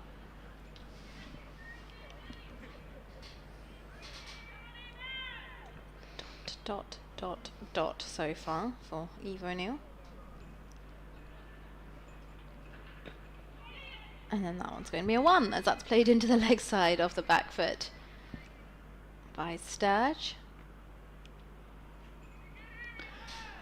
They need a big over to try and drag themselves back with this run rate required. But the problem is, for these Kent batters, that they're just not being given anything. It's been really tight bowling this by Sussex. Sometimes when you're not given anything though, you need to create that opportunity. So that one is cut away, beats diving point, but they'll come through for a single. Tight run, where they just make it in. And that takes Kent to 49 for 1 at the end of the 15th over. You were at a very exciting game yesterday at Beckenham, weren't you, I was, Georgie? yes. It was. Surrey taking on the Blaze. Surrey- And there was so much drama all over social media. It There went were- right down to the last ball. Tell me more about it. So many runs. So they put 346 on the board. Yes, there were a lot of runs scored. Yes. I think I saw something courtesy of Hypercourse on X where it was, 692 runs posted in total, and that's Good the maths. highest Highest ever. ever tie in women's list day cricket. I Yeah. think it might ever been all list day cricket. Yeah, I think it was all list day cricket. So made 346 for 9, did the Blaze. And then chasing, it was Surrey were batting, and Alice Capsey, she came in and she really dug in, made 125, and then she was out, and they were a long way behind at this point.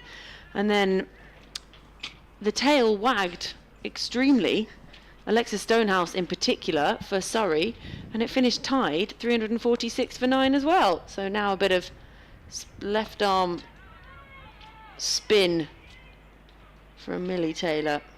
Yeah, I saw that. Then I actually read something about the stump being lifted at the last ball. Am I missing something? Ooh. Yeah.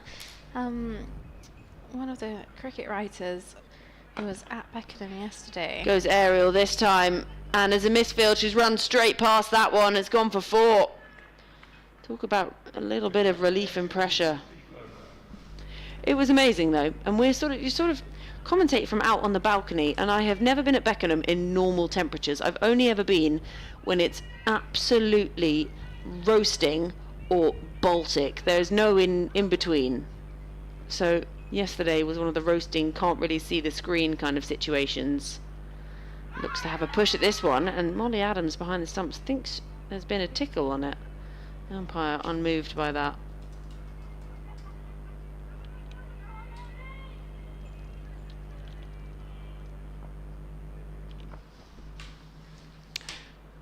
She's in again, left arm over the wicket, gives herself room and just cuts to the wide, to the right hand side of point, and they'll come through for 1 run. Yeah, good effort by Point. Yeah, some left arm spin from Millie Taylor. Nice to see. Again, Very few left arm spinners in the women's game. We're seeing more and more of them come through now. Well, this is a controversy I didn't know much about, Nikki, that you're showing me to my left. I'm sort of trying to read it and understand what's going on and make sense of the letters as well. As this is just pushed into the offside again, and there's no run. So 5 runs off this over so far, 1 still to come, 54 for 1. So a stump was pulled out the ground at the end of Surrey versus Blaze to prevent the Surrey batters sneaking in a second run. Who's TB? Tammy Beaumont. Tammy Beaumont, and this is pushed up to mid-off, and they again no run. So 2 dots to close out the over, 16 gone, Kent 54 for 1. So when I saw that, I did go back onto the stream to watch the final ball to see if I noticed it. And I did actually notice it, but oh yeah, I was like, oh, but it wasn't really spoken about much. And I'm like, I'm really confused here. So I thought I was going to ask you today what happened, but clearly it sounds like you're at a different game. No idea.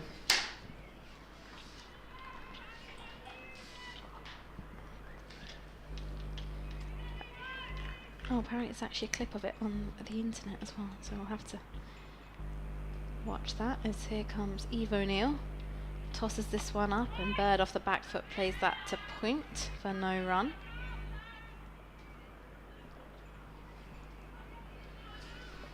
That required rate just going up and up. Yeah, and apparently the ECB is set to investigate the Women's Cup controversy. Ooh, what's going on in that game? As this one is played off the back foot down towards deep cover for a single.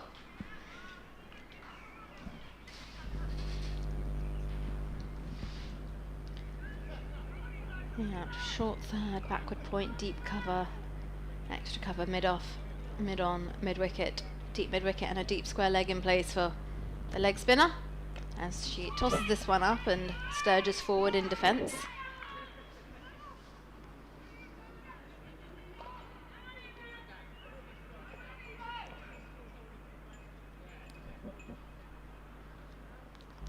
Still a few hardy fans in many layers, as this one's hit down the ground, up in the air, and they'll just take the single. It's somewhat plugged, hasn't it? Well fielded in the end, sort of one hand grab on the spin and turn and throw all in one motion. But just trying to inject some intent into this chase. In comes O'Neill again, and this one cut away. It beats the diving fielder at point, but there is protection out in the deep, so they'll only get the single here. Kent move on to 57 for 1.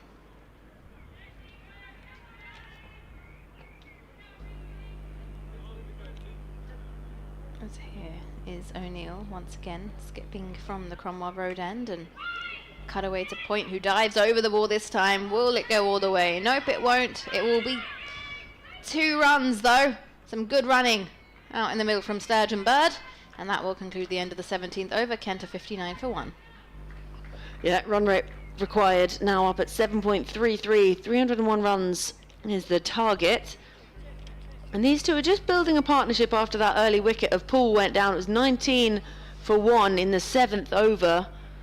But 59 for 1 on the board.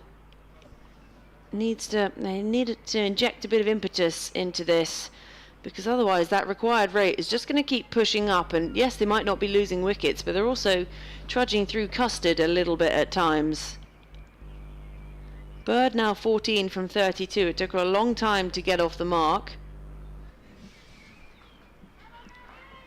And Millie Taylor again hands over her sunglasses.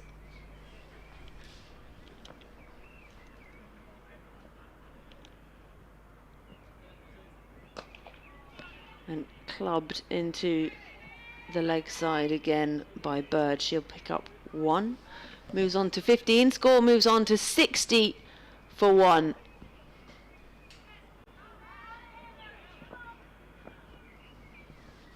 Two boundary riders on the leg side. Goes aerial this time, and you're not going to catch that. It's gone all the way. A huge 6 off the bat of Sturge, and she is trying to inject something into this chase, trying not to let that run rate get ahead of them, and just shuffles down, takes it on, and gets a hold of it.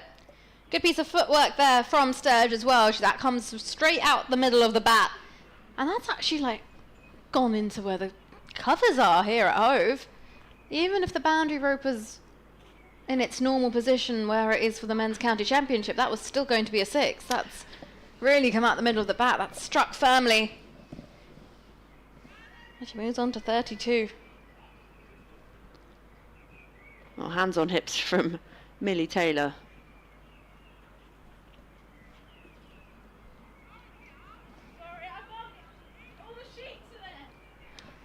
The cry of all the sheets are there, just down in front of us. Kiara Green getting stuck in the covers. Finally got herself out of a tangle.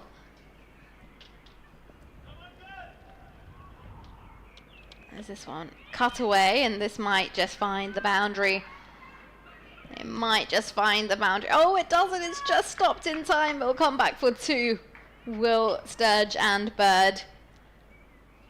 They sound like a crime-fighting duo that you'd find sort of in the Cotswolds, don't they? Sturge and Bird ride again and take down the, someone who's been stealing the locally brewed cider or something.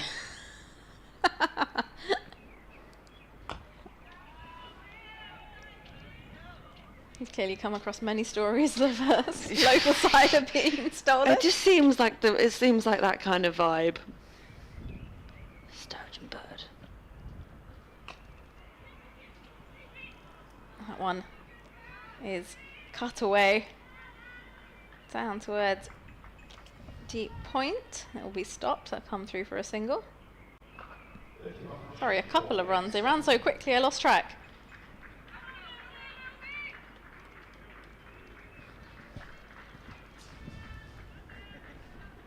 Wasp has made its way into double figures. I just don't understand Wasp. Struck firmly. Down the ground. So firmly that Kiara Green couldn't even get herself down in time for a dive. That's a very good over here for Kent. They'd really needed an over like this. And they will conclude the 18th, 74 for 1. Yeah, 15 runs coming from that over, including that monumental 6. And then 4 off the final ball, straight as a dart. So Sturge, 40 from the 51 that she's faced. Bird keeping her company, 15 from 33. And that target, remember, 301. And that does seem like quite a mountain. But a few overs like that, and you just never know. You can easily drag yourself back into a game. Plenty of overs in hand. We've only had 18, so another 32 should they need it. And they've got to find this second wicket somewhere. The first wicket fell down. The score was 19 for 1, and that was way back in the 7th over. So O'Neill's going to bowl her 4th. Bird on 15. Slashes this one through the covers, and there is protection out there in the deep again. So she'll come through for 1, adds another to the total. Have we ended up switching ends? We have, and it was after the big 6. Okay, I was like, oh, I'm confused. Who's over 2? There we have a bit of extra flight again, cut away and fielded at cover. More than welcome to switch back anytime. That's all right. You can have the Cromwell roller. Thanks. Comes O'Neill again, a bit of extra flight and just pushed into the covers. So at Beckenham yesterday, we've got the Beckenham end and the City end, and I've actually decided that I don't think places should be allowed to call it a City end anywhere anymore. Given a little extra flight, falls just short of mid-wicket. Diving forward. There's that Gibb there. That was a great effort though from Gibb. Diving forward. Just sort of tucked her up and just fell short. Again, a bit of extra flight, and this just pushed down. Point comes flying around and cuts it off. Gets a round of applause from Molly Adams behind the stumps. And I've decided that actually too many places have an end called the city end. So I think no one should be allowed to have a repeated name for an end. Everything should be unique. I feel like sometimes it just makes sense, right? That if that end is where the city is, well... Gets down on one knee, slog sweep, one bounce, and it's just cut off in front of the boundary by Taylor out there at deep mid-wicket. But the noise made off the bat, not a lot. So 3 runs coming from that over, 19 gone. Kent, 77 for 1. I just think it'd be so much more fun if everywhere has an original name for an end. I would just lose track. Sometimes it's handy just go into a ground and be like, oh, I know. Assume it might be city. Yeah, assume it's city. It's like, like at down here. Wormsley, you've got the Dibley end because of the Vicar of Dibley. Okay. And they had I think they filmed something there once. So one of the ends is actually called the Dibley end after the Vicar of Dibley. Right. There you go. Like down here at Hove, it's brilliant. I know this end's always going to be the C end. Well, exactly. I like that that's unique to Hove. So everyone should have unique end names, I think. Right, change of bowling from the C end. Nancy Harmon is coming in to the attack now. Some spin. More spin. And she comes now, and a bit of leg spin. This is cut away to point for no run. Nancy Harmon rocking the bleached blonde look. And bowling in sunglasses in the murky afternoon conditions. Half a glass full sort of girl. Optimism. Having earring issues inside my Yes, headphone. I learnt the hard way that you don't wear earrings on the day you have to have a headset stuck to your head, as this one's a drag down, and she goes to pull, toe ends that one. It's run down straight down the ground towards long on for a single. Yeah, once I wore some rather fashionable earrings and I was never in so much pain with the headphone just squeezing down on my ear. You learn the hard way. Something else I learnt the hard way once. I'll come back to after this delivery. Here's Harmon, she skips through, dragged down again. This one played into the offside, down towards the boundary. The ball will win that chase though. Yeah, lovely looking stroke this from Sturge. A nice innings she's playing here. She moves on to 45. These two just finding the momentum and kept moving on to 82 for 1. You wonder where the wicket is coming from. I learnt, I once was batting in the nets and I bent down at the side of the net to pick up the ball. This one tossed up, and this one a bottom edge running down fine towards 45. They should come back for another run here, and they do. And I got my helmet caught in the net. Oh, everyone's done that. And then you just have to get someone to come and undo it for you. And it's so embarrassing, especially when you're bent down sort of at knee level. If there's anyone And you're just down there sort of wafting attached around. Please come and help me. attached to the net. If there is anyone out there who's played cricket and batted in a net and say they have not ever got their head stuck in the net, I don't believe them. As this one's pulled away off the back foot aerially. And it's a great effort in the deep, but that's not enough, unfortunately. And the ball will bounce over the rope. And 2 boundaries in that over. And that also brings up a half century for Megan Sturge, 51 from 58 deliveries. And she's really planned this innings well. She's gone about her business slowly and steadily, and now she's picked this up, and now again she'll pick this one up into the leg side down towards deep mid-wicket for a single. Short deliveries from Nancy Harmon in this first over, and some of them have found the boundary. She'll look to try and pull the length up in her next, but at the end of 20 overs, Kent at 89 for 1. Yeah, Sturge really playing her part here. 52 from 59. Bird at the other end struggling to keep up with that strike rate, but keeping them in this is Sturge. If she goes, there could be some worried looking faces in that Kent dugout. Yes, that would only be the second wicket to go down. And there's a big appeal this time. Umpire unmoved. There was a very enthusiastic appeal. Perhaps because it's Sturge. A lot of flight, and it looked very close. That does look very close. O'Neill again. And rocks off the back foot and cuts this backward of point. Fielder out there in the deep, comes round, and I think she might well be in contact with the ball and the rope at the same time. I think she is. Yeah, 4 signal by the umpire. Covered a decent amount of ground though, but unfortunately it's when you're running so fast that trying to control your body as you get close to the ball and the rope can be difficult. Extra flight this time, fuller as well, and Sturge just respects the delivery.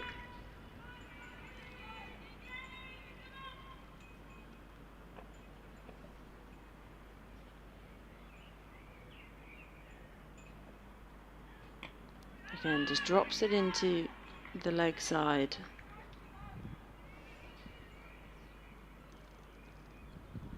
Required rate still up over 7s. But wicket's in hand, that's the thing. Just not being given many scoring shots here. Kent, really good bowling from this home side, and that's just skewed away off the outside edge. Build the dots, build the pressure. Final delivery of the 21st over to come in from O'Neill. Just waits on this one, and again can't get it past the infield. And so it brings the 21st over to a close. Kent 93 for 1, Sturge 56 from 65, Bird 18 off 37. That target 301. Little discussion between the two batters in the middle. Yeah, Harmon will be continuing after that first over. Just want to make sure she gets a little bit fuller. She bowled too short in that first over, and too many of those balls saw the boundary. Here she is now to Bird, who's on 18. Tosses this one up and is hit uppishly towards Point, and that beats Point, who dives, but in vain. I think she was sort of caught in two minds. It was one of those, am I going to go forward for the catch, am I not? And then by the time she'd made the decision, she'd sort of fallen between the two and the ball had gone past her. Harmon in.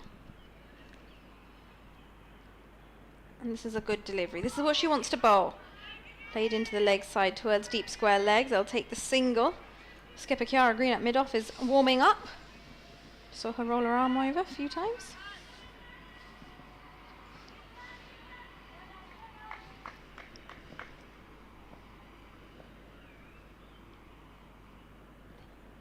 Harmon into Bird, down the track, uses her feet, gets the ball on the full toss and plays that to Green at mid-off. That could have gone anywhere, but she's found the fielder. Beautifully played.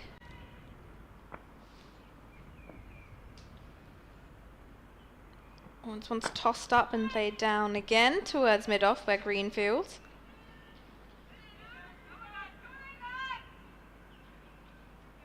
Words of encouragement around the ground.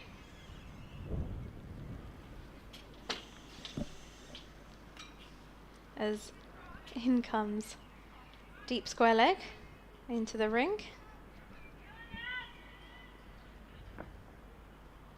And Harmon looks to set up, and she's like, no, I'm going to start again.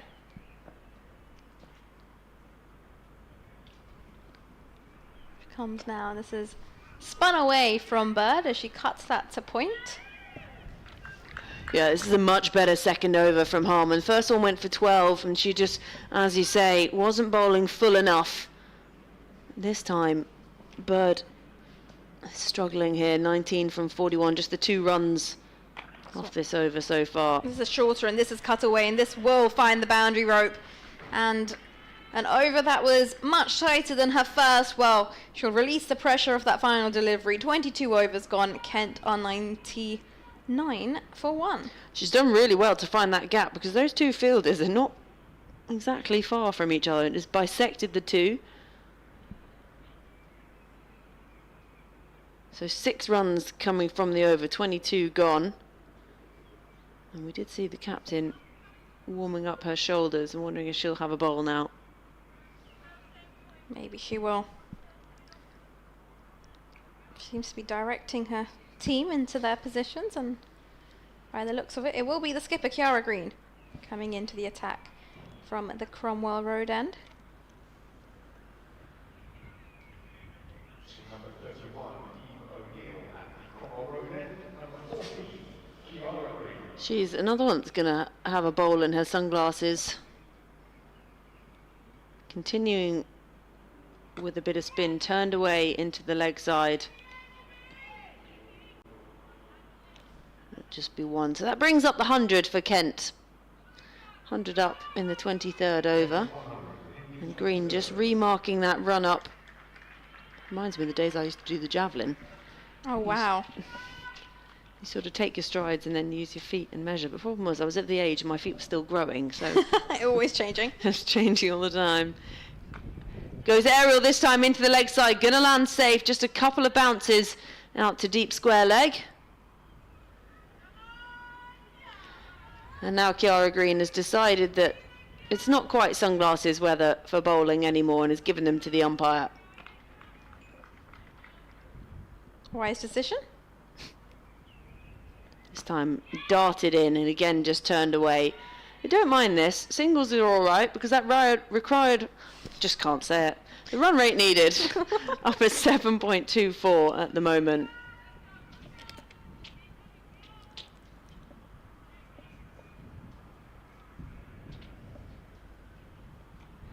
Lovely touch that from Bird, and Fielder gives chase and does well, but I think perhaps might have made contact. I'm not sure. Well, I think she thinks she has, because the urgency just seemed to have slowed down there, but we'll have to just wait for confirmation. Well, Bird is staying at the non-striker's end at the moment, so it makes me think that it wasn't 4, but it was. So now I'm confused. And this again turned away into the leg side.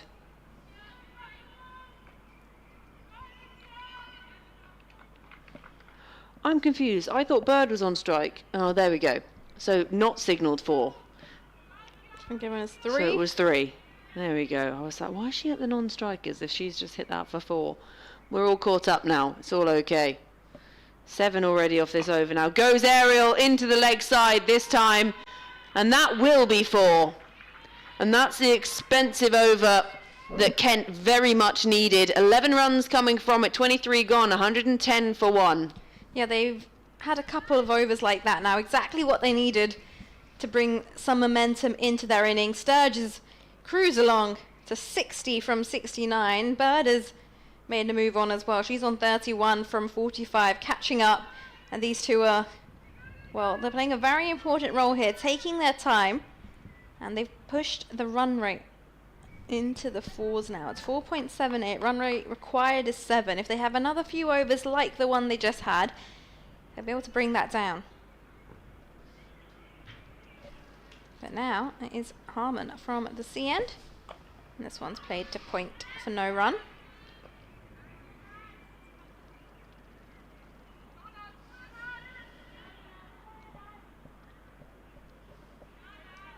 Harmon also with sunglasses on. Just directing the field, she sent square leg out onto the boundary.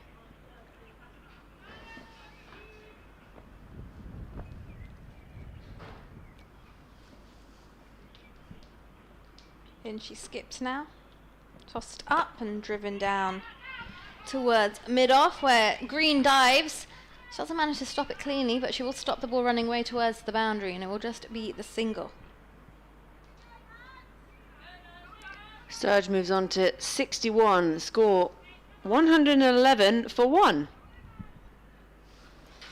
Square leg being brought back into the ring once again.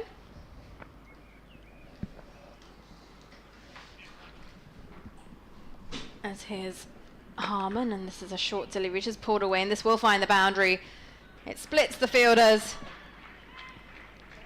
And Kent move on to 115 for 1.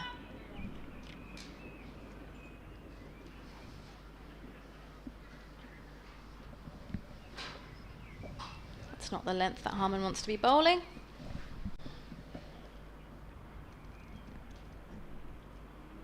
No, it's just where she struggled, isn't it? That's tossed out, that's a full toss. Oh, that's hit firmly. Harman gets a hand to it. She dives to her left. I think she does, and it will be played down towards long off where green fields. I think that stung, but she's not showing it. It was just a reaction.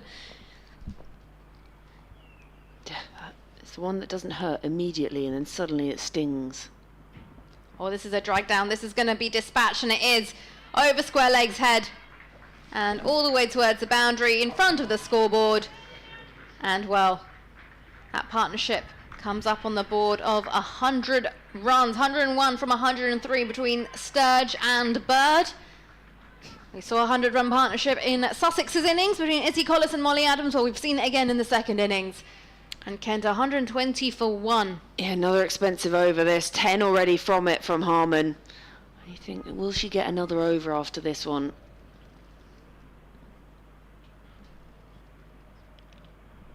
And this one played down the line of the wicket. Harman will field, and she'll be glad that that's actually ended with a dot. 24 overs gone. Kent 120 for 1. Yeah, well, just trying to take an upward turn, that wiggly worm.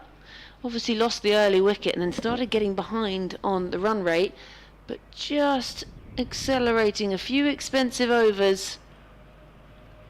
And this partnership over 100 now is really dragging them back in the game.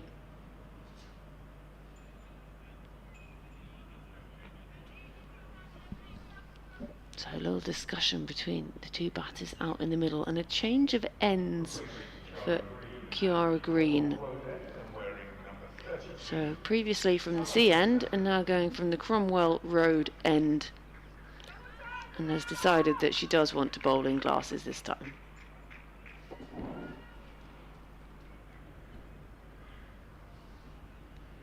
So continuing with spin, that run rate required now back below 7 again. Sorry, I'm wrong, it's not going to be Kiara Green to have a bowl. Stanley for the first time today. Kiara Green was heading off towards the mark as if she was going to. Tricked me completely. And now we've gone back to some pace. Or maybe she just thought spin might not be working and that's allowing them to settle in. So Talitha Stanley. Yeah, that's lovely. Great line of length. Bird just leaves it to go through. They won't mind that. Run rate required now back up over 7 again. Wasp talking about 34%. I'm still not really sure what Wasp is on about, but once we start getting into this sort of stage in the innings, I don't mind if Wasp starts having a say.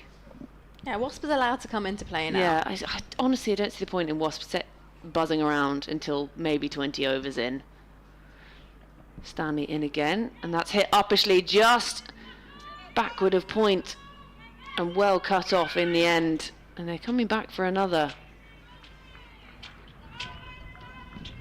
So Bird moves on to 38 from 50, and this has been good from Bird because she really struggled to get off the mark. It took her about 15 deliveries to get off the mark, but she's dug in, she's stayed out there, and 38 from 50 now.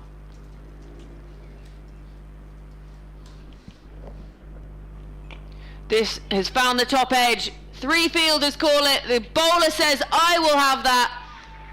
And finally, the partnership is broken. Bird tried to go 1-2 many times. Went to give it a big heave-ho back over the bowler's head. Top edge. And she's on her way. And the second wicket down now. Yeah, that's a very comfortable catch. It's a catch that you really didn't want to put down. And she looks like she's hugely relieved as she takes that one. And well, that partnership does finally get broken, and Bird on debut will have to go, scoring 38 from 51.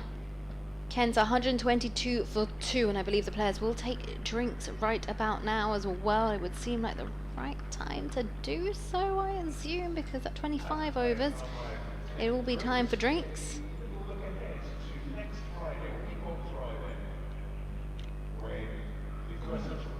Taking drinks we are. There's having drinks.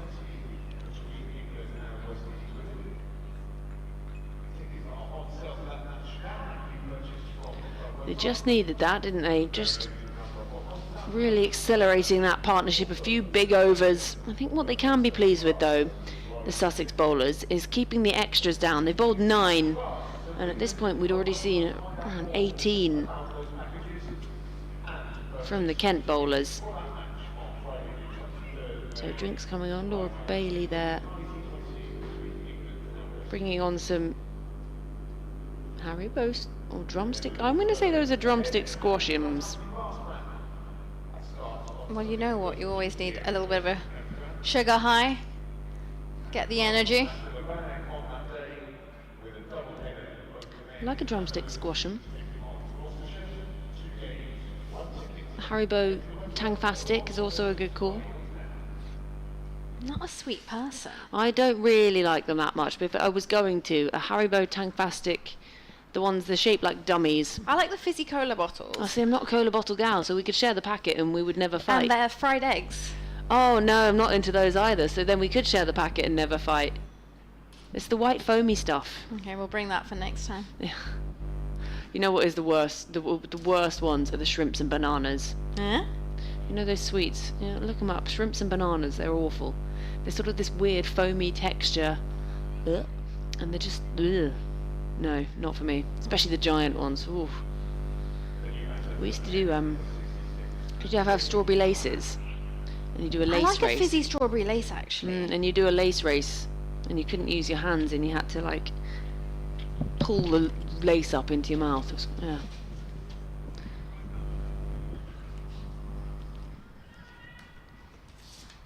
Yeah, but not actually like a sweet person. Nice. Probably say more chocolate. Although I'm not like a huge chocolate eater. Although I did try the famous Dubai I knew chocolate. you were going to mention Dubai chocolate. I did try that. And all hype? I like it. No, I like it. You know why? Because it has a bit of pistachio in there. There's different textures. There's a bit of crunch. There's a bit of... Yeah, but I also feel like everything pistachio has just been renamed Dubai now. Although there is a world pistachio shortage right now. So Tilly Callahan comes out to the middle. And she has a push at this first delivery.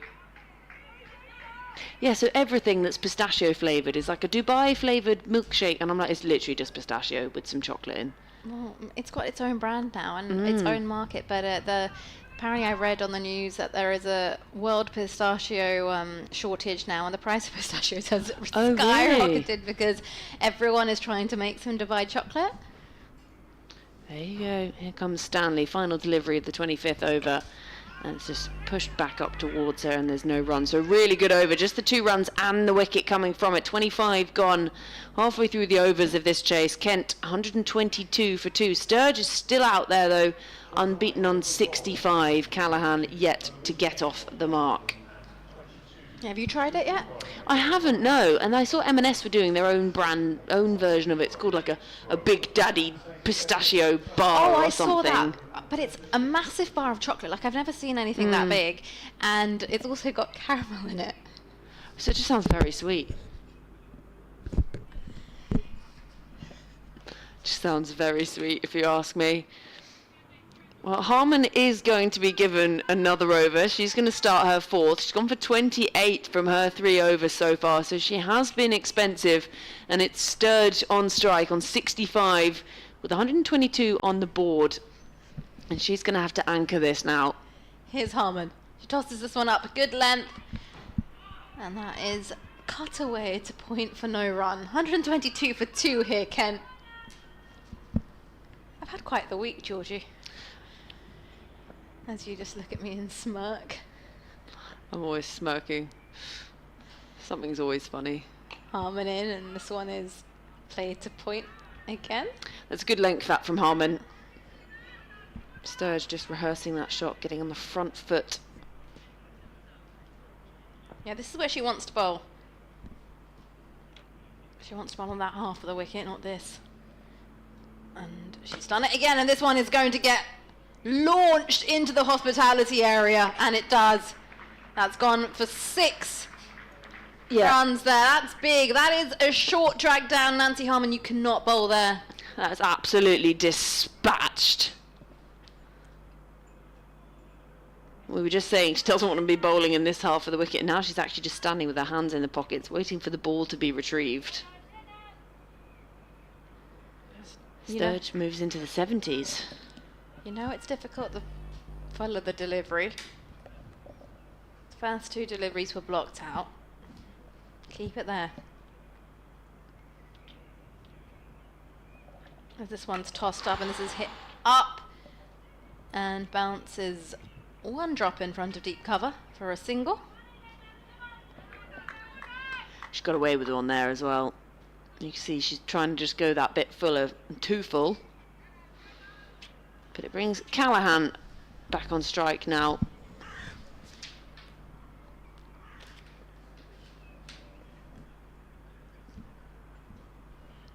One tossed up and better length and pushed to green at mid-off for no run.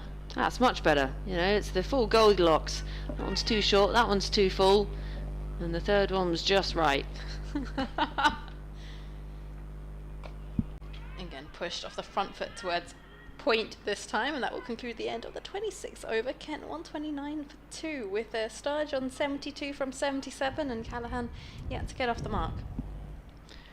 It was a good recovery in the end from Harmon after being absolutely bludgeoned into the hospitality section. Then managed to drag it back. So 129 on the board. That required rate is not really going anywhere. It's not going up, not going down. Still sitting just over 7.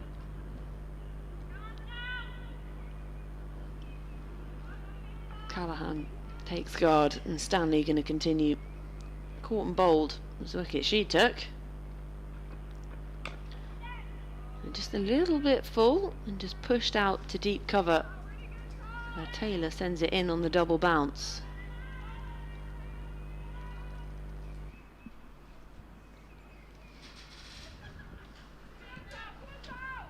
Still quite blustery out there, looking at the Union Jack over to our right, but not quite like it was earlier. No, nothing like that, although I wouldn't be surprised if the wind does pick up. Callahan has a push at that. Has it found an outside edge put down by Adams? The reaction from the bowler makes you think it did.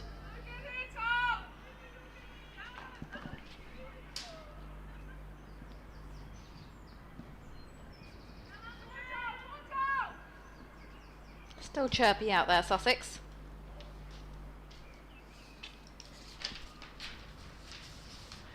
In comes Stanley again and just pushes this one into the offside.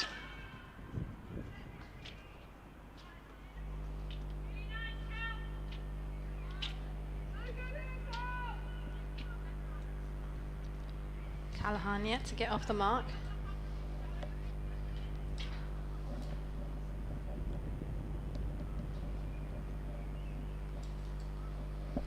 She is again, just 1 off the over so far. And that's nicely driven through the covers. There is protection out there on the boundary, so she'll pick up 1, get off the mark, and bring Sturge back on strike. 131 for 2 now, Kent.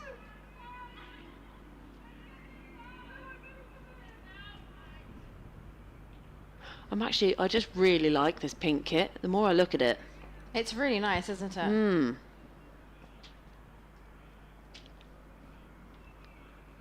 Here she comes. Full and just pushed into the offside. Going to have to scamper through for 1.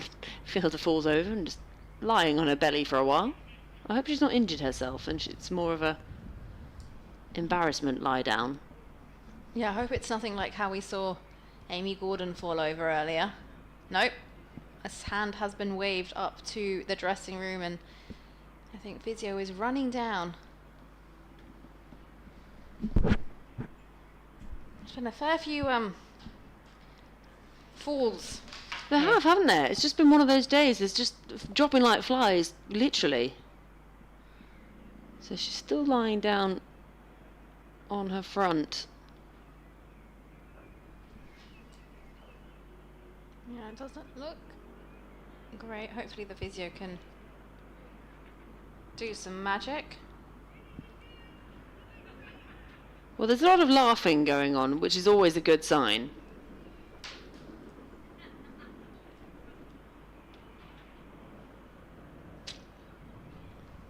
But then at the same time, she looks in quite a lot of pain, so I'm a bit confused. Who was it? I can't quite make out. I can't either. Now she's got an arm over her face. Doesn't want to be seen or picked up on the camera. She looks like she's in a fair bit of pain.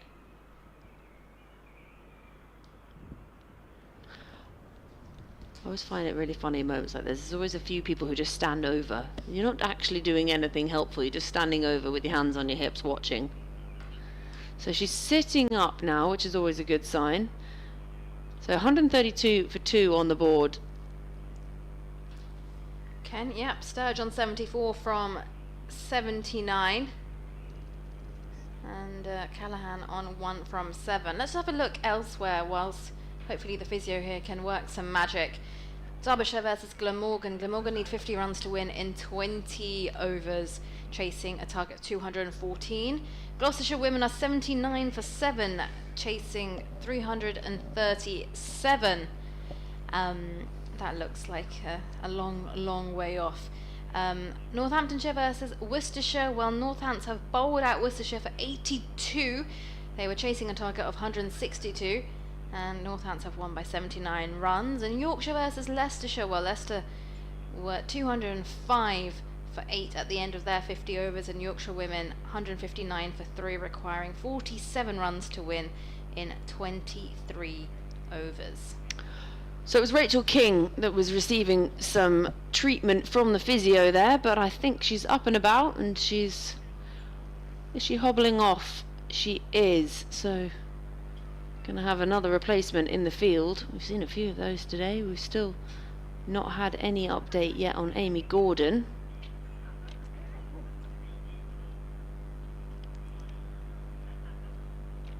Just seems to be one of those days. There's Laura Bailey, the Kent 12th, running off with the drinks bottles or sweets or whatever she feels like. A little round of applause as King walks off.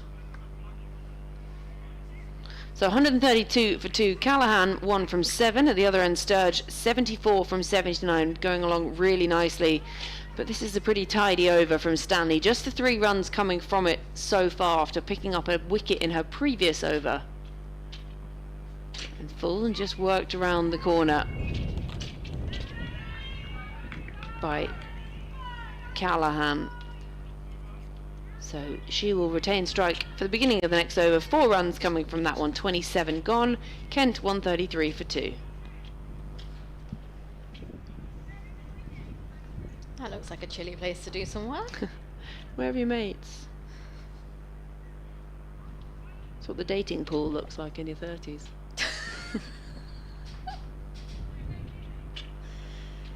Oh, Georgie. I hope it's not that bad.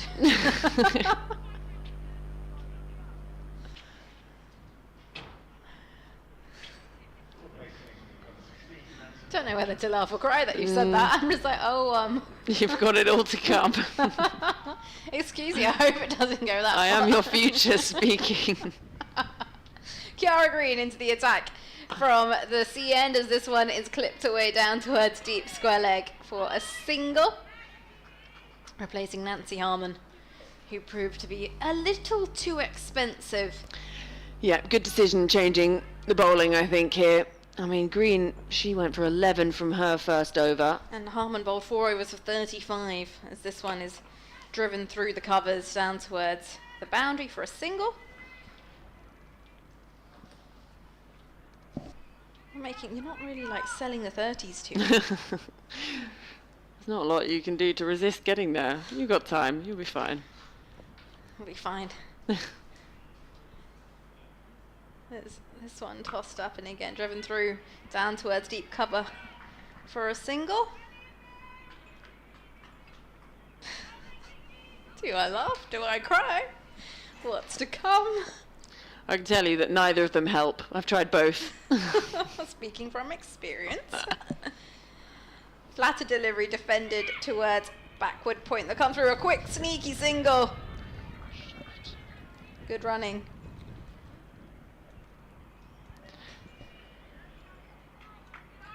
So Rachel King is off having some treatment. We'll hopefully get an update on her. Hope she's all right. Amy Gordon as well, off for Kent. Would have opened the batting, you would have assumed otherwise. Cutaway beats diving point and goes towards deep cover for a single.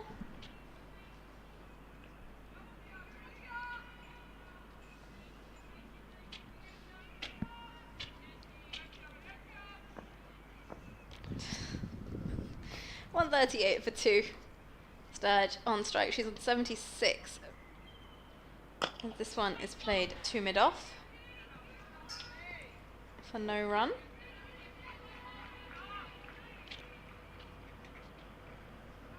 And that will conclude the end of the over. 28 overs gone.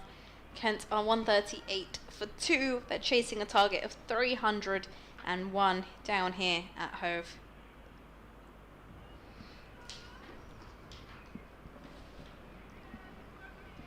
It's going to be Talitha Stanley to continue from the Cromwell Road end.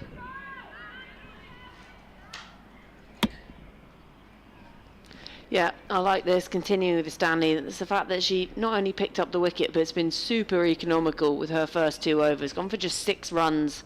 She powers in, finds that fuller length, and it's just driven into the ground by Callahan. Required rate up at 7.47 now. Going along under 5s.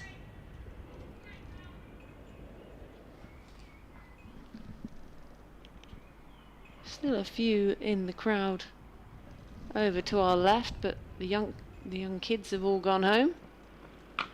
And this just hoiked away into the leg side, fielder out on the deep square boundary, doesn't have to move. There's 1 more to the total. It does bring Sturge back on strike. A really fine innings this has been from her. 76 from 82. A few big blows in there.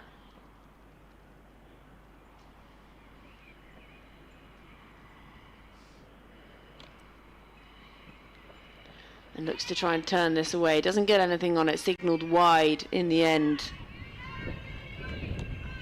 And they've scampered through for 1 as well.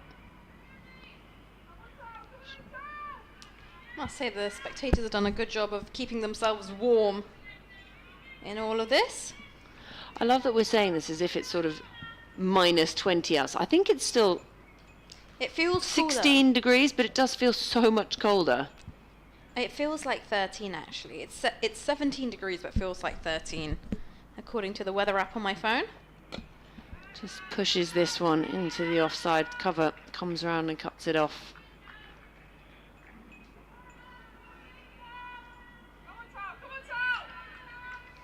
A few cries of come on towel around.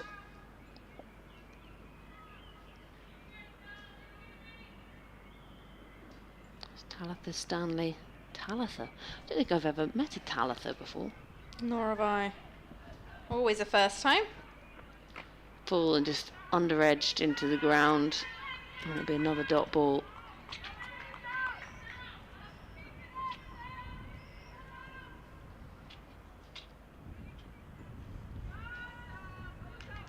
Oh, I like it, Talitha. I know a Tabitha. I know it's Tabitha. I've heard that As as a more common name. But I do like a unique name, I think. I went to school with a fair few of those. Unique names. Go on. What was the most Stanley unique? is in again. Well, my favourite, and she used to win a lot of prizes at school. So her first name was Moe. Like the champagne? Like the champagne. But her surname, her dad was Japanese. Her surname was Takenoshita. That was her surname. She used to win prizes all the time at school. And my headmistress used to struggle saying it. I'm for not surprised. one reason or another. I think I would just be like, yeah, you come up. Imagine being called Moe. I do like that name. Stanley's in again. Struck on the pad this time. Big appeal. I think just straying down leg side there. So a really good over again. End of 29. Kent 141 for 2. What would be fun is if her name was Moe and her brother's name was something like Dom and Verve. And then like and one called Lambrini or something. We like champagne here in the commentary box at Hove, so... I'm not sure that's going to work quite as well as our tea and coffee hinting did earlier. I don't see a bottle of that appearing. Champagne fairies appearing. Oh yeah, I do hear there's champagne fairies. Cara Green in now, and this one is dabbed away towards the boundary at short third. The ball is just going to die in front of the boundary line. They'll come back for a couple of runs here. Kent move on to 143 for 2. I was in America and they had a Verve Clicquot vending machine. What? Which was quite something. Like Australia, they have flip-flop vending machines, and that's fine. But yeah, Verve Clicquot vending machine. Oh, I do like some champagne as this one is tossed up and hit up through the offside, and they'll push for 2. Well, it was a sort of unnecessary rolling dive on the stop there. It was a little bit unnecessary. It was. There's not just putting mayo on something. There's sort of mayo, pickle, ketchup, and relish on top of it, and then actually all they've done is come back for a second run quite easily. Here's Green in again, and this one has been given a wide. I did actually come across on my social media this morning. I saw someone visited the Champagne region in France. Oh and yeah. You can do a day trip from Paris, and that's something I actually now want to do, and it's on my bucket list. As this one is driven through the offside to Harmon, who's fielding at cover for no run. There's something on my bucket list which is a bit weirder. There's actually a marathon you can run through the Champagne regions. We are two very different people. As this one, Cara Green comes round the wicket and it's pulled away into the leg side towards deep mid-wicket for a single. They want 2, but they say no. And then I think there's also one that you run through the Champagne regions, but you stop and try them as you go. I think that sounds a lot more fun. As if a marathon wasn't hard enough anyway. Here's a glass of champagne to taste. Yeah. For your next the bubbles. kilometre. Round the wicket, and this one is a good delivery, which is defended by Callahan. Mid-on is being sent out to the boundary now.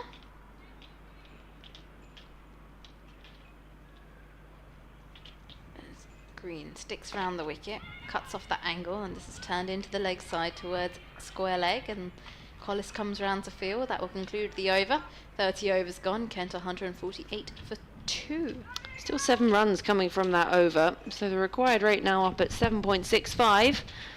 30 overs gone, so another 20 overs in the bank to come if they need them. A few there's people out there in shorts, and there's another people in their winter puffer coats looking less than warm. For some it's summer, and for some it's, well, very, very cold. I'd like to say that's the difference between you and I. You'd rather go to Champagne and have a run marathon through the Champagne region. You can sit and wave at me whilst I toast and cheers to you. Stanley continues, and it's just pushed back up towards her in her follow through. But yeah, I did see that today, and I was like, well, that's something I would absolutely love to do. Go champagne tasting in the Champagne region in France. Wouldn't that be delightful? Especially if someone else is paying. You can go and apparently visit all the famous champagne houses as well, and they do like walking tours. And yeah, I've done my research. Stumbling tours by the end of it. You start off walking. Stanley here again, and that's just sat up and worked around the corner again. Just be the single. Been really impressed by Stanley today. She's been so economical so far, into her 4th over now. Just the 10 runs conceded and a key wicket.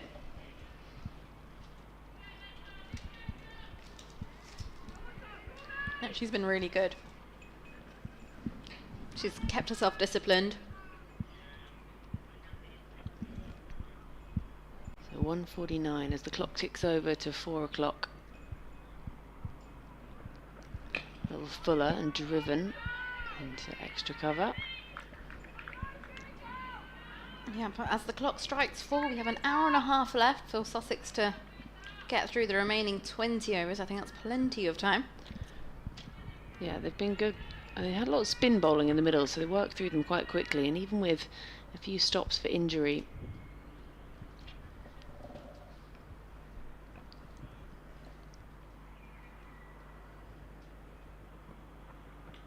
big wild swing at that one. And Sturge out there on 81 from 88. She really has anchored this chase. They're behind on the run rate at the moment, but she's doing her level best to keep them in this game. You feel that if she falls, it's a hell of an uphill battle for Kent.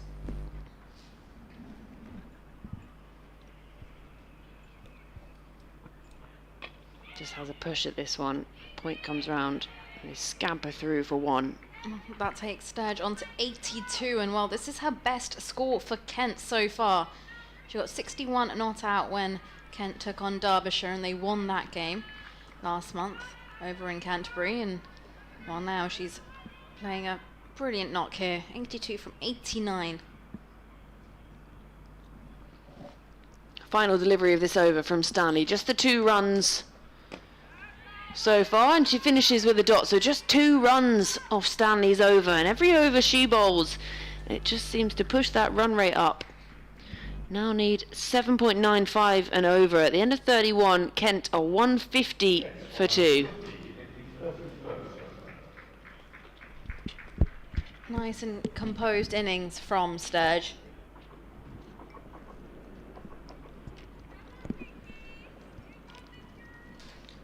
Nice bit of encouragement. You got this, girl. Shouted around the ground. There's nothing quite like women encouraging women. Absolutely brilliant. Tea Fairy is back. I was hoping it was a champagne fairy. Maybe next time, as this one is not wided down the leg side from Green. She's keeping that angle, right arm round the wicket.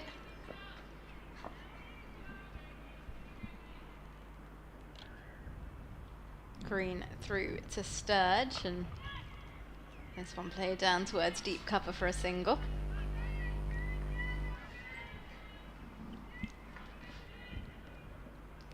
That would really like differentiate Hove though if we suddenly had a champagne fairy. Just get it on tap. Don't need a fairy then. It's like that restaurant in London that had a button, right? Push for yeah, champagne. I think we need to push a champagne button here. This one's tossed up and driven back down the line of the wicket. Green will field of her own bowling. We'd have to sleep here afterwards though, because I wouldn't be able to drive home. Green in once again, and this one swept away down towards square leg for a single. Take the train. Oh, yeah. Probably fall asleep on it and end up in Bedford. Adventure time. It's not that far from I'd be like, Mum, I've fallen asleep on the train. I'm in Bedford. Can you come pick me up, please? Mid-on and pushed back onto the rope as Green is in now, and this time Sturge sits back and pulls it away, and that's a very good attempt for a stop, but unfortunately the momentum of the borders took Taylor over the line, and that is going to be 4 runs for Kent, and Sturge moves on to 87. Kent on 156 for 2. It's an excellent diving effort. She just couldn't let go of it before she went over the boundary. Yeah, it's going to be 2 here. No, well cut off in the end.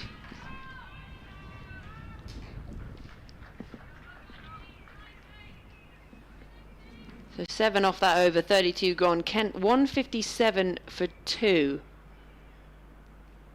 That required rate now 8 and over.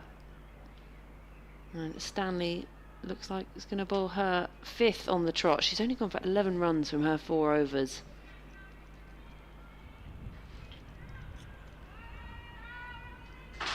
And while they're not taking wickets at the moment, they are keeping this run rate down. The coffee fairy has appeared, Nikki.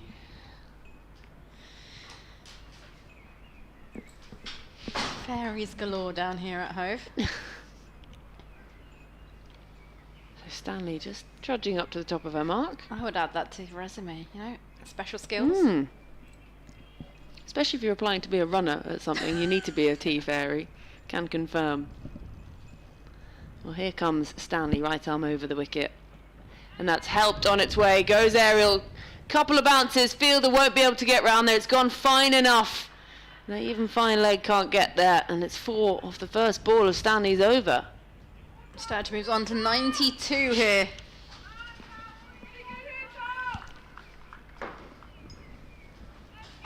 Fairy is back. It's busy Fairy. Paying him overtime soon. So Sturge into the 90s, going almost a run a ball. 92 off 94. She's still on strike.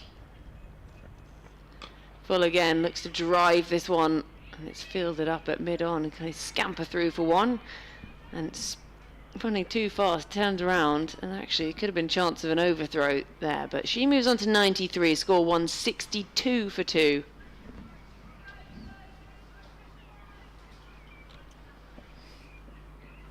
Sussex will be trying to figure out now how can they, well, pick up that third wicket. They've used 8 bowlers so far. This one's the shorter one. It's pulled away along the ground. It goes, beats the diving fielder at mid-wicket for a single down towards the boundary where it is fielded.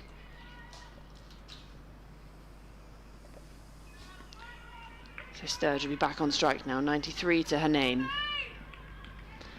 She has been just the anchor of this chase. Yes, it's up at 7.89, but she's still out there. They'll still believe. Here comes Stanley. And it's leading edge, and it's what an excellent grab that is at point. Is that Gibb? That is Gibb. That is absolutely sensational. Diving forward, and that is the key wicket. She was into the 90s, she had a push at it, found the outside edge, diving forward, got both hands and managed to keep it in when her elbows hit the ground. And that could be the game-changing moment. Stanley picks up a second, and it's the key wicket of Sturge. Absolutely brilliant catch there from Daisy Gibb. It's a hard one at point where you have to dive forward. You've got to be able to judge it correctly, and she's done a fabulous job to keep hold of the ball as she hits the ground. A fabulous innings from Sturge will come to an end. Her highest score for Kent, 93 of 96 balls, as she makes her way back towards the pavilion. Kent lose their third, 163 for 3. Agonising. And so it feels like a very long walk when you're walking back to the dugout, especially in the 90s, but what a knock she's played. Brilliant knock and just up the momentum for Sussex once again. So it brings Elsa Barnfather out to the middle, and that's a very slow walk up the steps. Not happy with that. She was going well. Stanley, it was the pressure she's been building, and now she has her second wicket. 2 very important wickets for Stanley. 2 for 17 from her 4.4 overs. I've been really impressed by how she's carried herself today. And she's in again. Barnfather facing for the first time. Just defends this into the offside. So for an over that started with a 4, gone single wicket dot. So one more to come in the 33rd over.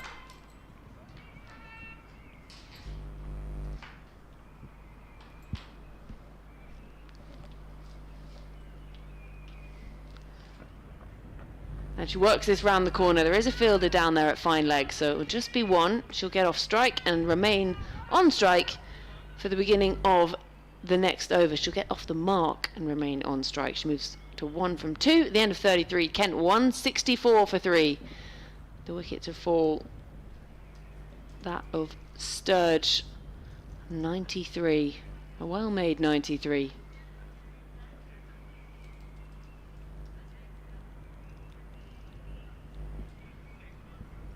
Kiara Green looks like she's going to be continuing.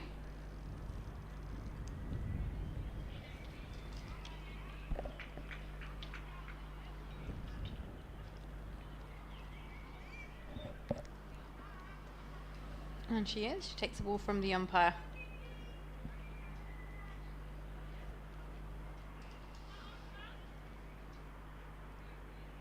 be bowling to Barnfather.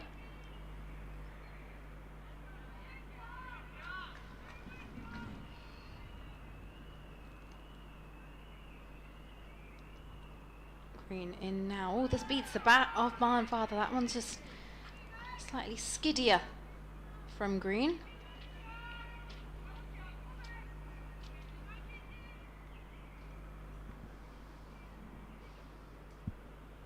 And she's again and now again beats the bat of Barnfather through to Adams. Looking at the field, we've got backward point, deep cover, extra cover, mid off, mid on, mid wicket, deep mid wicket, deep backward square leg, and a 45.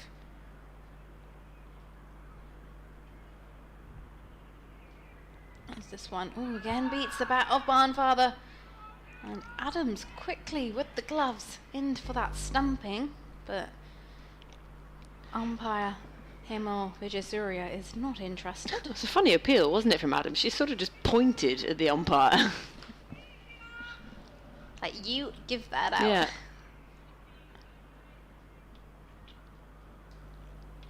Green into Barnfather. Again, wafts at it outside the off stump.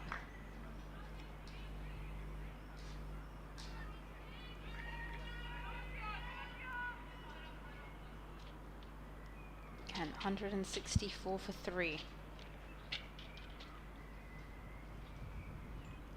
As this one gets a thickish outer edge, and that's going to run down towards the boundary at backward point. That's 4 runs to release the pressure of those dot balls building up. And Kent move on to 168 for 3. Yeah, we'll take them however they come, these runs, and just to the left of the fielder at point, and had enough on it. But still, now 133 needed from 97, and that's the first runs to come from this over.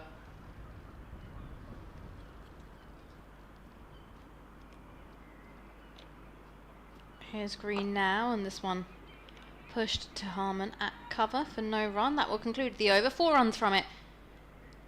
And Barnfather is on 5, Callahan on 10, and Kent 168 for 3. They need 133 runs to win.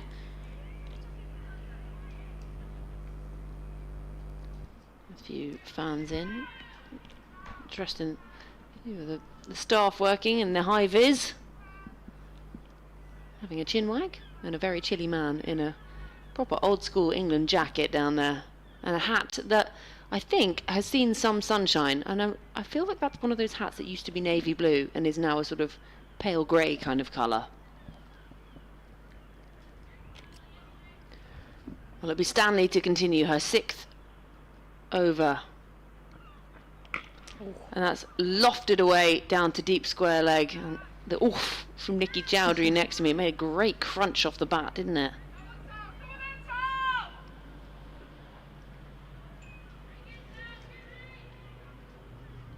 But again, Talitha Stanley has just been so economical. The pressure she builds.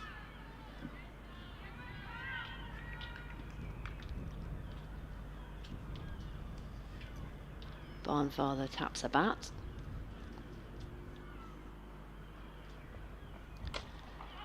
And that's crunched through the covers. There's protection out there on the boundary, so it will only just be 1. There's still 131 needed to win from 94.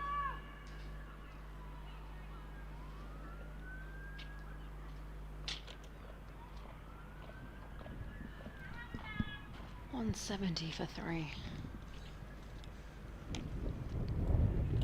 Big gust of wind. Yeah, full this time from Stanley. You can hear the wind on the effects mic now, and there's sort of black sheeting next to us. There's a sight screen fluttering away. Day to be a seagull. Just float. Imagine the life of a seagull, though. You just like fly around, you nick people's food, and honestly, what a dream. You just flap around, make a load of noise, scream every so often, scare people, and steal chips. The dream. Be intimidating. Goes aerial this time into the leg side, but it's cut off out on the boundary. A diving stop, and they'll come back for a second. Gets a round of applause from Molly Adams behind the stumps. You know what? That actually does sound like the dream job. You scream every so often, You steal people's chips and you just fly around. Burn off the calories. Annoy people. Swoop. Next time I'm coming back as a seagull. Yeah, in another life. And just cut away, but not timed. So hit into the ground, and they'll pick up one more. Again, another tidy over this from Stanley. 5 runs coming from it. Would you rather be a seagull or be a puppy?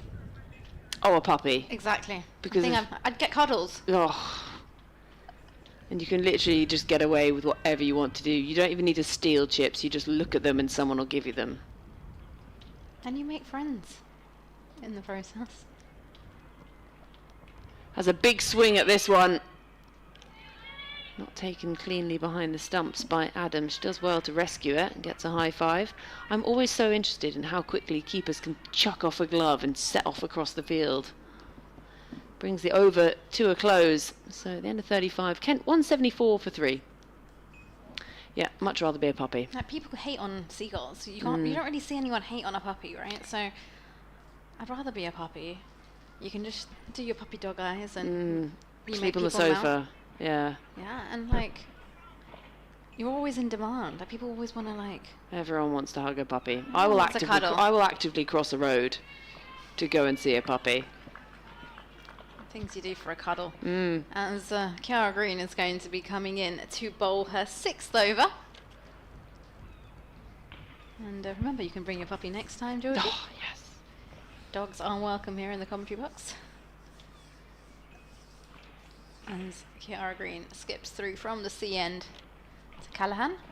And this one stays low and beats the bat. Molly Adams was very quick to get the bails off and point at umpire him Vijayasuriya, and be like, that one, come on, surely she wasn't in. Although, umpire Hemel is not really interested. Just walks towards the stumps and has to go put the bails back. Be like, again. Just readjust those. Can't have the stumps on the wonk. Okay, so that off stump is definitely on the wonk. Yeah. I'm sure we'll figure it out. There we go. Once the bail slots into the groove.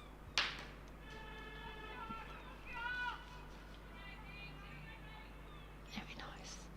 There we go. I do find the blue stumps make me think of those plastic ones you play with, though. This one lofted through the leg side. That's easily going to find the boundary towards a wide mid-wicket, and has absolutely crashed into the advertising hoarding. You've heard that on the effects mic. Bang!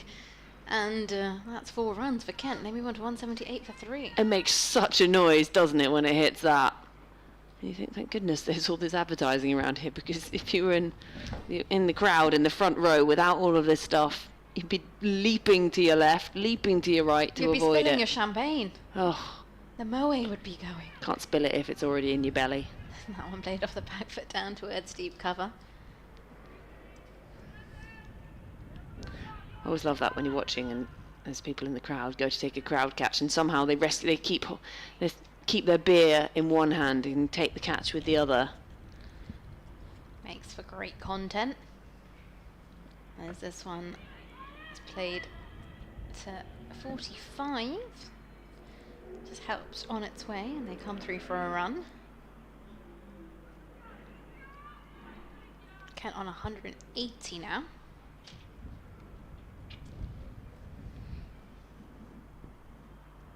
This one lofted up and played to mid-off for nothing. Nil point, as they would say at Eurovision, which As is they would say. on this weekend, the Eurovision Song Contest. Oh. It's all going on at the moment. Off the back foot into the offside again, a dot ball, and that should conclude the over. It does. 36 overs gone, Kent 180 for 3. Do you ever watch Eurovision? I'm not a dedicated watcher. No, dip in and out. I like to see bits of it, the highlights that come on, whoever won, how badly the Great Britain have done, or the United Kingdom, whatever we come under on it. Usually quite badly. You know what though, I haven't actually watched that much television recently. I've just not had the chance, and sometimes when you get some downtime and we're not talking, the last thing you want to do is hear some more like... Or look at more screens. Exactly, Yeah. I'm just like, no. I've been reading books though, Oh, and I've been trying to read books. That was one of my New Year's resolutions. I was like, I want to read more books and try and reduce my screen time. okay. So I got through a few. Life coaching books. Oh, life coaching books. Yeah. Okay. Some books by Vex King as well. Have you read Let Them Theory? Isn't that the one that everyone's reading at the moment? I've heard about it. I do want to get it, but I need to finish this one I'm Oh, currently yeah. Right, so O'Neill is taking over now. Looks to go for the sweep, does Callahan. Misses that one. A big smile from O'Neill. She heads back towards her mark. Now my second Vex King book actually. This one is the second take on his... Oh gosh, what was the name of the first? But this one's called What They Don't Tell You About Love. I think I need to read these. Yeah, being taught a lot. It's educational. She's almost caught in two minds there, Callahan. It was sent up and came down almost with snow on it. She thought about shuffling down and in the end just pushed it. Yeah, sometimes I read that book and I'm like, oh, I need a highlighter. I need to make a note of this. Stick a little post-it in each page. Revision. Just waits nicely onto this and rocks off the back foot. Protection out there at the deep cover boundaries, so it'll be one more to the total. 181, so they still need 120 runs to win. Things I'll keep in mind when I hit the age 30 dating pool, like you suggested. You can ask the oldies like me. Georgie, what's it like? Just read the book, Georgie. Highly recommend. Take a highlighter. I'll get you some sticky notes. And I think I already know it doesn't exist. Again, just rocks off the back foot, and this time can't pick up another run. Tidy stuff, this from O'Neill. his first book was, I think, like Good Vibes, Good Life. Oh, that sounds like my kind of book. Yeah, it was quite a nice book. Has a big swing at this one, manages to miss the outside edge, keeps her foot in behind the line as well. Because Molly Adams is quick as lightning behind the stumps.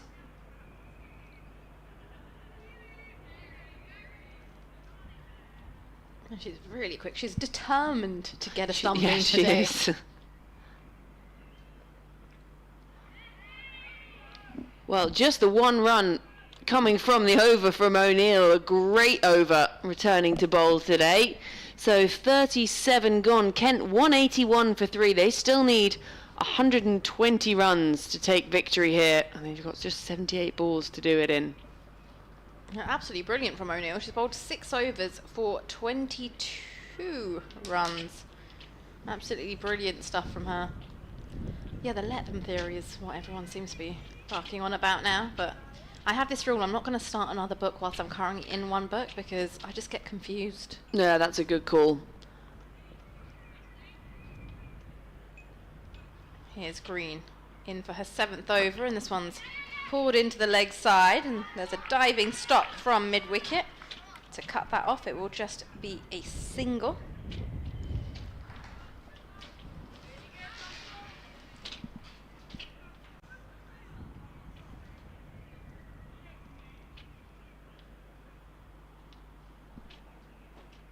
Barnfather on strike now. This one played down towards deep cover for a single again.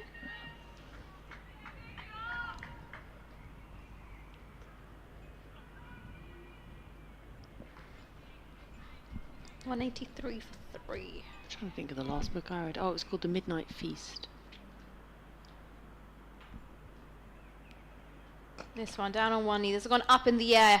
It's going to be a catch. Green is under it. She takes it. It's a caught and bowled under the name of Kiara Green. And Kent, they lose another wicket now. That will be 4 wickets down. Callahan will have to go. She looked to go big. Yeah, it's heart in your mouth moment, that, isn't it, as you come in to take the catch, especially off your own bowling. And quite often we talk about how people are better at fielding off their own bowling, but this one, it went up really high. She had plenty of time, and then you could also see the two batters running. Didn't want to get sandwiched between the two of them.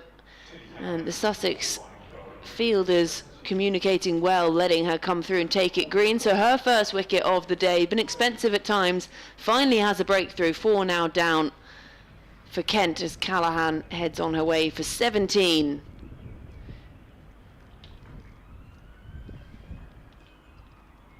Good here from Sussex. If you're a Sussex fan, you'll be very chuffed with that. 4 wickets now down for Kent. Need 118 runs to win. 75 balls remaining.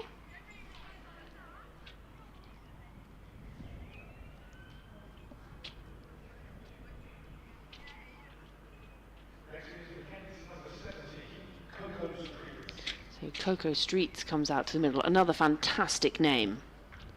I really like the uniqueness of the names in this Kent side. Coco Streets and Barnfather.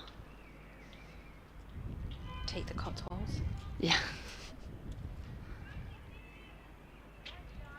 Elsa Barnfather. Sounds like someone you'd come across at boarding school. Or in a Enid Blyton book. Oh, like the Famous Five. I used to love reading the Famous Five. I just always wanted to be George from the Famous Five. This one defended Should have called my dog Timmy. by Streets. It was just the way they would describe everything. It would just make you so excited for the summer holidays. Yeah. But then I just didn't have a group of friends like that. I don't have Be enough. that adventurous. This one beats the bat off Streets. Haven't got enough cousins either. Then actually, thinking back to it, they were sort of aged, 9, 10 and 11, and they They were just so went adventurous. off, and they were so young. As this one is pushed to Harmon at cover. That will conclude the over. 38 overs gone. Kent are 183 for 4. Am I getting confused? Or were in that in the Famous Five sequels, when they went on this adventure, wasn't there like an island? Yeah, Kirin Island. Kirin Island, there we go. They used to get on this little boat and They used to go off to Kirin Island, yeah. they used to have picnics and they stayed I camped actually- the night, didn't they? I actually had Famous Five on VHS videos. There was a TV show. I had them all at home. There was Faulty Towers as well, wasn't that a book series? Faulty Towers is a very different one. There's Mallory Towers. Mallory Towers, sorry. If you're talking Enid Blyton still. I think Yes. Faulty Towers a little bit different. No, Mallory Towers, there we go. It's been a long day, Georgie. Yeah, I would say that Elsa Barnfather went to Mallory Towers. No, I was a big Enid Blyton fan. I loved all those books, The Famous Five, Secret Seven. Yeah, I used to really feel like I wanted to live in those books. They were so well written. I then went to boarding school. It wasn't the same. Was it more of a wild child It experience? It wasn't the same. They do, well, yeah, they do play lacrosse in Wild Child. Badly, but.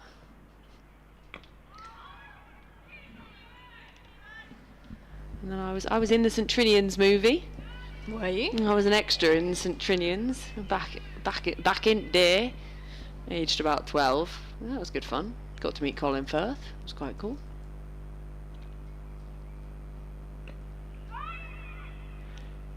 Yeah, it's good running.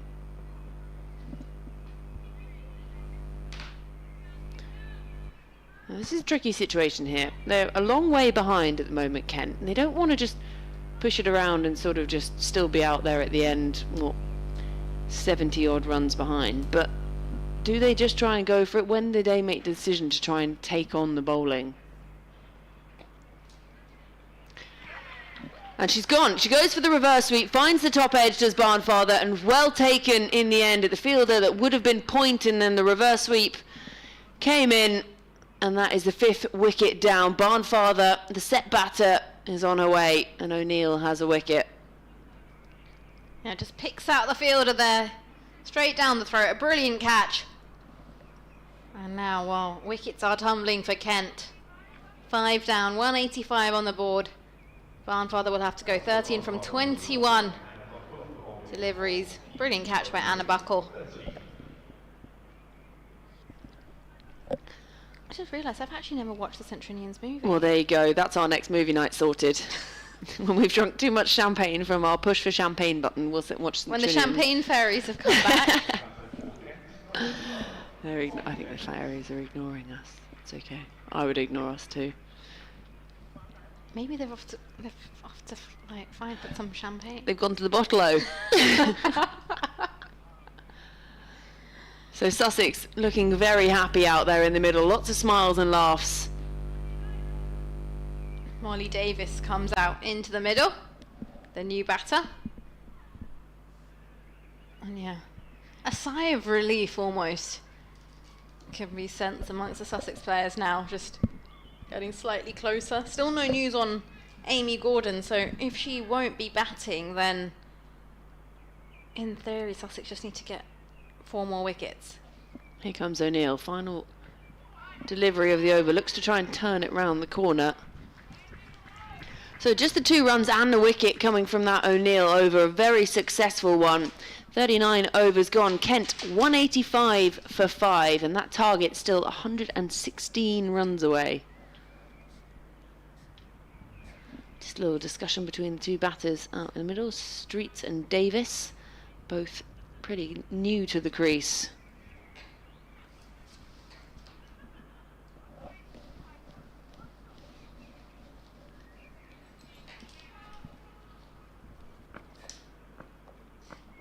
Here's Green. This is blocked away into the leg side by Street.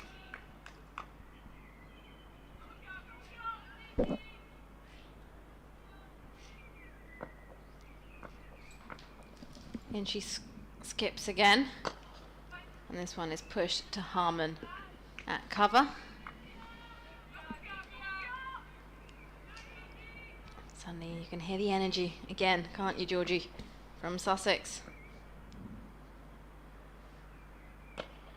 This one played into the offside, just left of cover. They'll manage to come through for a single. Kent just trying to up the momentum as well.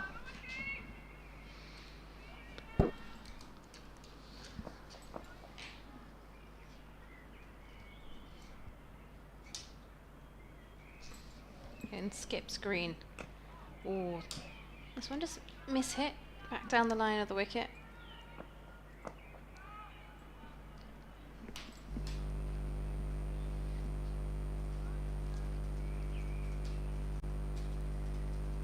Green in again. Oh, that's a beautiful delivery. That just spins a bit. There's a bit of bounce. That misses everything. The stumps, the keeper, and it runs down towards the boundary. It will be caught off.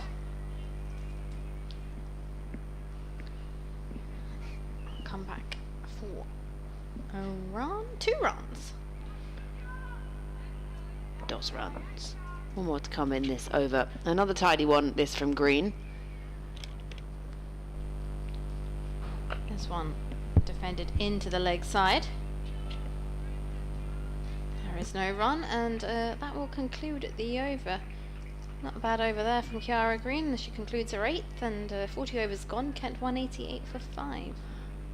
Still scoring away there in the crowd. So 10 overs still to come. We haven't heard any news of Amy Gordon, so we're not sure whether she would be coming out to bat, but you imagine they wouldn't want to risk her. She's such a key member of this Kent squad. So Street's on strike. O'Neill to bowl her 8th, and they'll pick up just 1.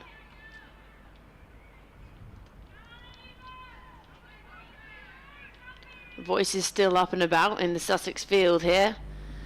O'Neill eyeing up, trying to take a second. Bit flighted this time again, pushed to backward point. And again, there's no run. They've been just really disciplined in the field today, haven't they, Sussex? We saw a few catches go down for Kent, but Sussex, they've been all up and about, taking their catches when they've needed to, saving runs, diving around in the field.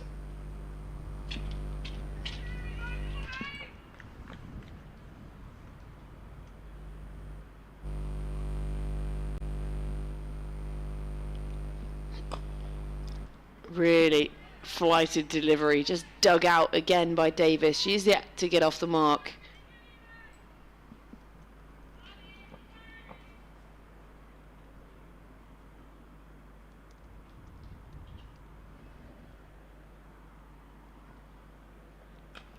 This time pushed through cover, so that'll be the first runs for Davis. She'll pick up one. As a seagull flies across the screen there, after chips somewhere.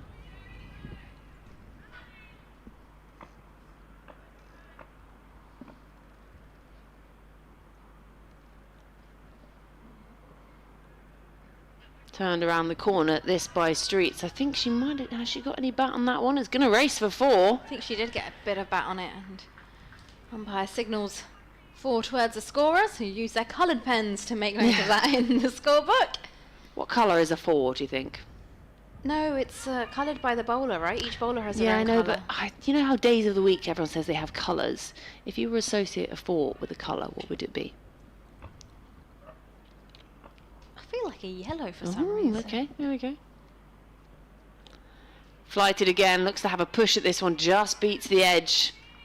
And it's a dot to finish off the over. So 41 gone, Kent 195 for 5.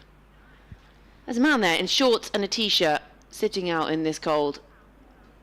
I feel like he must be from up north. Yes, he's got sun cream on for days like this. Elsewhere in the Metrobank One Day Cup, we've got some results. Derbyshire versus Glamorgan. Glamorgan have chased down their target 214 in 37 overs, so they've won by 9 wickets. That's some really good chase. And we have a centurion for Glamorgan as well. We have Daisy Jeans scoring a century as in comes Kiara Green now, and this one's driven down the ground. It will just be a single. Firmly struck, and Lauren Parfait, the captain, I hope I've pronounced that right, scored 71. So that's just the 1 wicket lost in that chase. As this one is pushed into the offside to Nancy Harmon, who feels at cover. Northants versus Worcestershire, well, that's a result. Northants have won by 79 runs. And Yorkshire versus Leicestershire. Yorkshire have won by 6 wickets, chasing a target of 206, as this one is pushed out into the cover. The deep covers for a single. They've won by 6 wickets, having lost 4 wickets in that chase. Lauren Winfield Hill, the skipper, scoring 44, and then we have 60 from 35 from Amy Campbell. Oh, is this one stays low and it nearly rolls onto the stumps, and Davis just does a good job of keeping that away. So 3 results already, 2 results pending. As this one goes to sweep, Kiara Green appeals for an LBW decision, and umpire Sean is unmoved. It goes down as a dot in the book. 104 runs to win from 49 deliveries in the Middlesex versus Gloucestershire game up at Radlett. Gloucestershire are 127 for 9. They are chasing a target of 337. As this one is hit down the ground towards a long on for a single.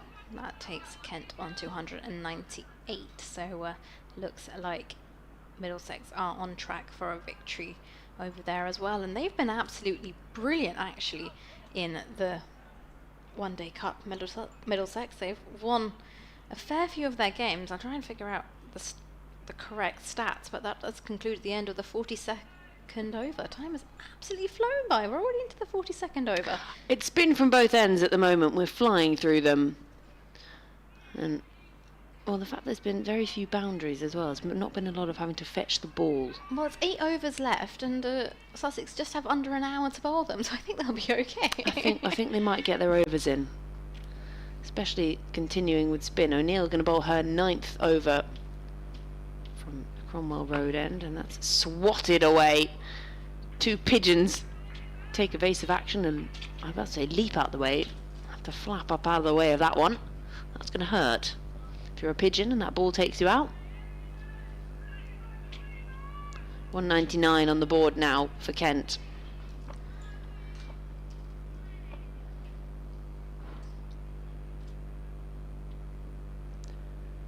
And just beating that outside edge. Yeah, That's that tempter, isn't it? Yeah, Middlesex are on track for 4 out of 4 here. Whew. They've played 3, they've won 3. This match is still underway, but that would be played 4, won 4. Lovely looking shot. Driven through the covers. Fielder comes round out on the boundary. Does well, really, really well to cut that off. And a bit of collaborative fielding as it's thrown in. Brings up the 200 for Kent, 201 for 5.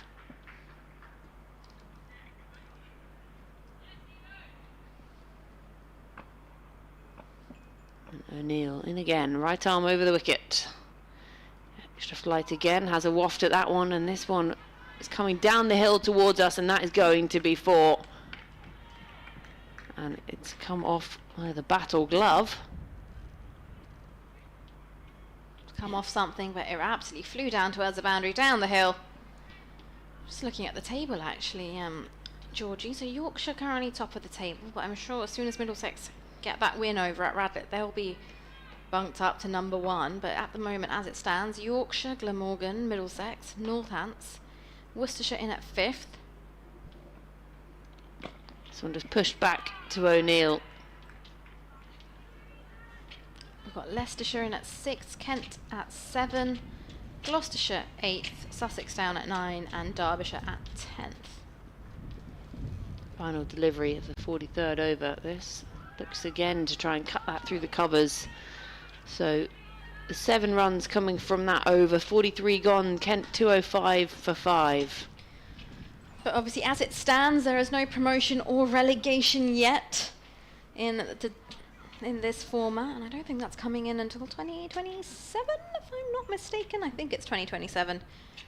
But if that was to be the case, 2 teams bottom of the table in Tier 1 are Warwickshire and Essex, and our top 2 teams up here would be Yorkshire and Glamorgan. Actually, both teams which have been promised Tier 1 status. Oh yes. In advance. Yorkshire being promoted next year into Tier 1. I think we're going to have a change in bowling as well from the C end.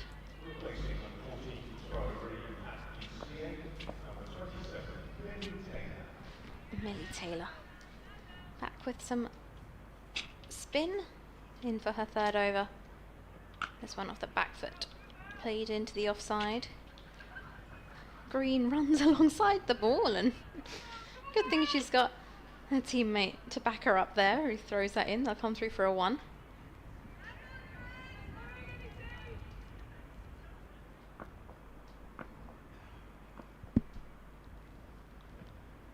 Taylor in now, and this one hits out into the leg side towards deep mid-wicket for a single. Good throw in as well, out from on the boundary there.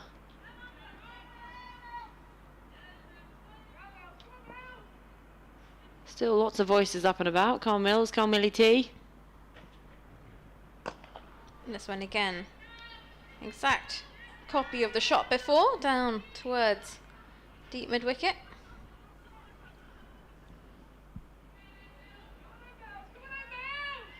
Come on, Mills. Words of encouragement. In comes Taylor now, and this one hit down towards deep cover.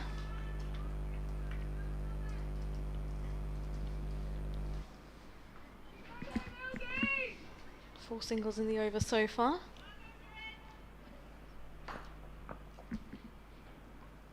As Taylor skips through, left arm over the wicket. This one's hit straight to green at cover, no run.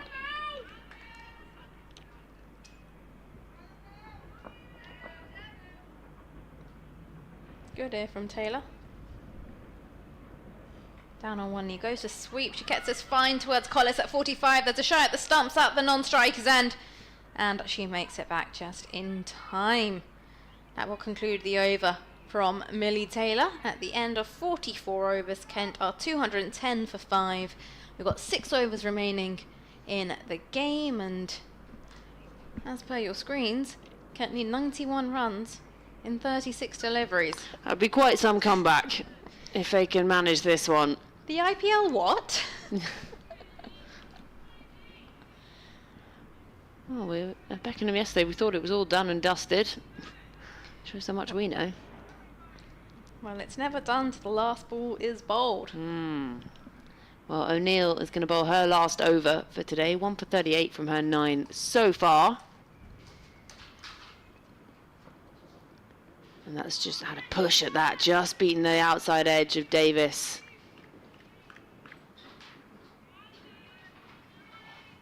O'Neill marches back to the top of her mark. A few more gulls and birds swooping around. That's a big swat at this one. Who can only pick out fielder at mid-wicket.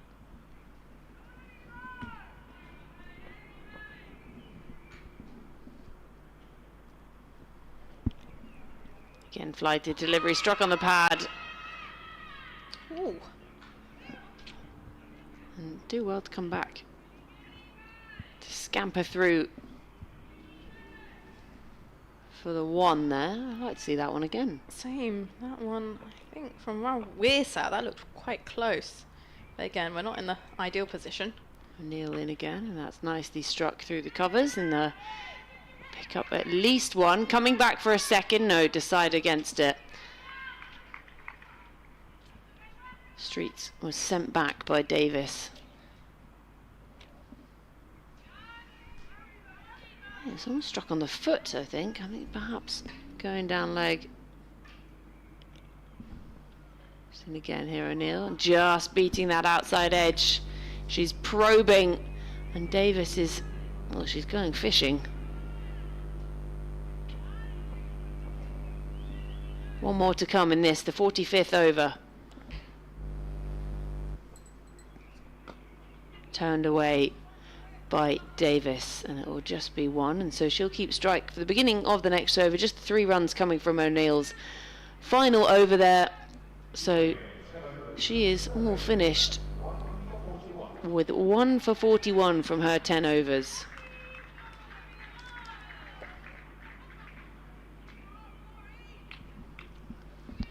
So 5 overs still to come, 213 on the board for Kent.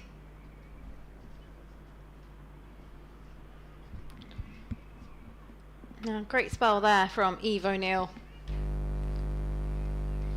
Done a fabulous job. 10 overs, 1 for 41. And Millie Taylor in for her 4th now.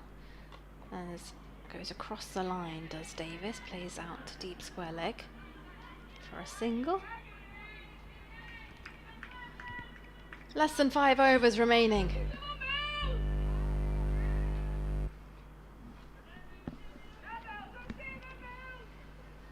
Did you see the scorecard for that UAE versus I Qatar did, yes. game in the Women's World Cup qualifiers? This one's cut away off the back foot down to deep cover. Was 8 batters retired?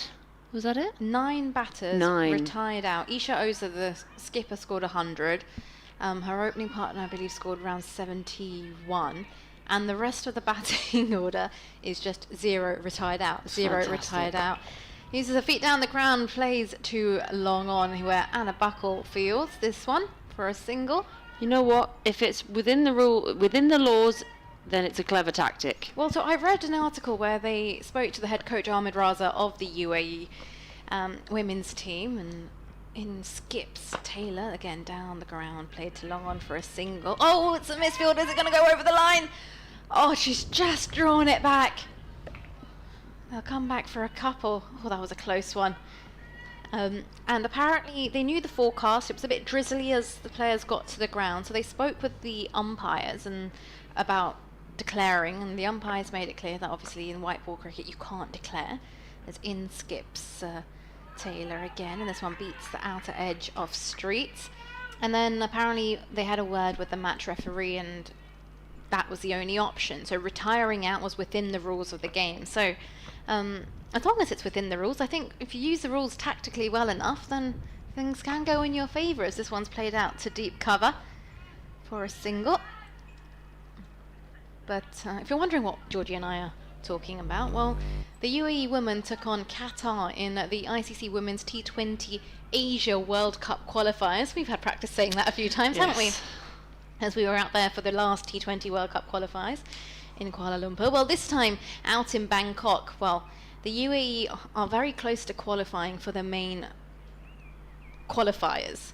Qualifying for the qualifying from the regional qualifiers for the global qualifiers. Yeah, that sounds a lot better. As we conclude the 46th over, Kent 219 for 5. And well, just to make sure that their chances don't go, well, they had to play this tactical approach in their match against Qatar, because points matter, net run rate matters, and well, making sure they qualify would be huge for their team. They've just recently earned ODI status as well. They have, yes.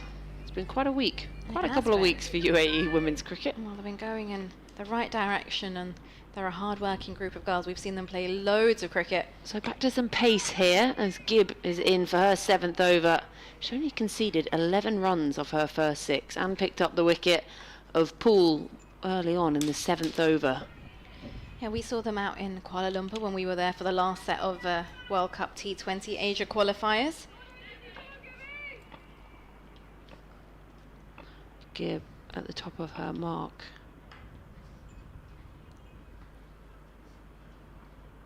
Oh, goes for something a little bit innovative and gets it fine enough and picks up 4. I think she's just managed to get... No, she hasn't. It's byes. So didn't manage to get anything on it. Yeah, we spent some time watching them. They played a lot of cricket. They played good cricket then, actually. I think the two teams that really highlight for me were Thailand and the UAE, and obviously UAE qualified into the main qualifiers. I'm not sure how did you say it again? Into the global qualifiers. Into the global qualifiers. They qualified from the regional qualifiers to go to the global qualifiers. Okay, regional to global. I'll learn it one day. As Gibb is in again and goes again. And you know what? It's going to get the same result. Back-to-back 4s, but this time manages to get some bat on it. Well, I just like this from Kent actually now. They have a bit more confidence in them. They have assessed the situation.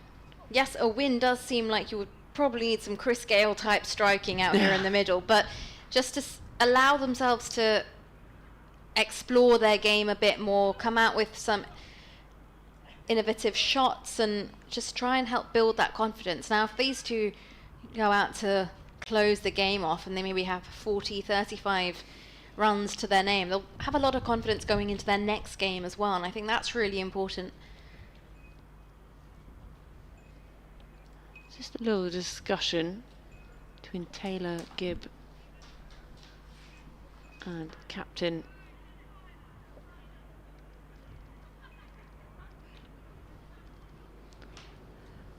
So Gibb just waiting at the top of her mark. Already 8 runs off this over, including 4 of those as byes. So they don't go down against her. Full toss, crunched away, and this could be 4 more. It is! This is turning into a very expensive over. Already 12 runs from it. Yeah, expensive for Sussex. For Kent, they'll be enjoying this. I'll just be thinking, is this too little too late? That's the problem. When could we have done this earlier?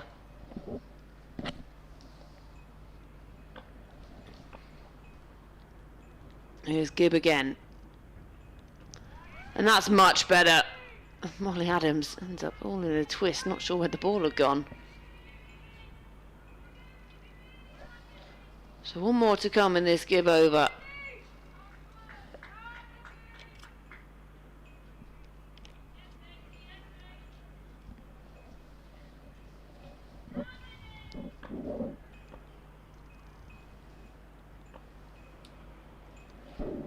Streets on 29 from 31. And that's gone for 4 as well. So a very expensive over in the end. 16 runs coming from it. 12 of them off the bat. And that's the 50 partnership between Davis and Streets.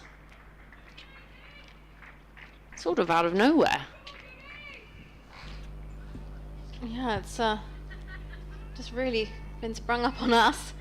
But good to see these two feeling comfortable out there. Davis on 11, Streets on 33. Taylor continuing.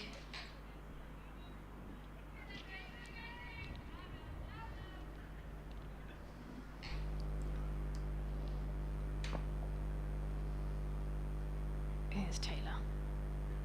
Left arm over the wicket. This one's flicked away to mid-wicket. They'll take on a run. There's a shy at the non-striker's end. An overthrow. They look to come back on that, but they decide against it.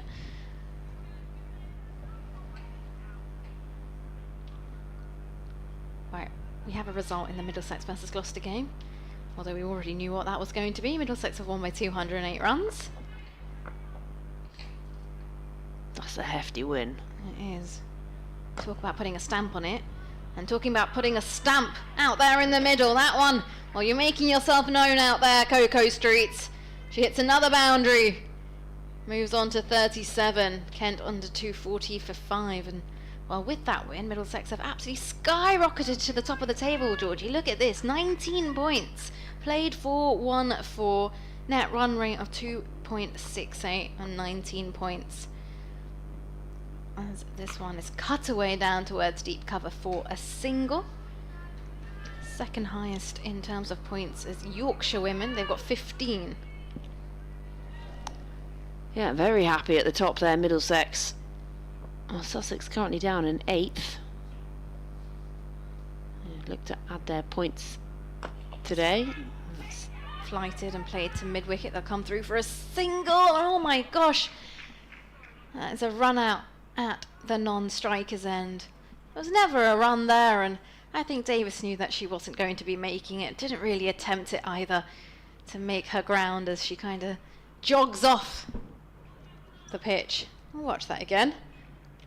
She hits it to mid-wicket, and she's kind of decided against it, and then Streets has already come through to her, so she just ends up thinking, oh, you know what, I might as well run, and she wasn't going to make it. It's a weird one because it was kind of her call and she set off and stopped, but by this point Streets was so far down the wicket that there was no point then trying to turn back and go back. Yeah, there wasn't. Anyway, with that run out, can lose another. They're going to be 6 down now. Molly Davis will go 12 from 24. And Kent are 241 for 6 into the 48th over. Just a little team chat. A very happy looking team in pink, Sussex. Now just looking to try and get this finished.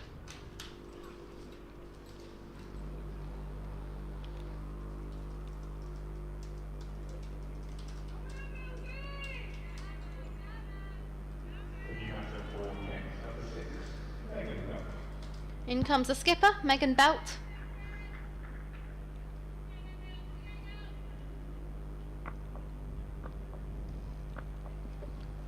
In skips Taylor now. Flights this one up. Belt drives to mid-off for no run. Megan Belt combined her first name with her surname there.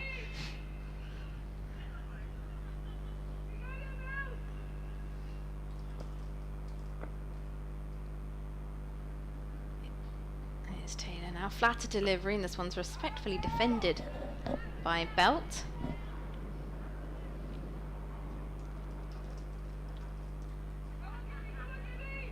That will also conclude the end of the over. 48 overs gone. Kent 242 for 6.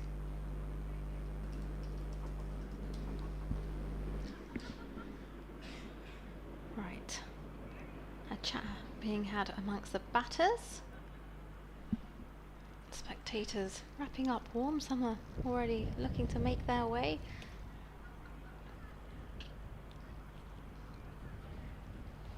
Our camera operator also keeping herself warm. Daisy Gibb from the Cromwell Road end.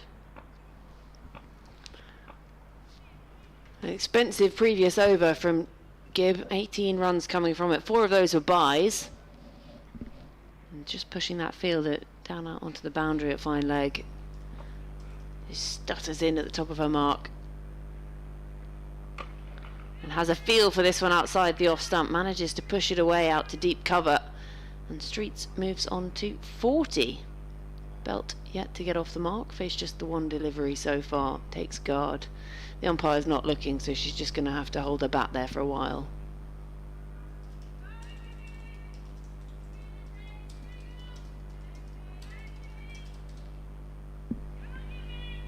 So lots of cries of "Come on, Gibby."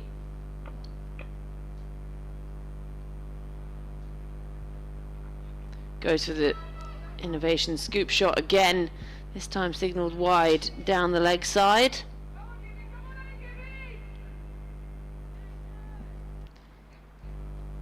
She makes her way back to the top of her mark. Right now, Sussex really would be keen just to get the job done. Don't want to be giving any extras away. They've already given away 21 extras.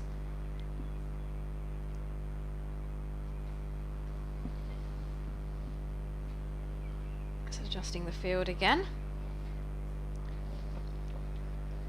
Yes, Kent gave away 23. And now Sussex catching up. They're on 22 extras. And I think that's actually the main differentiator between these Tier 1 and Tier 2 sides, Georgie. The discipline. It's the discipline and the consistency, and if you just compare scorecards with perhaps those games that we see in the tier above, the extras column is a lot more concise. As I believe this might be given. Now there's good. Excellent stop. That's really good stuff. Is that O'Neill coming round and cutting that one off? She gets a high five from Anna Buckle, who does the throwing. She likes this shot, one of her favourites. Yeah, sticking out her right hand, did really well. Yeah, brilliant job.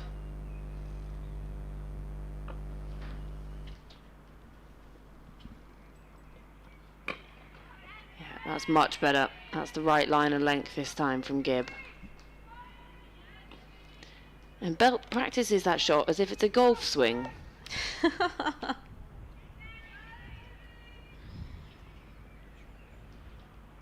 Well, at this point, where they are, you might as well give it a go. Bring out the driver. On the driver, you're on the 9th hole. Go for it. Here comes Gibb, 3 to come in this over. And goes again. And this time Adams manages to get herself between the ball and the boundary. And not quite where she was aiming to send it. I feel like these two have got competition between themselves out there in the middle. Who can hit the most ramps? Who can get it away to the boundary? What is it? A ramp a day keeps the sound away. Where did that come from? A shimmy a day keeps the sound away, doesn't it? I think so. Here comes Gibb. Short this time. And Adams thinks there's been a tickle on that, but it's got a late appeal, and then suddenly everyone else joined in. So 1 to come in this penultimate over from Gibb. Our spectators are back though, on the balcony on the right hand side of the ground, where the flag is hung up, the Sussex flag on the top balcony on the set of apartments on our right. Spectators there throughout the whole weekend watching the Worcestershire game. Now they're back for the women's game. And that one's just dug out full and managed to squirt down to fine leg. So 1 off the final ball of the over at the end of 49. 1 over still to come. Kent 249 for 6. They need 52 runs off the final over. I'm no mathematician, but... Well, just as I say that, they disappear off the balcony. I'd love them to just pop up. Let's pop their heads up. Yeah. Well, they are there. They've been watching. I think on the balcony next to him, on their left, there's another spectator. Oh no, they've just left as well. Spectators have left the building. Well, they're here, and the Sussex flag is flying. We're going to have pace for the final over of this innings. Mary Taylor to bowl the final over. She's trying to figure out which one her run-up was. There's a few lines there, and she's like, which one's mine? Well, she's found it, and she's ready to set off towards Cocoa Streets. The back foot cuts this one straight to Green, who's at extra cover. She takes a shot at the non-strikers, and it misses, and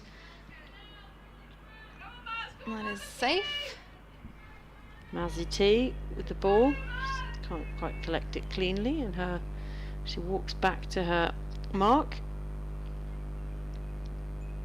Now that she knows which one it is. That helps. Here is Mazzy T as she comes in. This one's hit on the up towards point. They'll come through for a single try at the stumps. If that hit, she was nowhere near. Yeah, she could have just carried on running. Running back up the stairs, but no. That's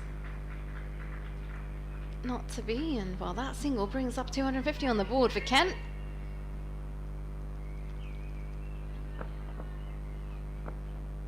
So 4 still to come. Just change in the field. Mid-wicket's being taken out and put towards short third. And long on's just been sent a little bit wider to cover that gap. That's been created now, as in runs Mary Taylor.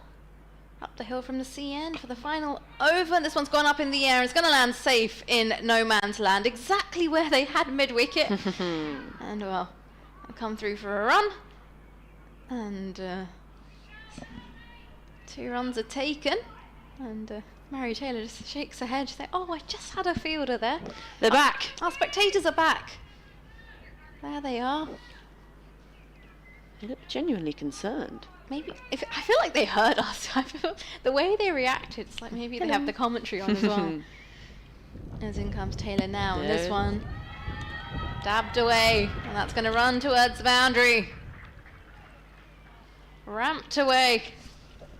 They like that shot. Megan Belt has felt like she's had to get that out on a few occasions. Practice makes perfect, and well, that's run away down towards the boundary for 4 runs. Can't move on to 256 for 6. 45 runs and 2 balls. Challenge accepted. As Mary Taylor strides away from us. And this one played across the line down towards deep mid-wicket by Belt for a single.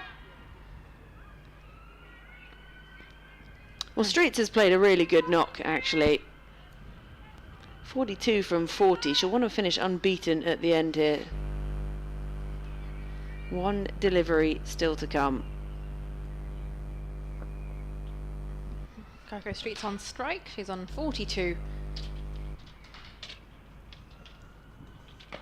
And we can make that 43 as she plays that to Kiara Green at cover to conclude the innings, to conclude the chase. And Sussex have beaten Kent here at Hove in the Metro Bank Women's One-Day Cup League 2. Absolutely brilliant here from Sussex. Concise, disciplined, and unfortunately Kent, they never really got going with the bat. Yes, an injury to their opening batter, Amy Gordon, which meant she wasn't able to bat today.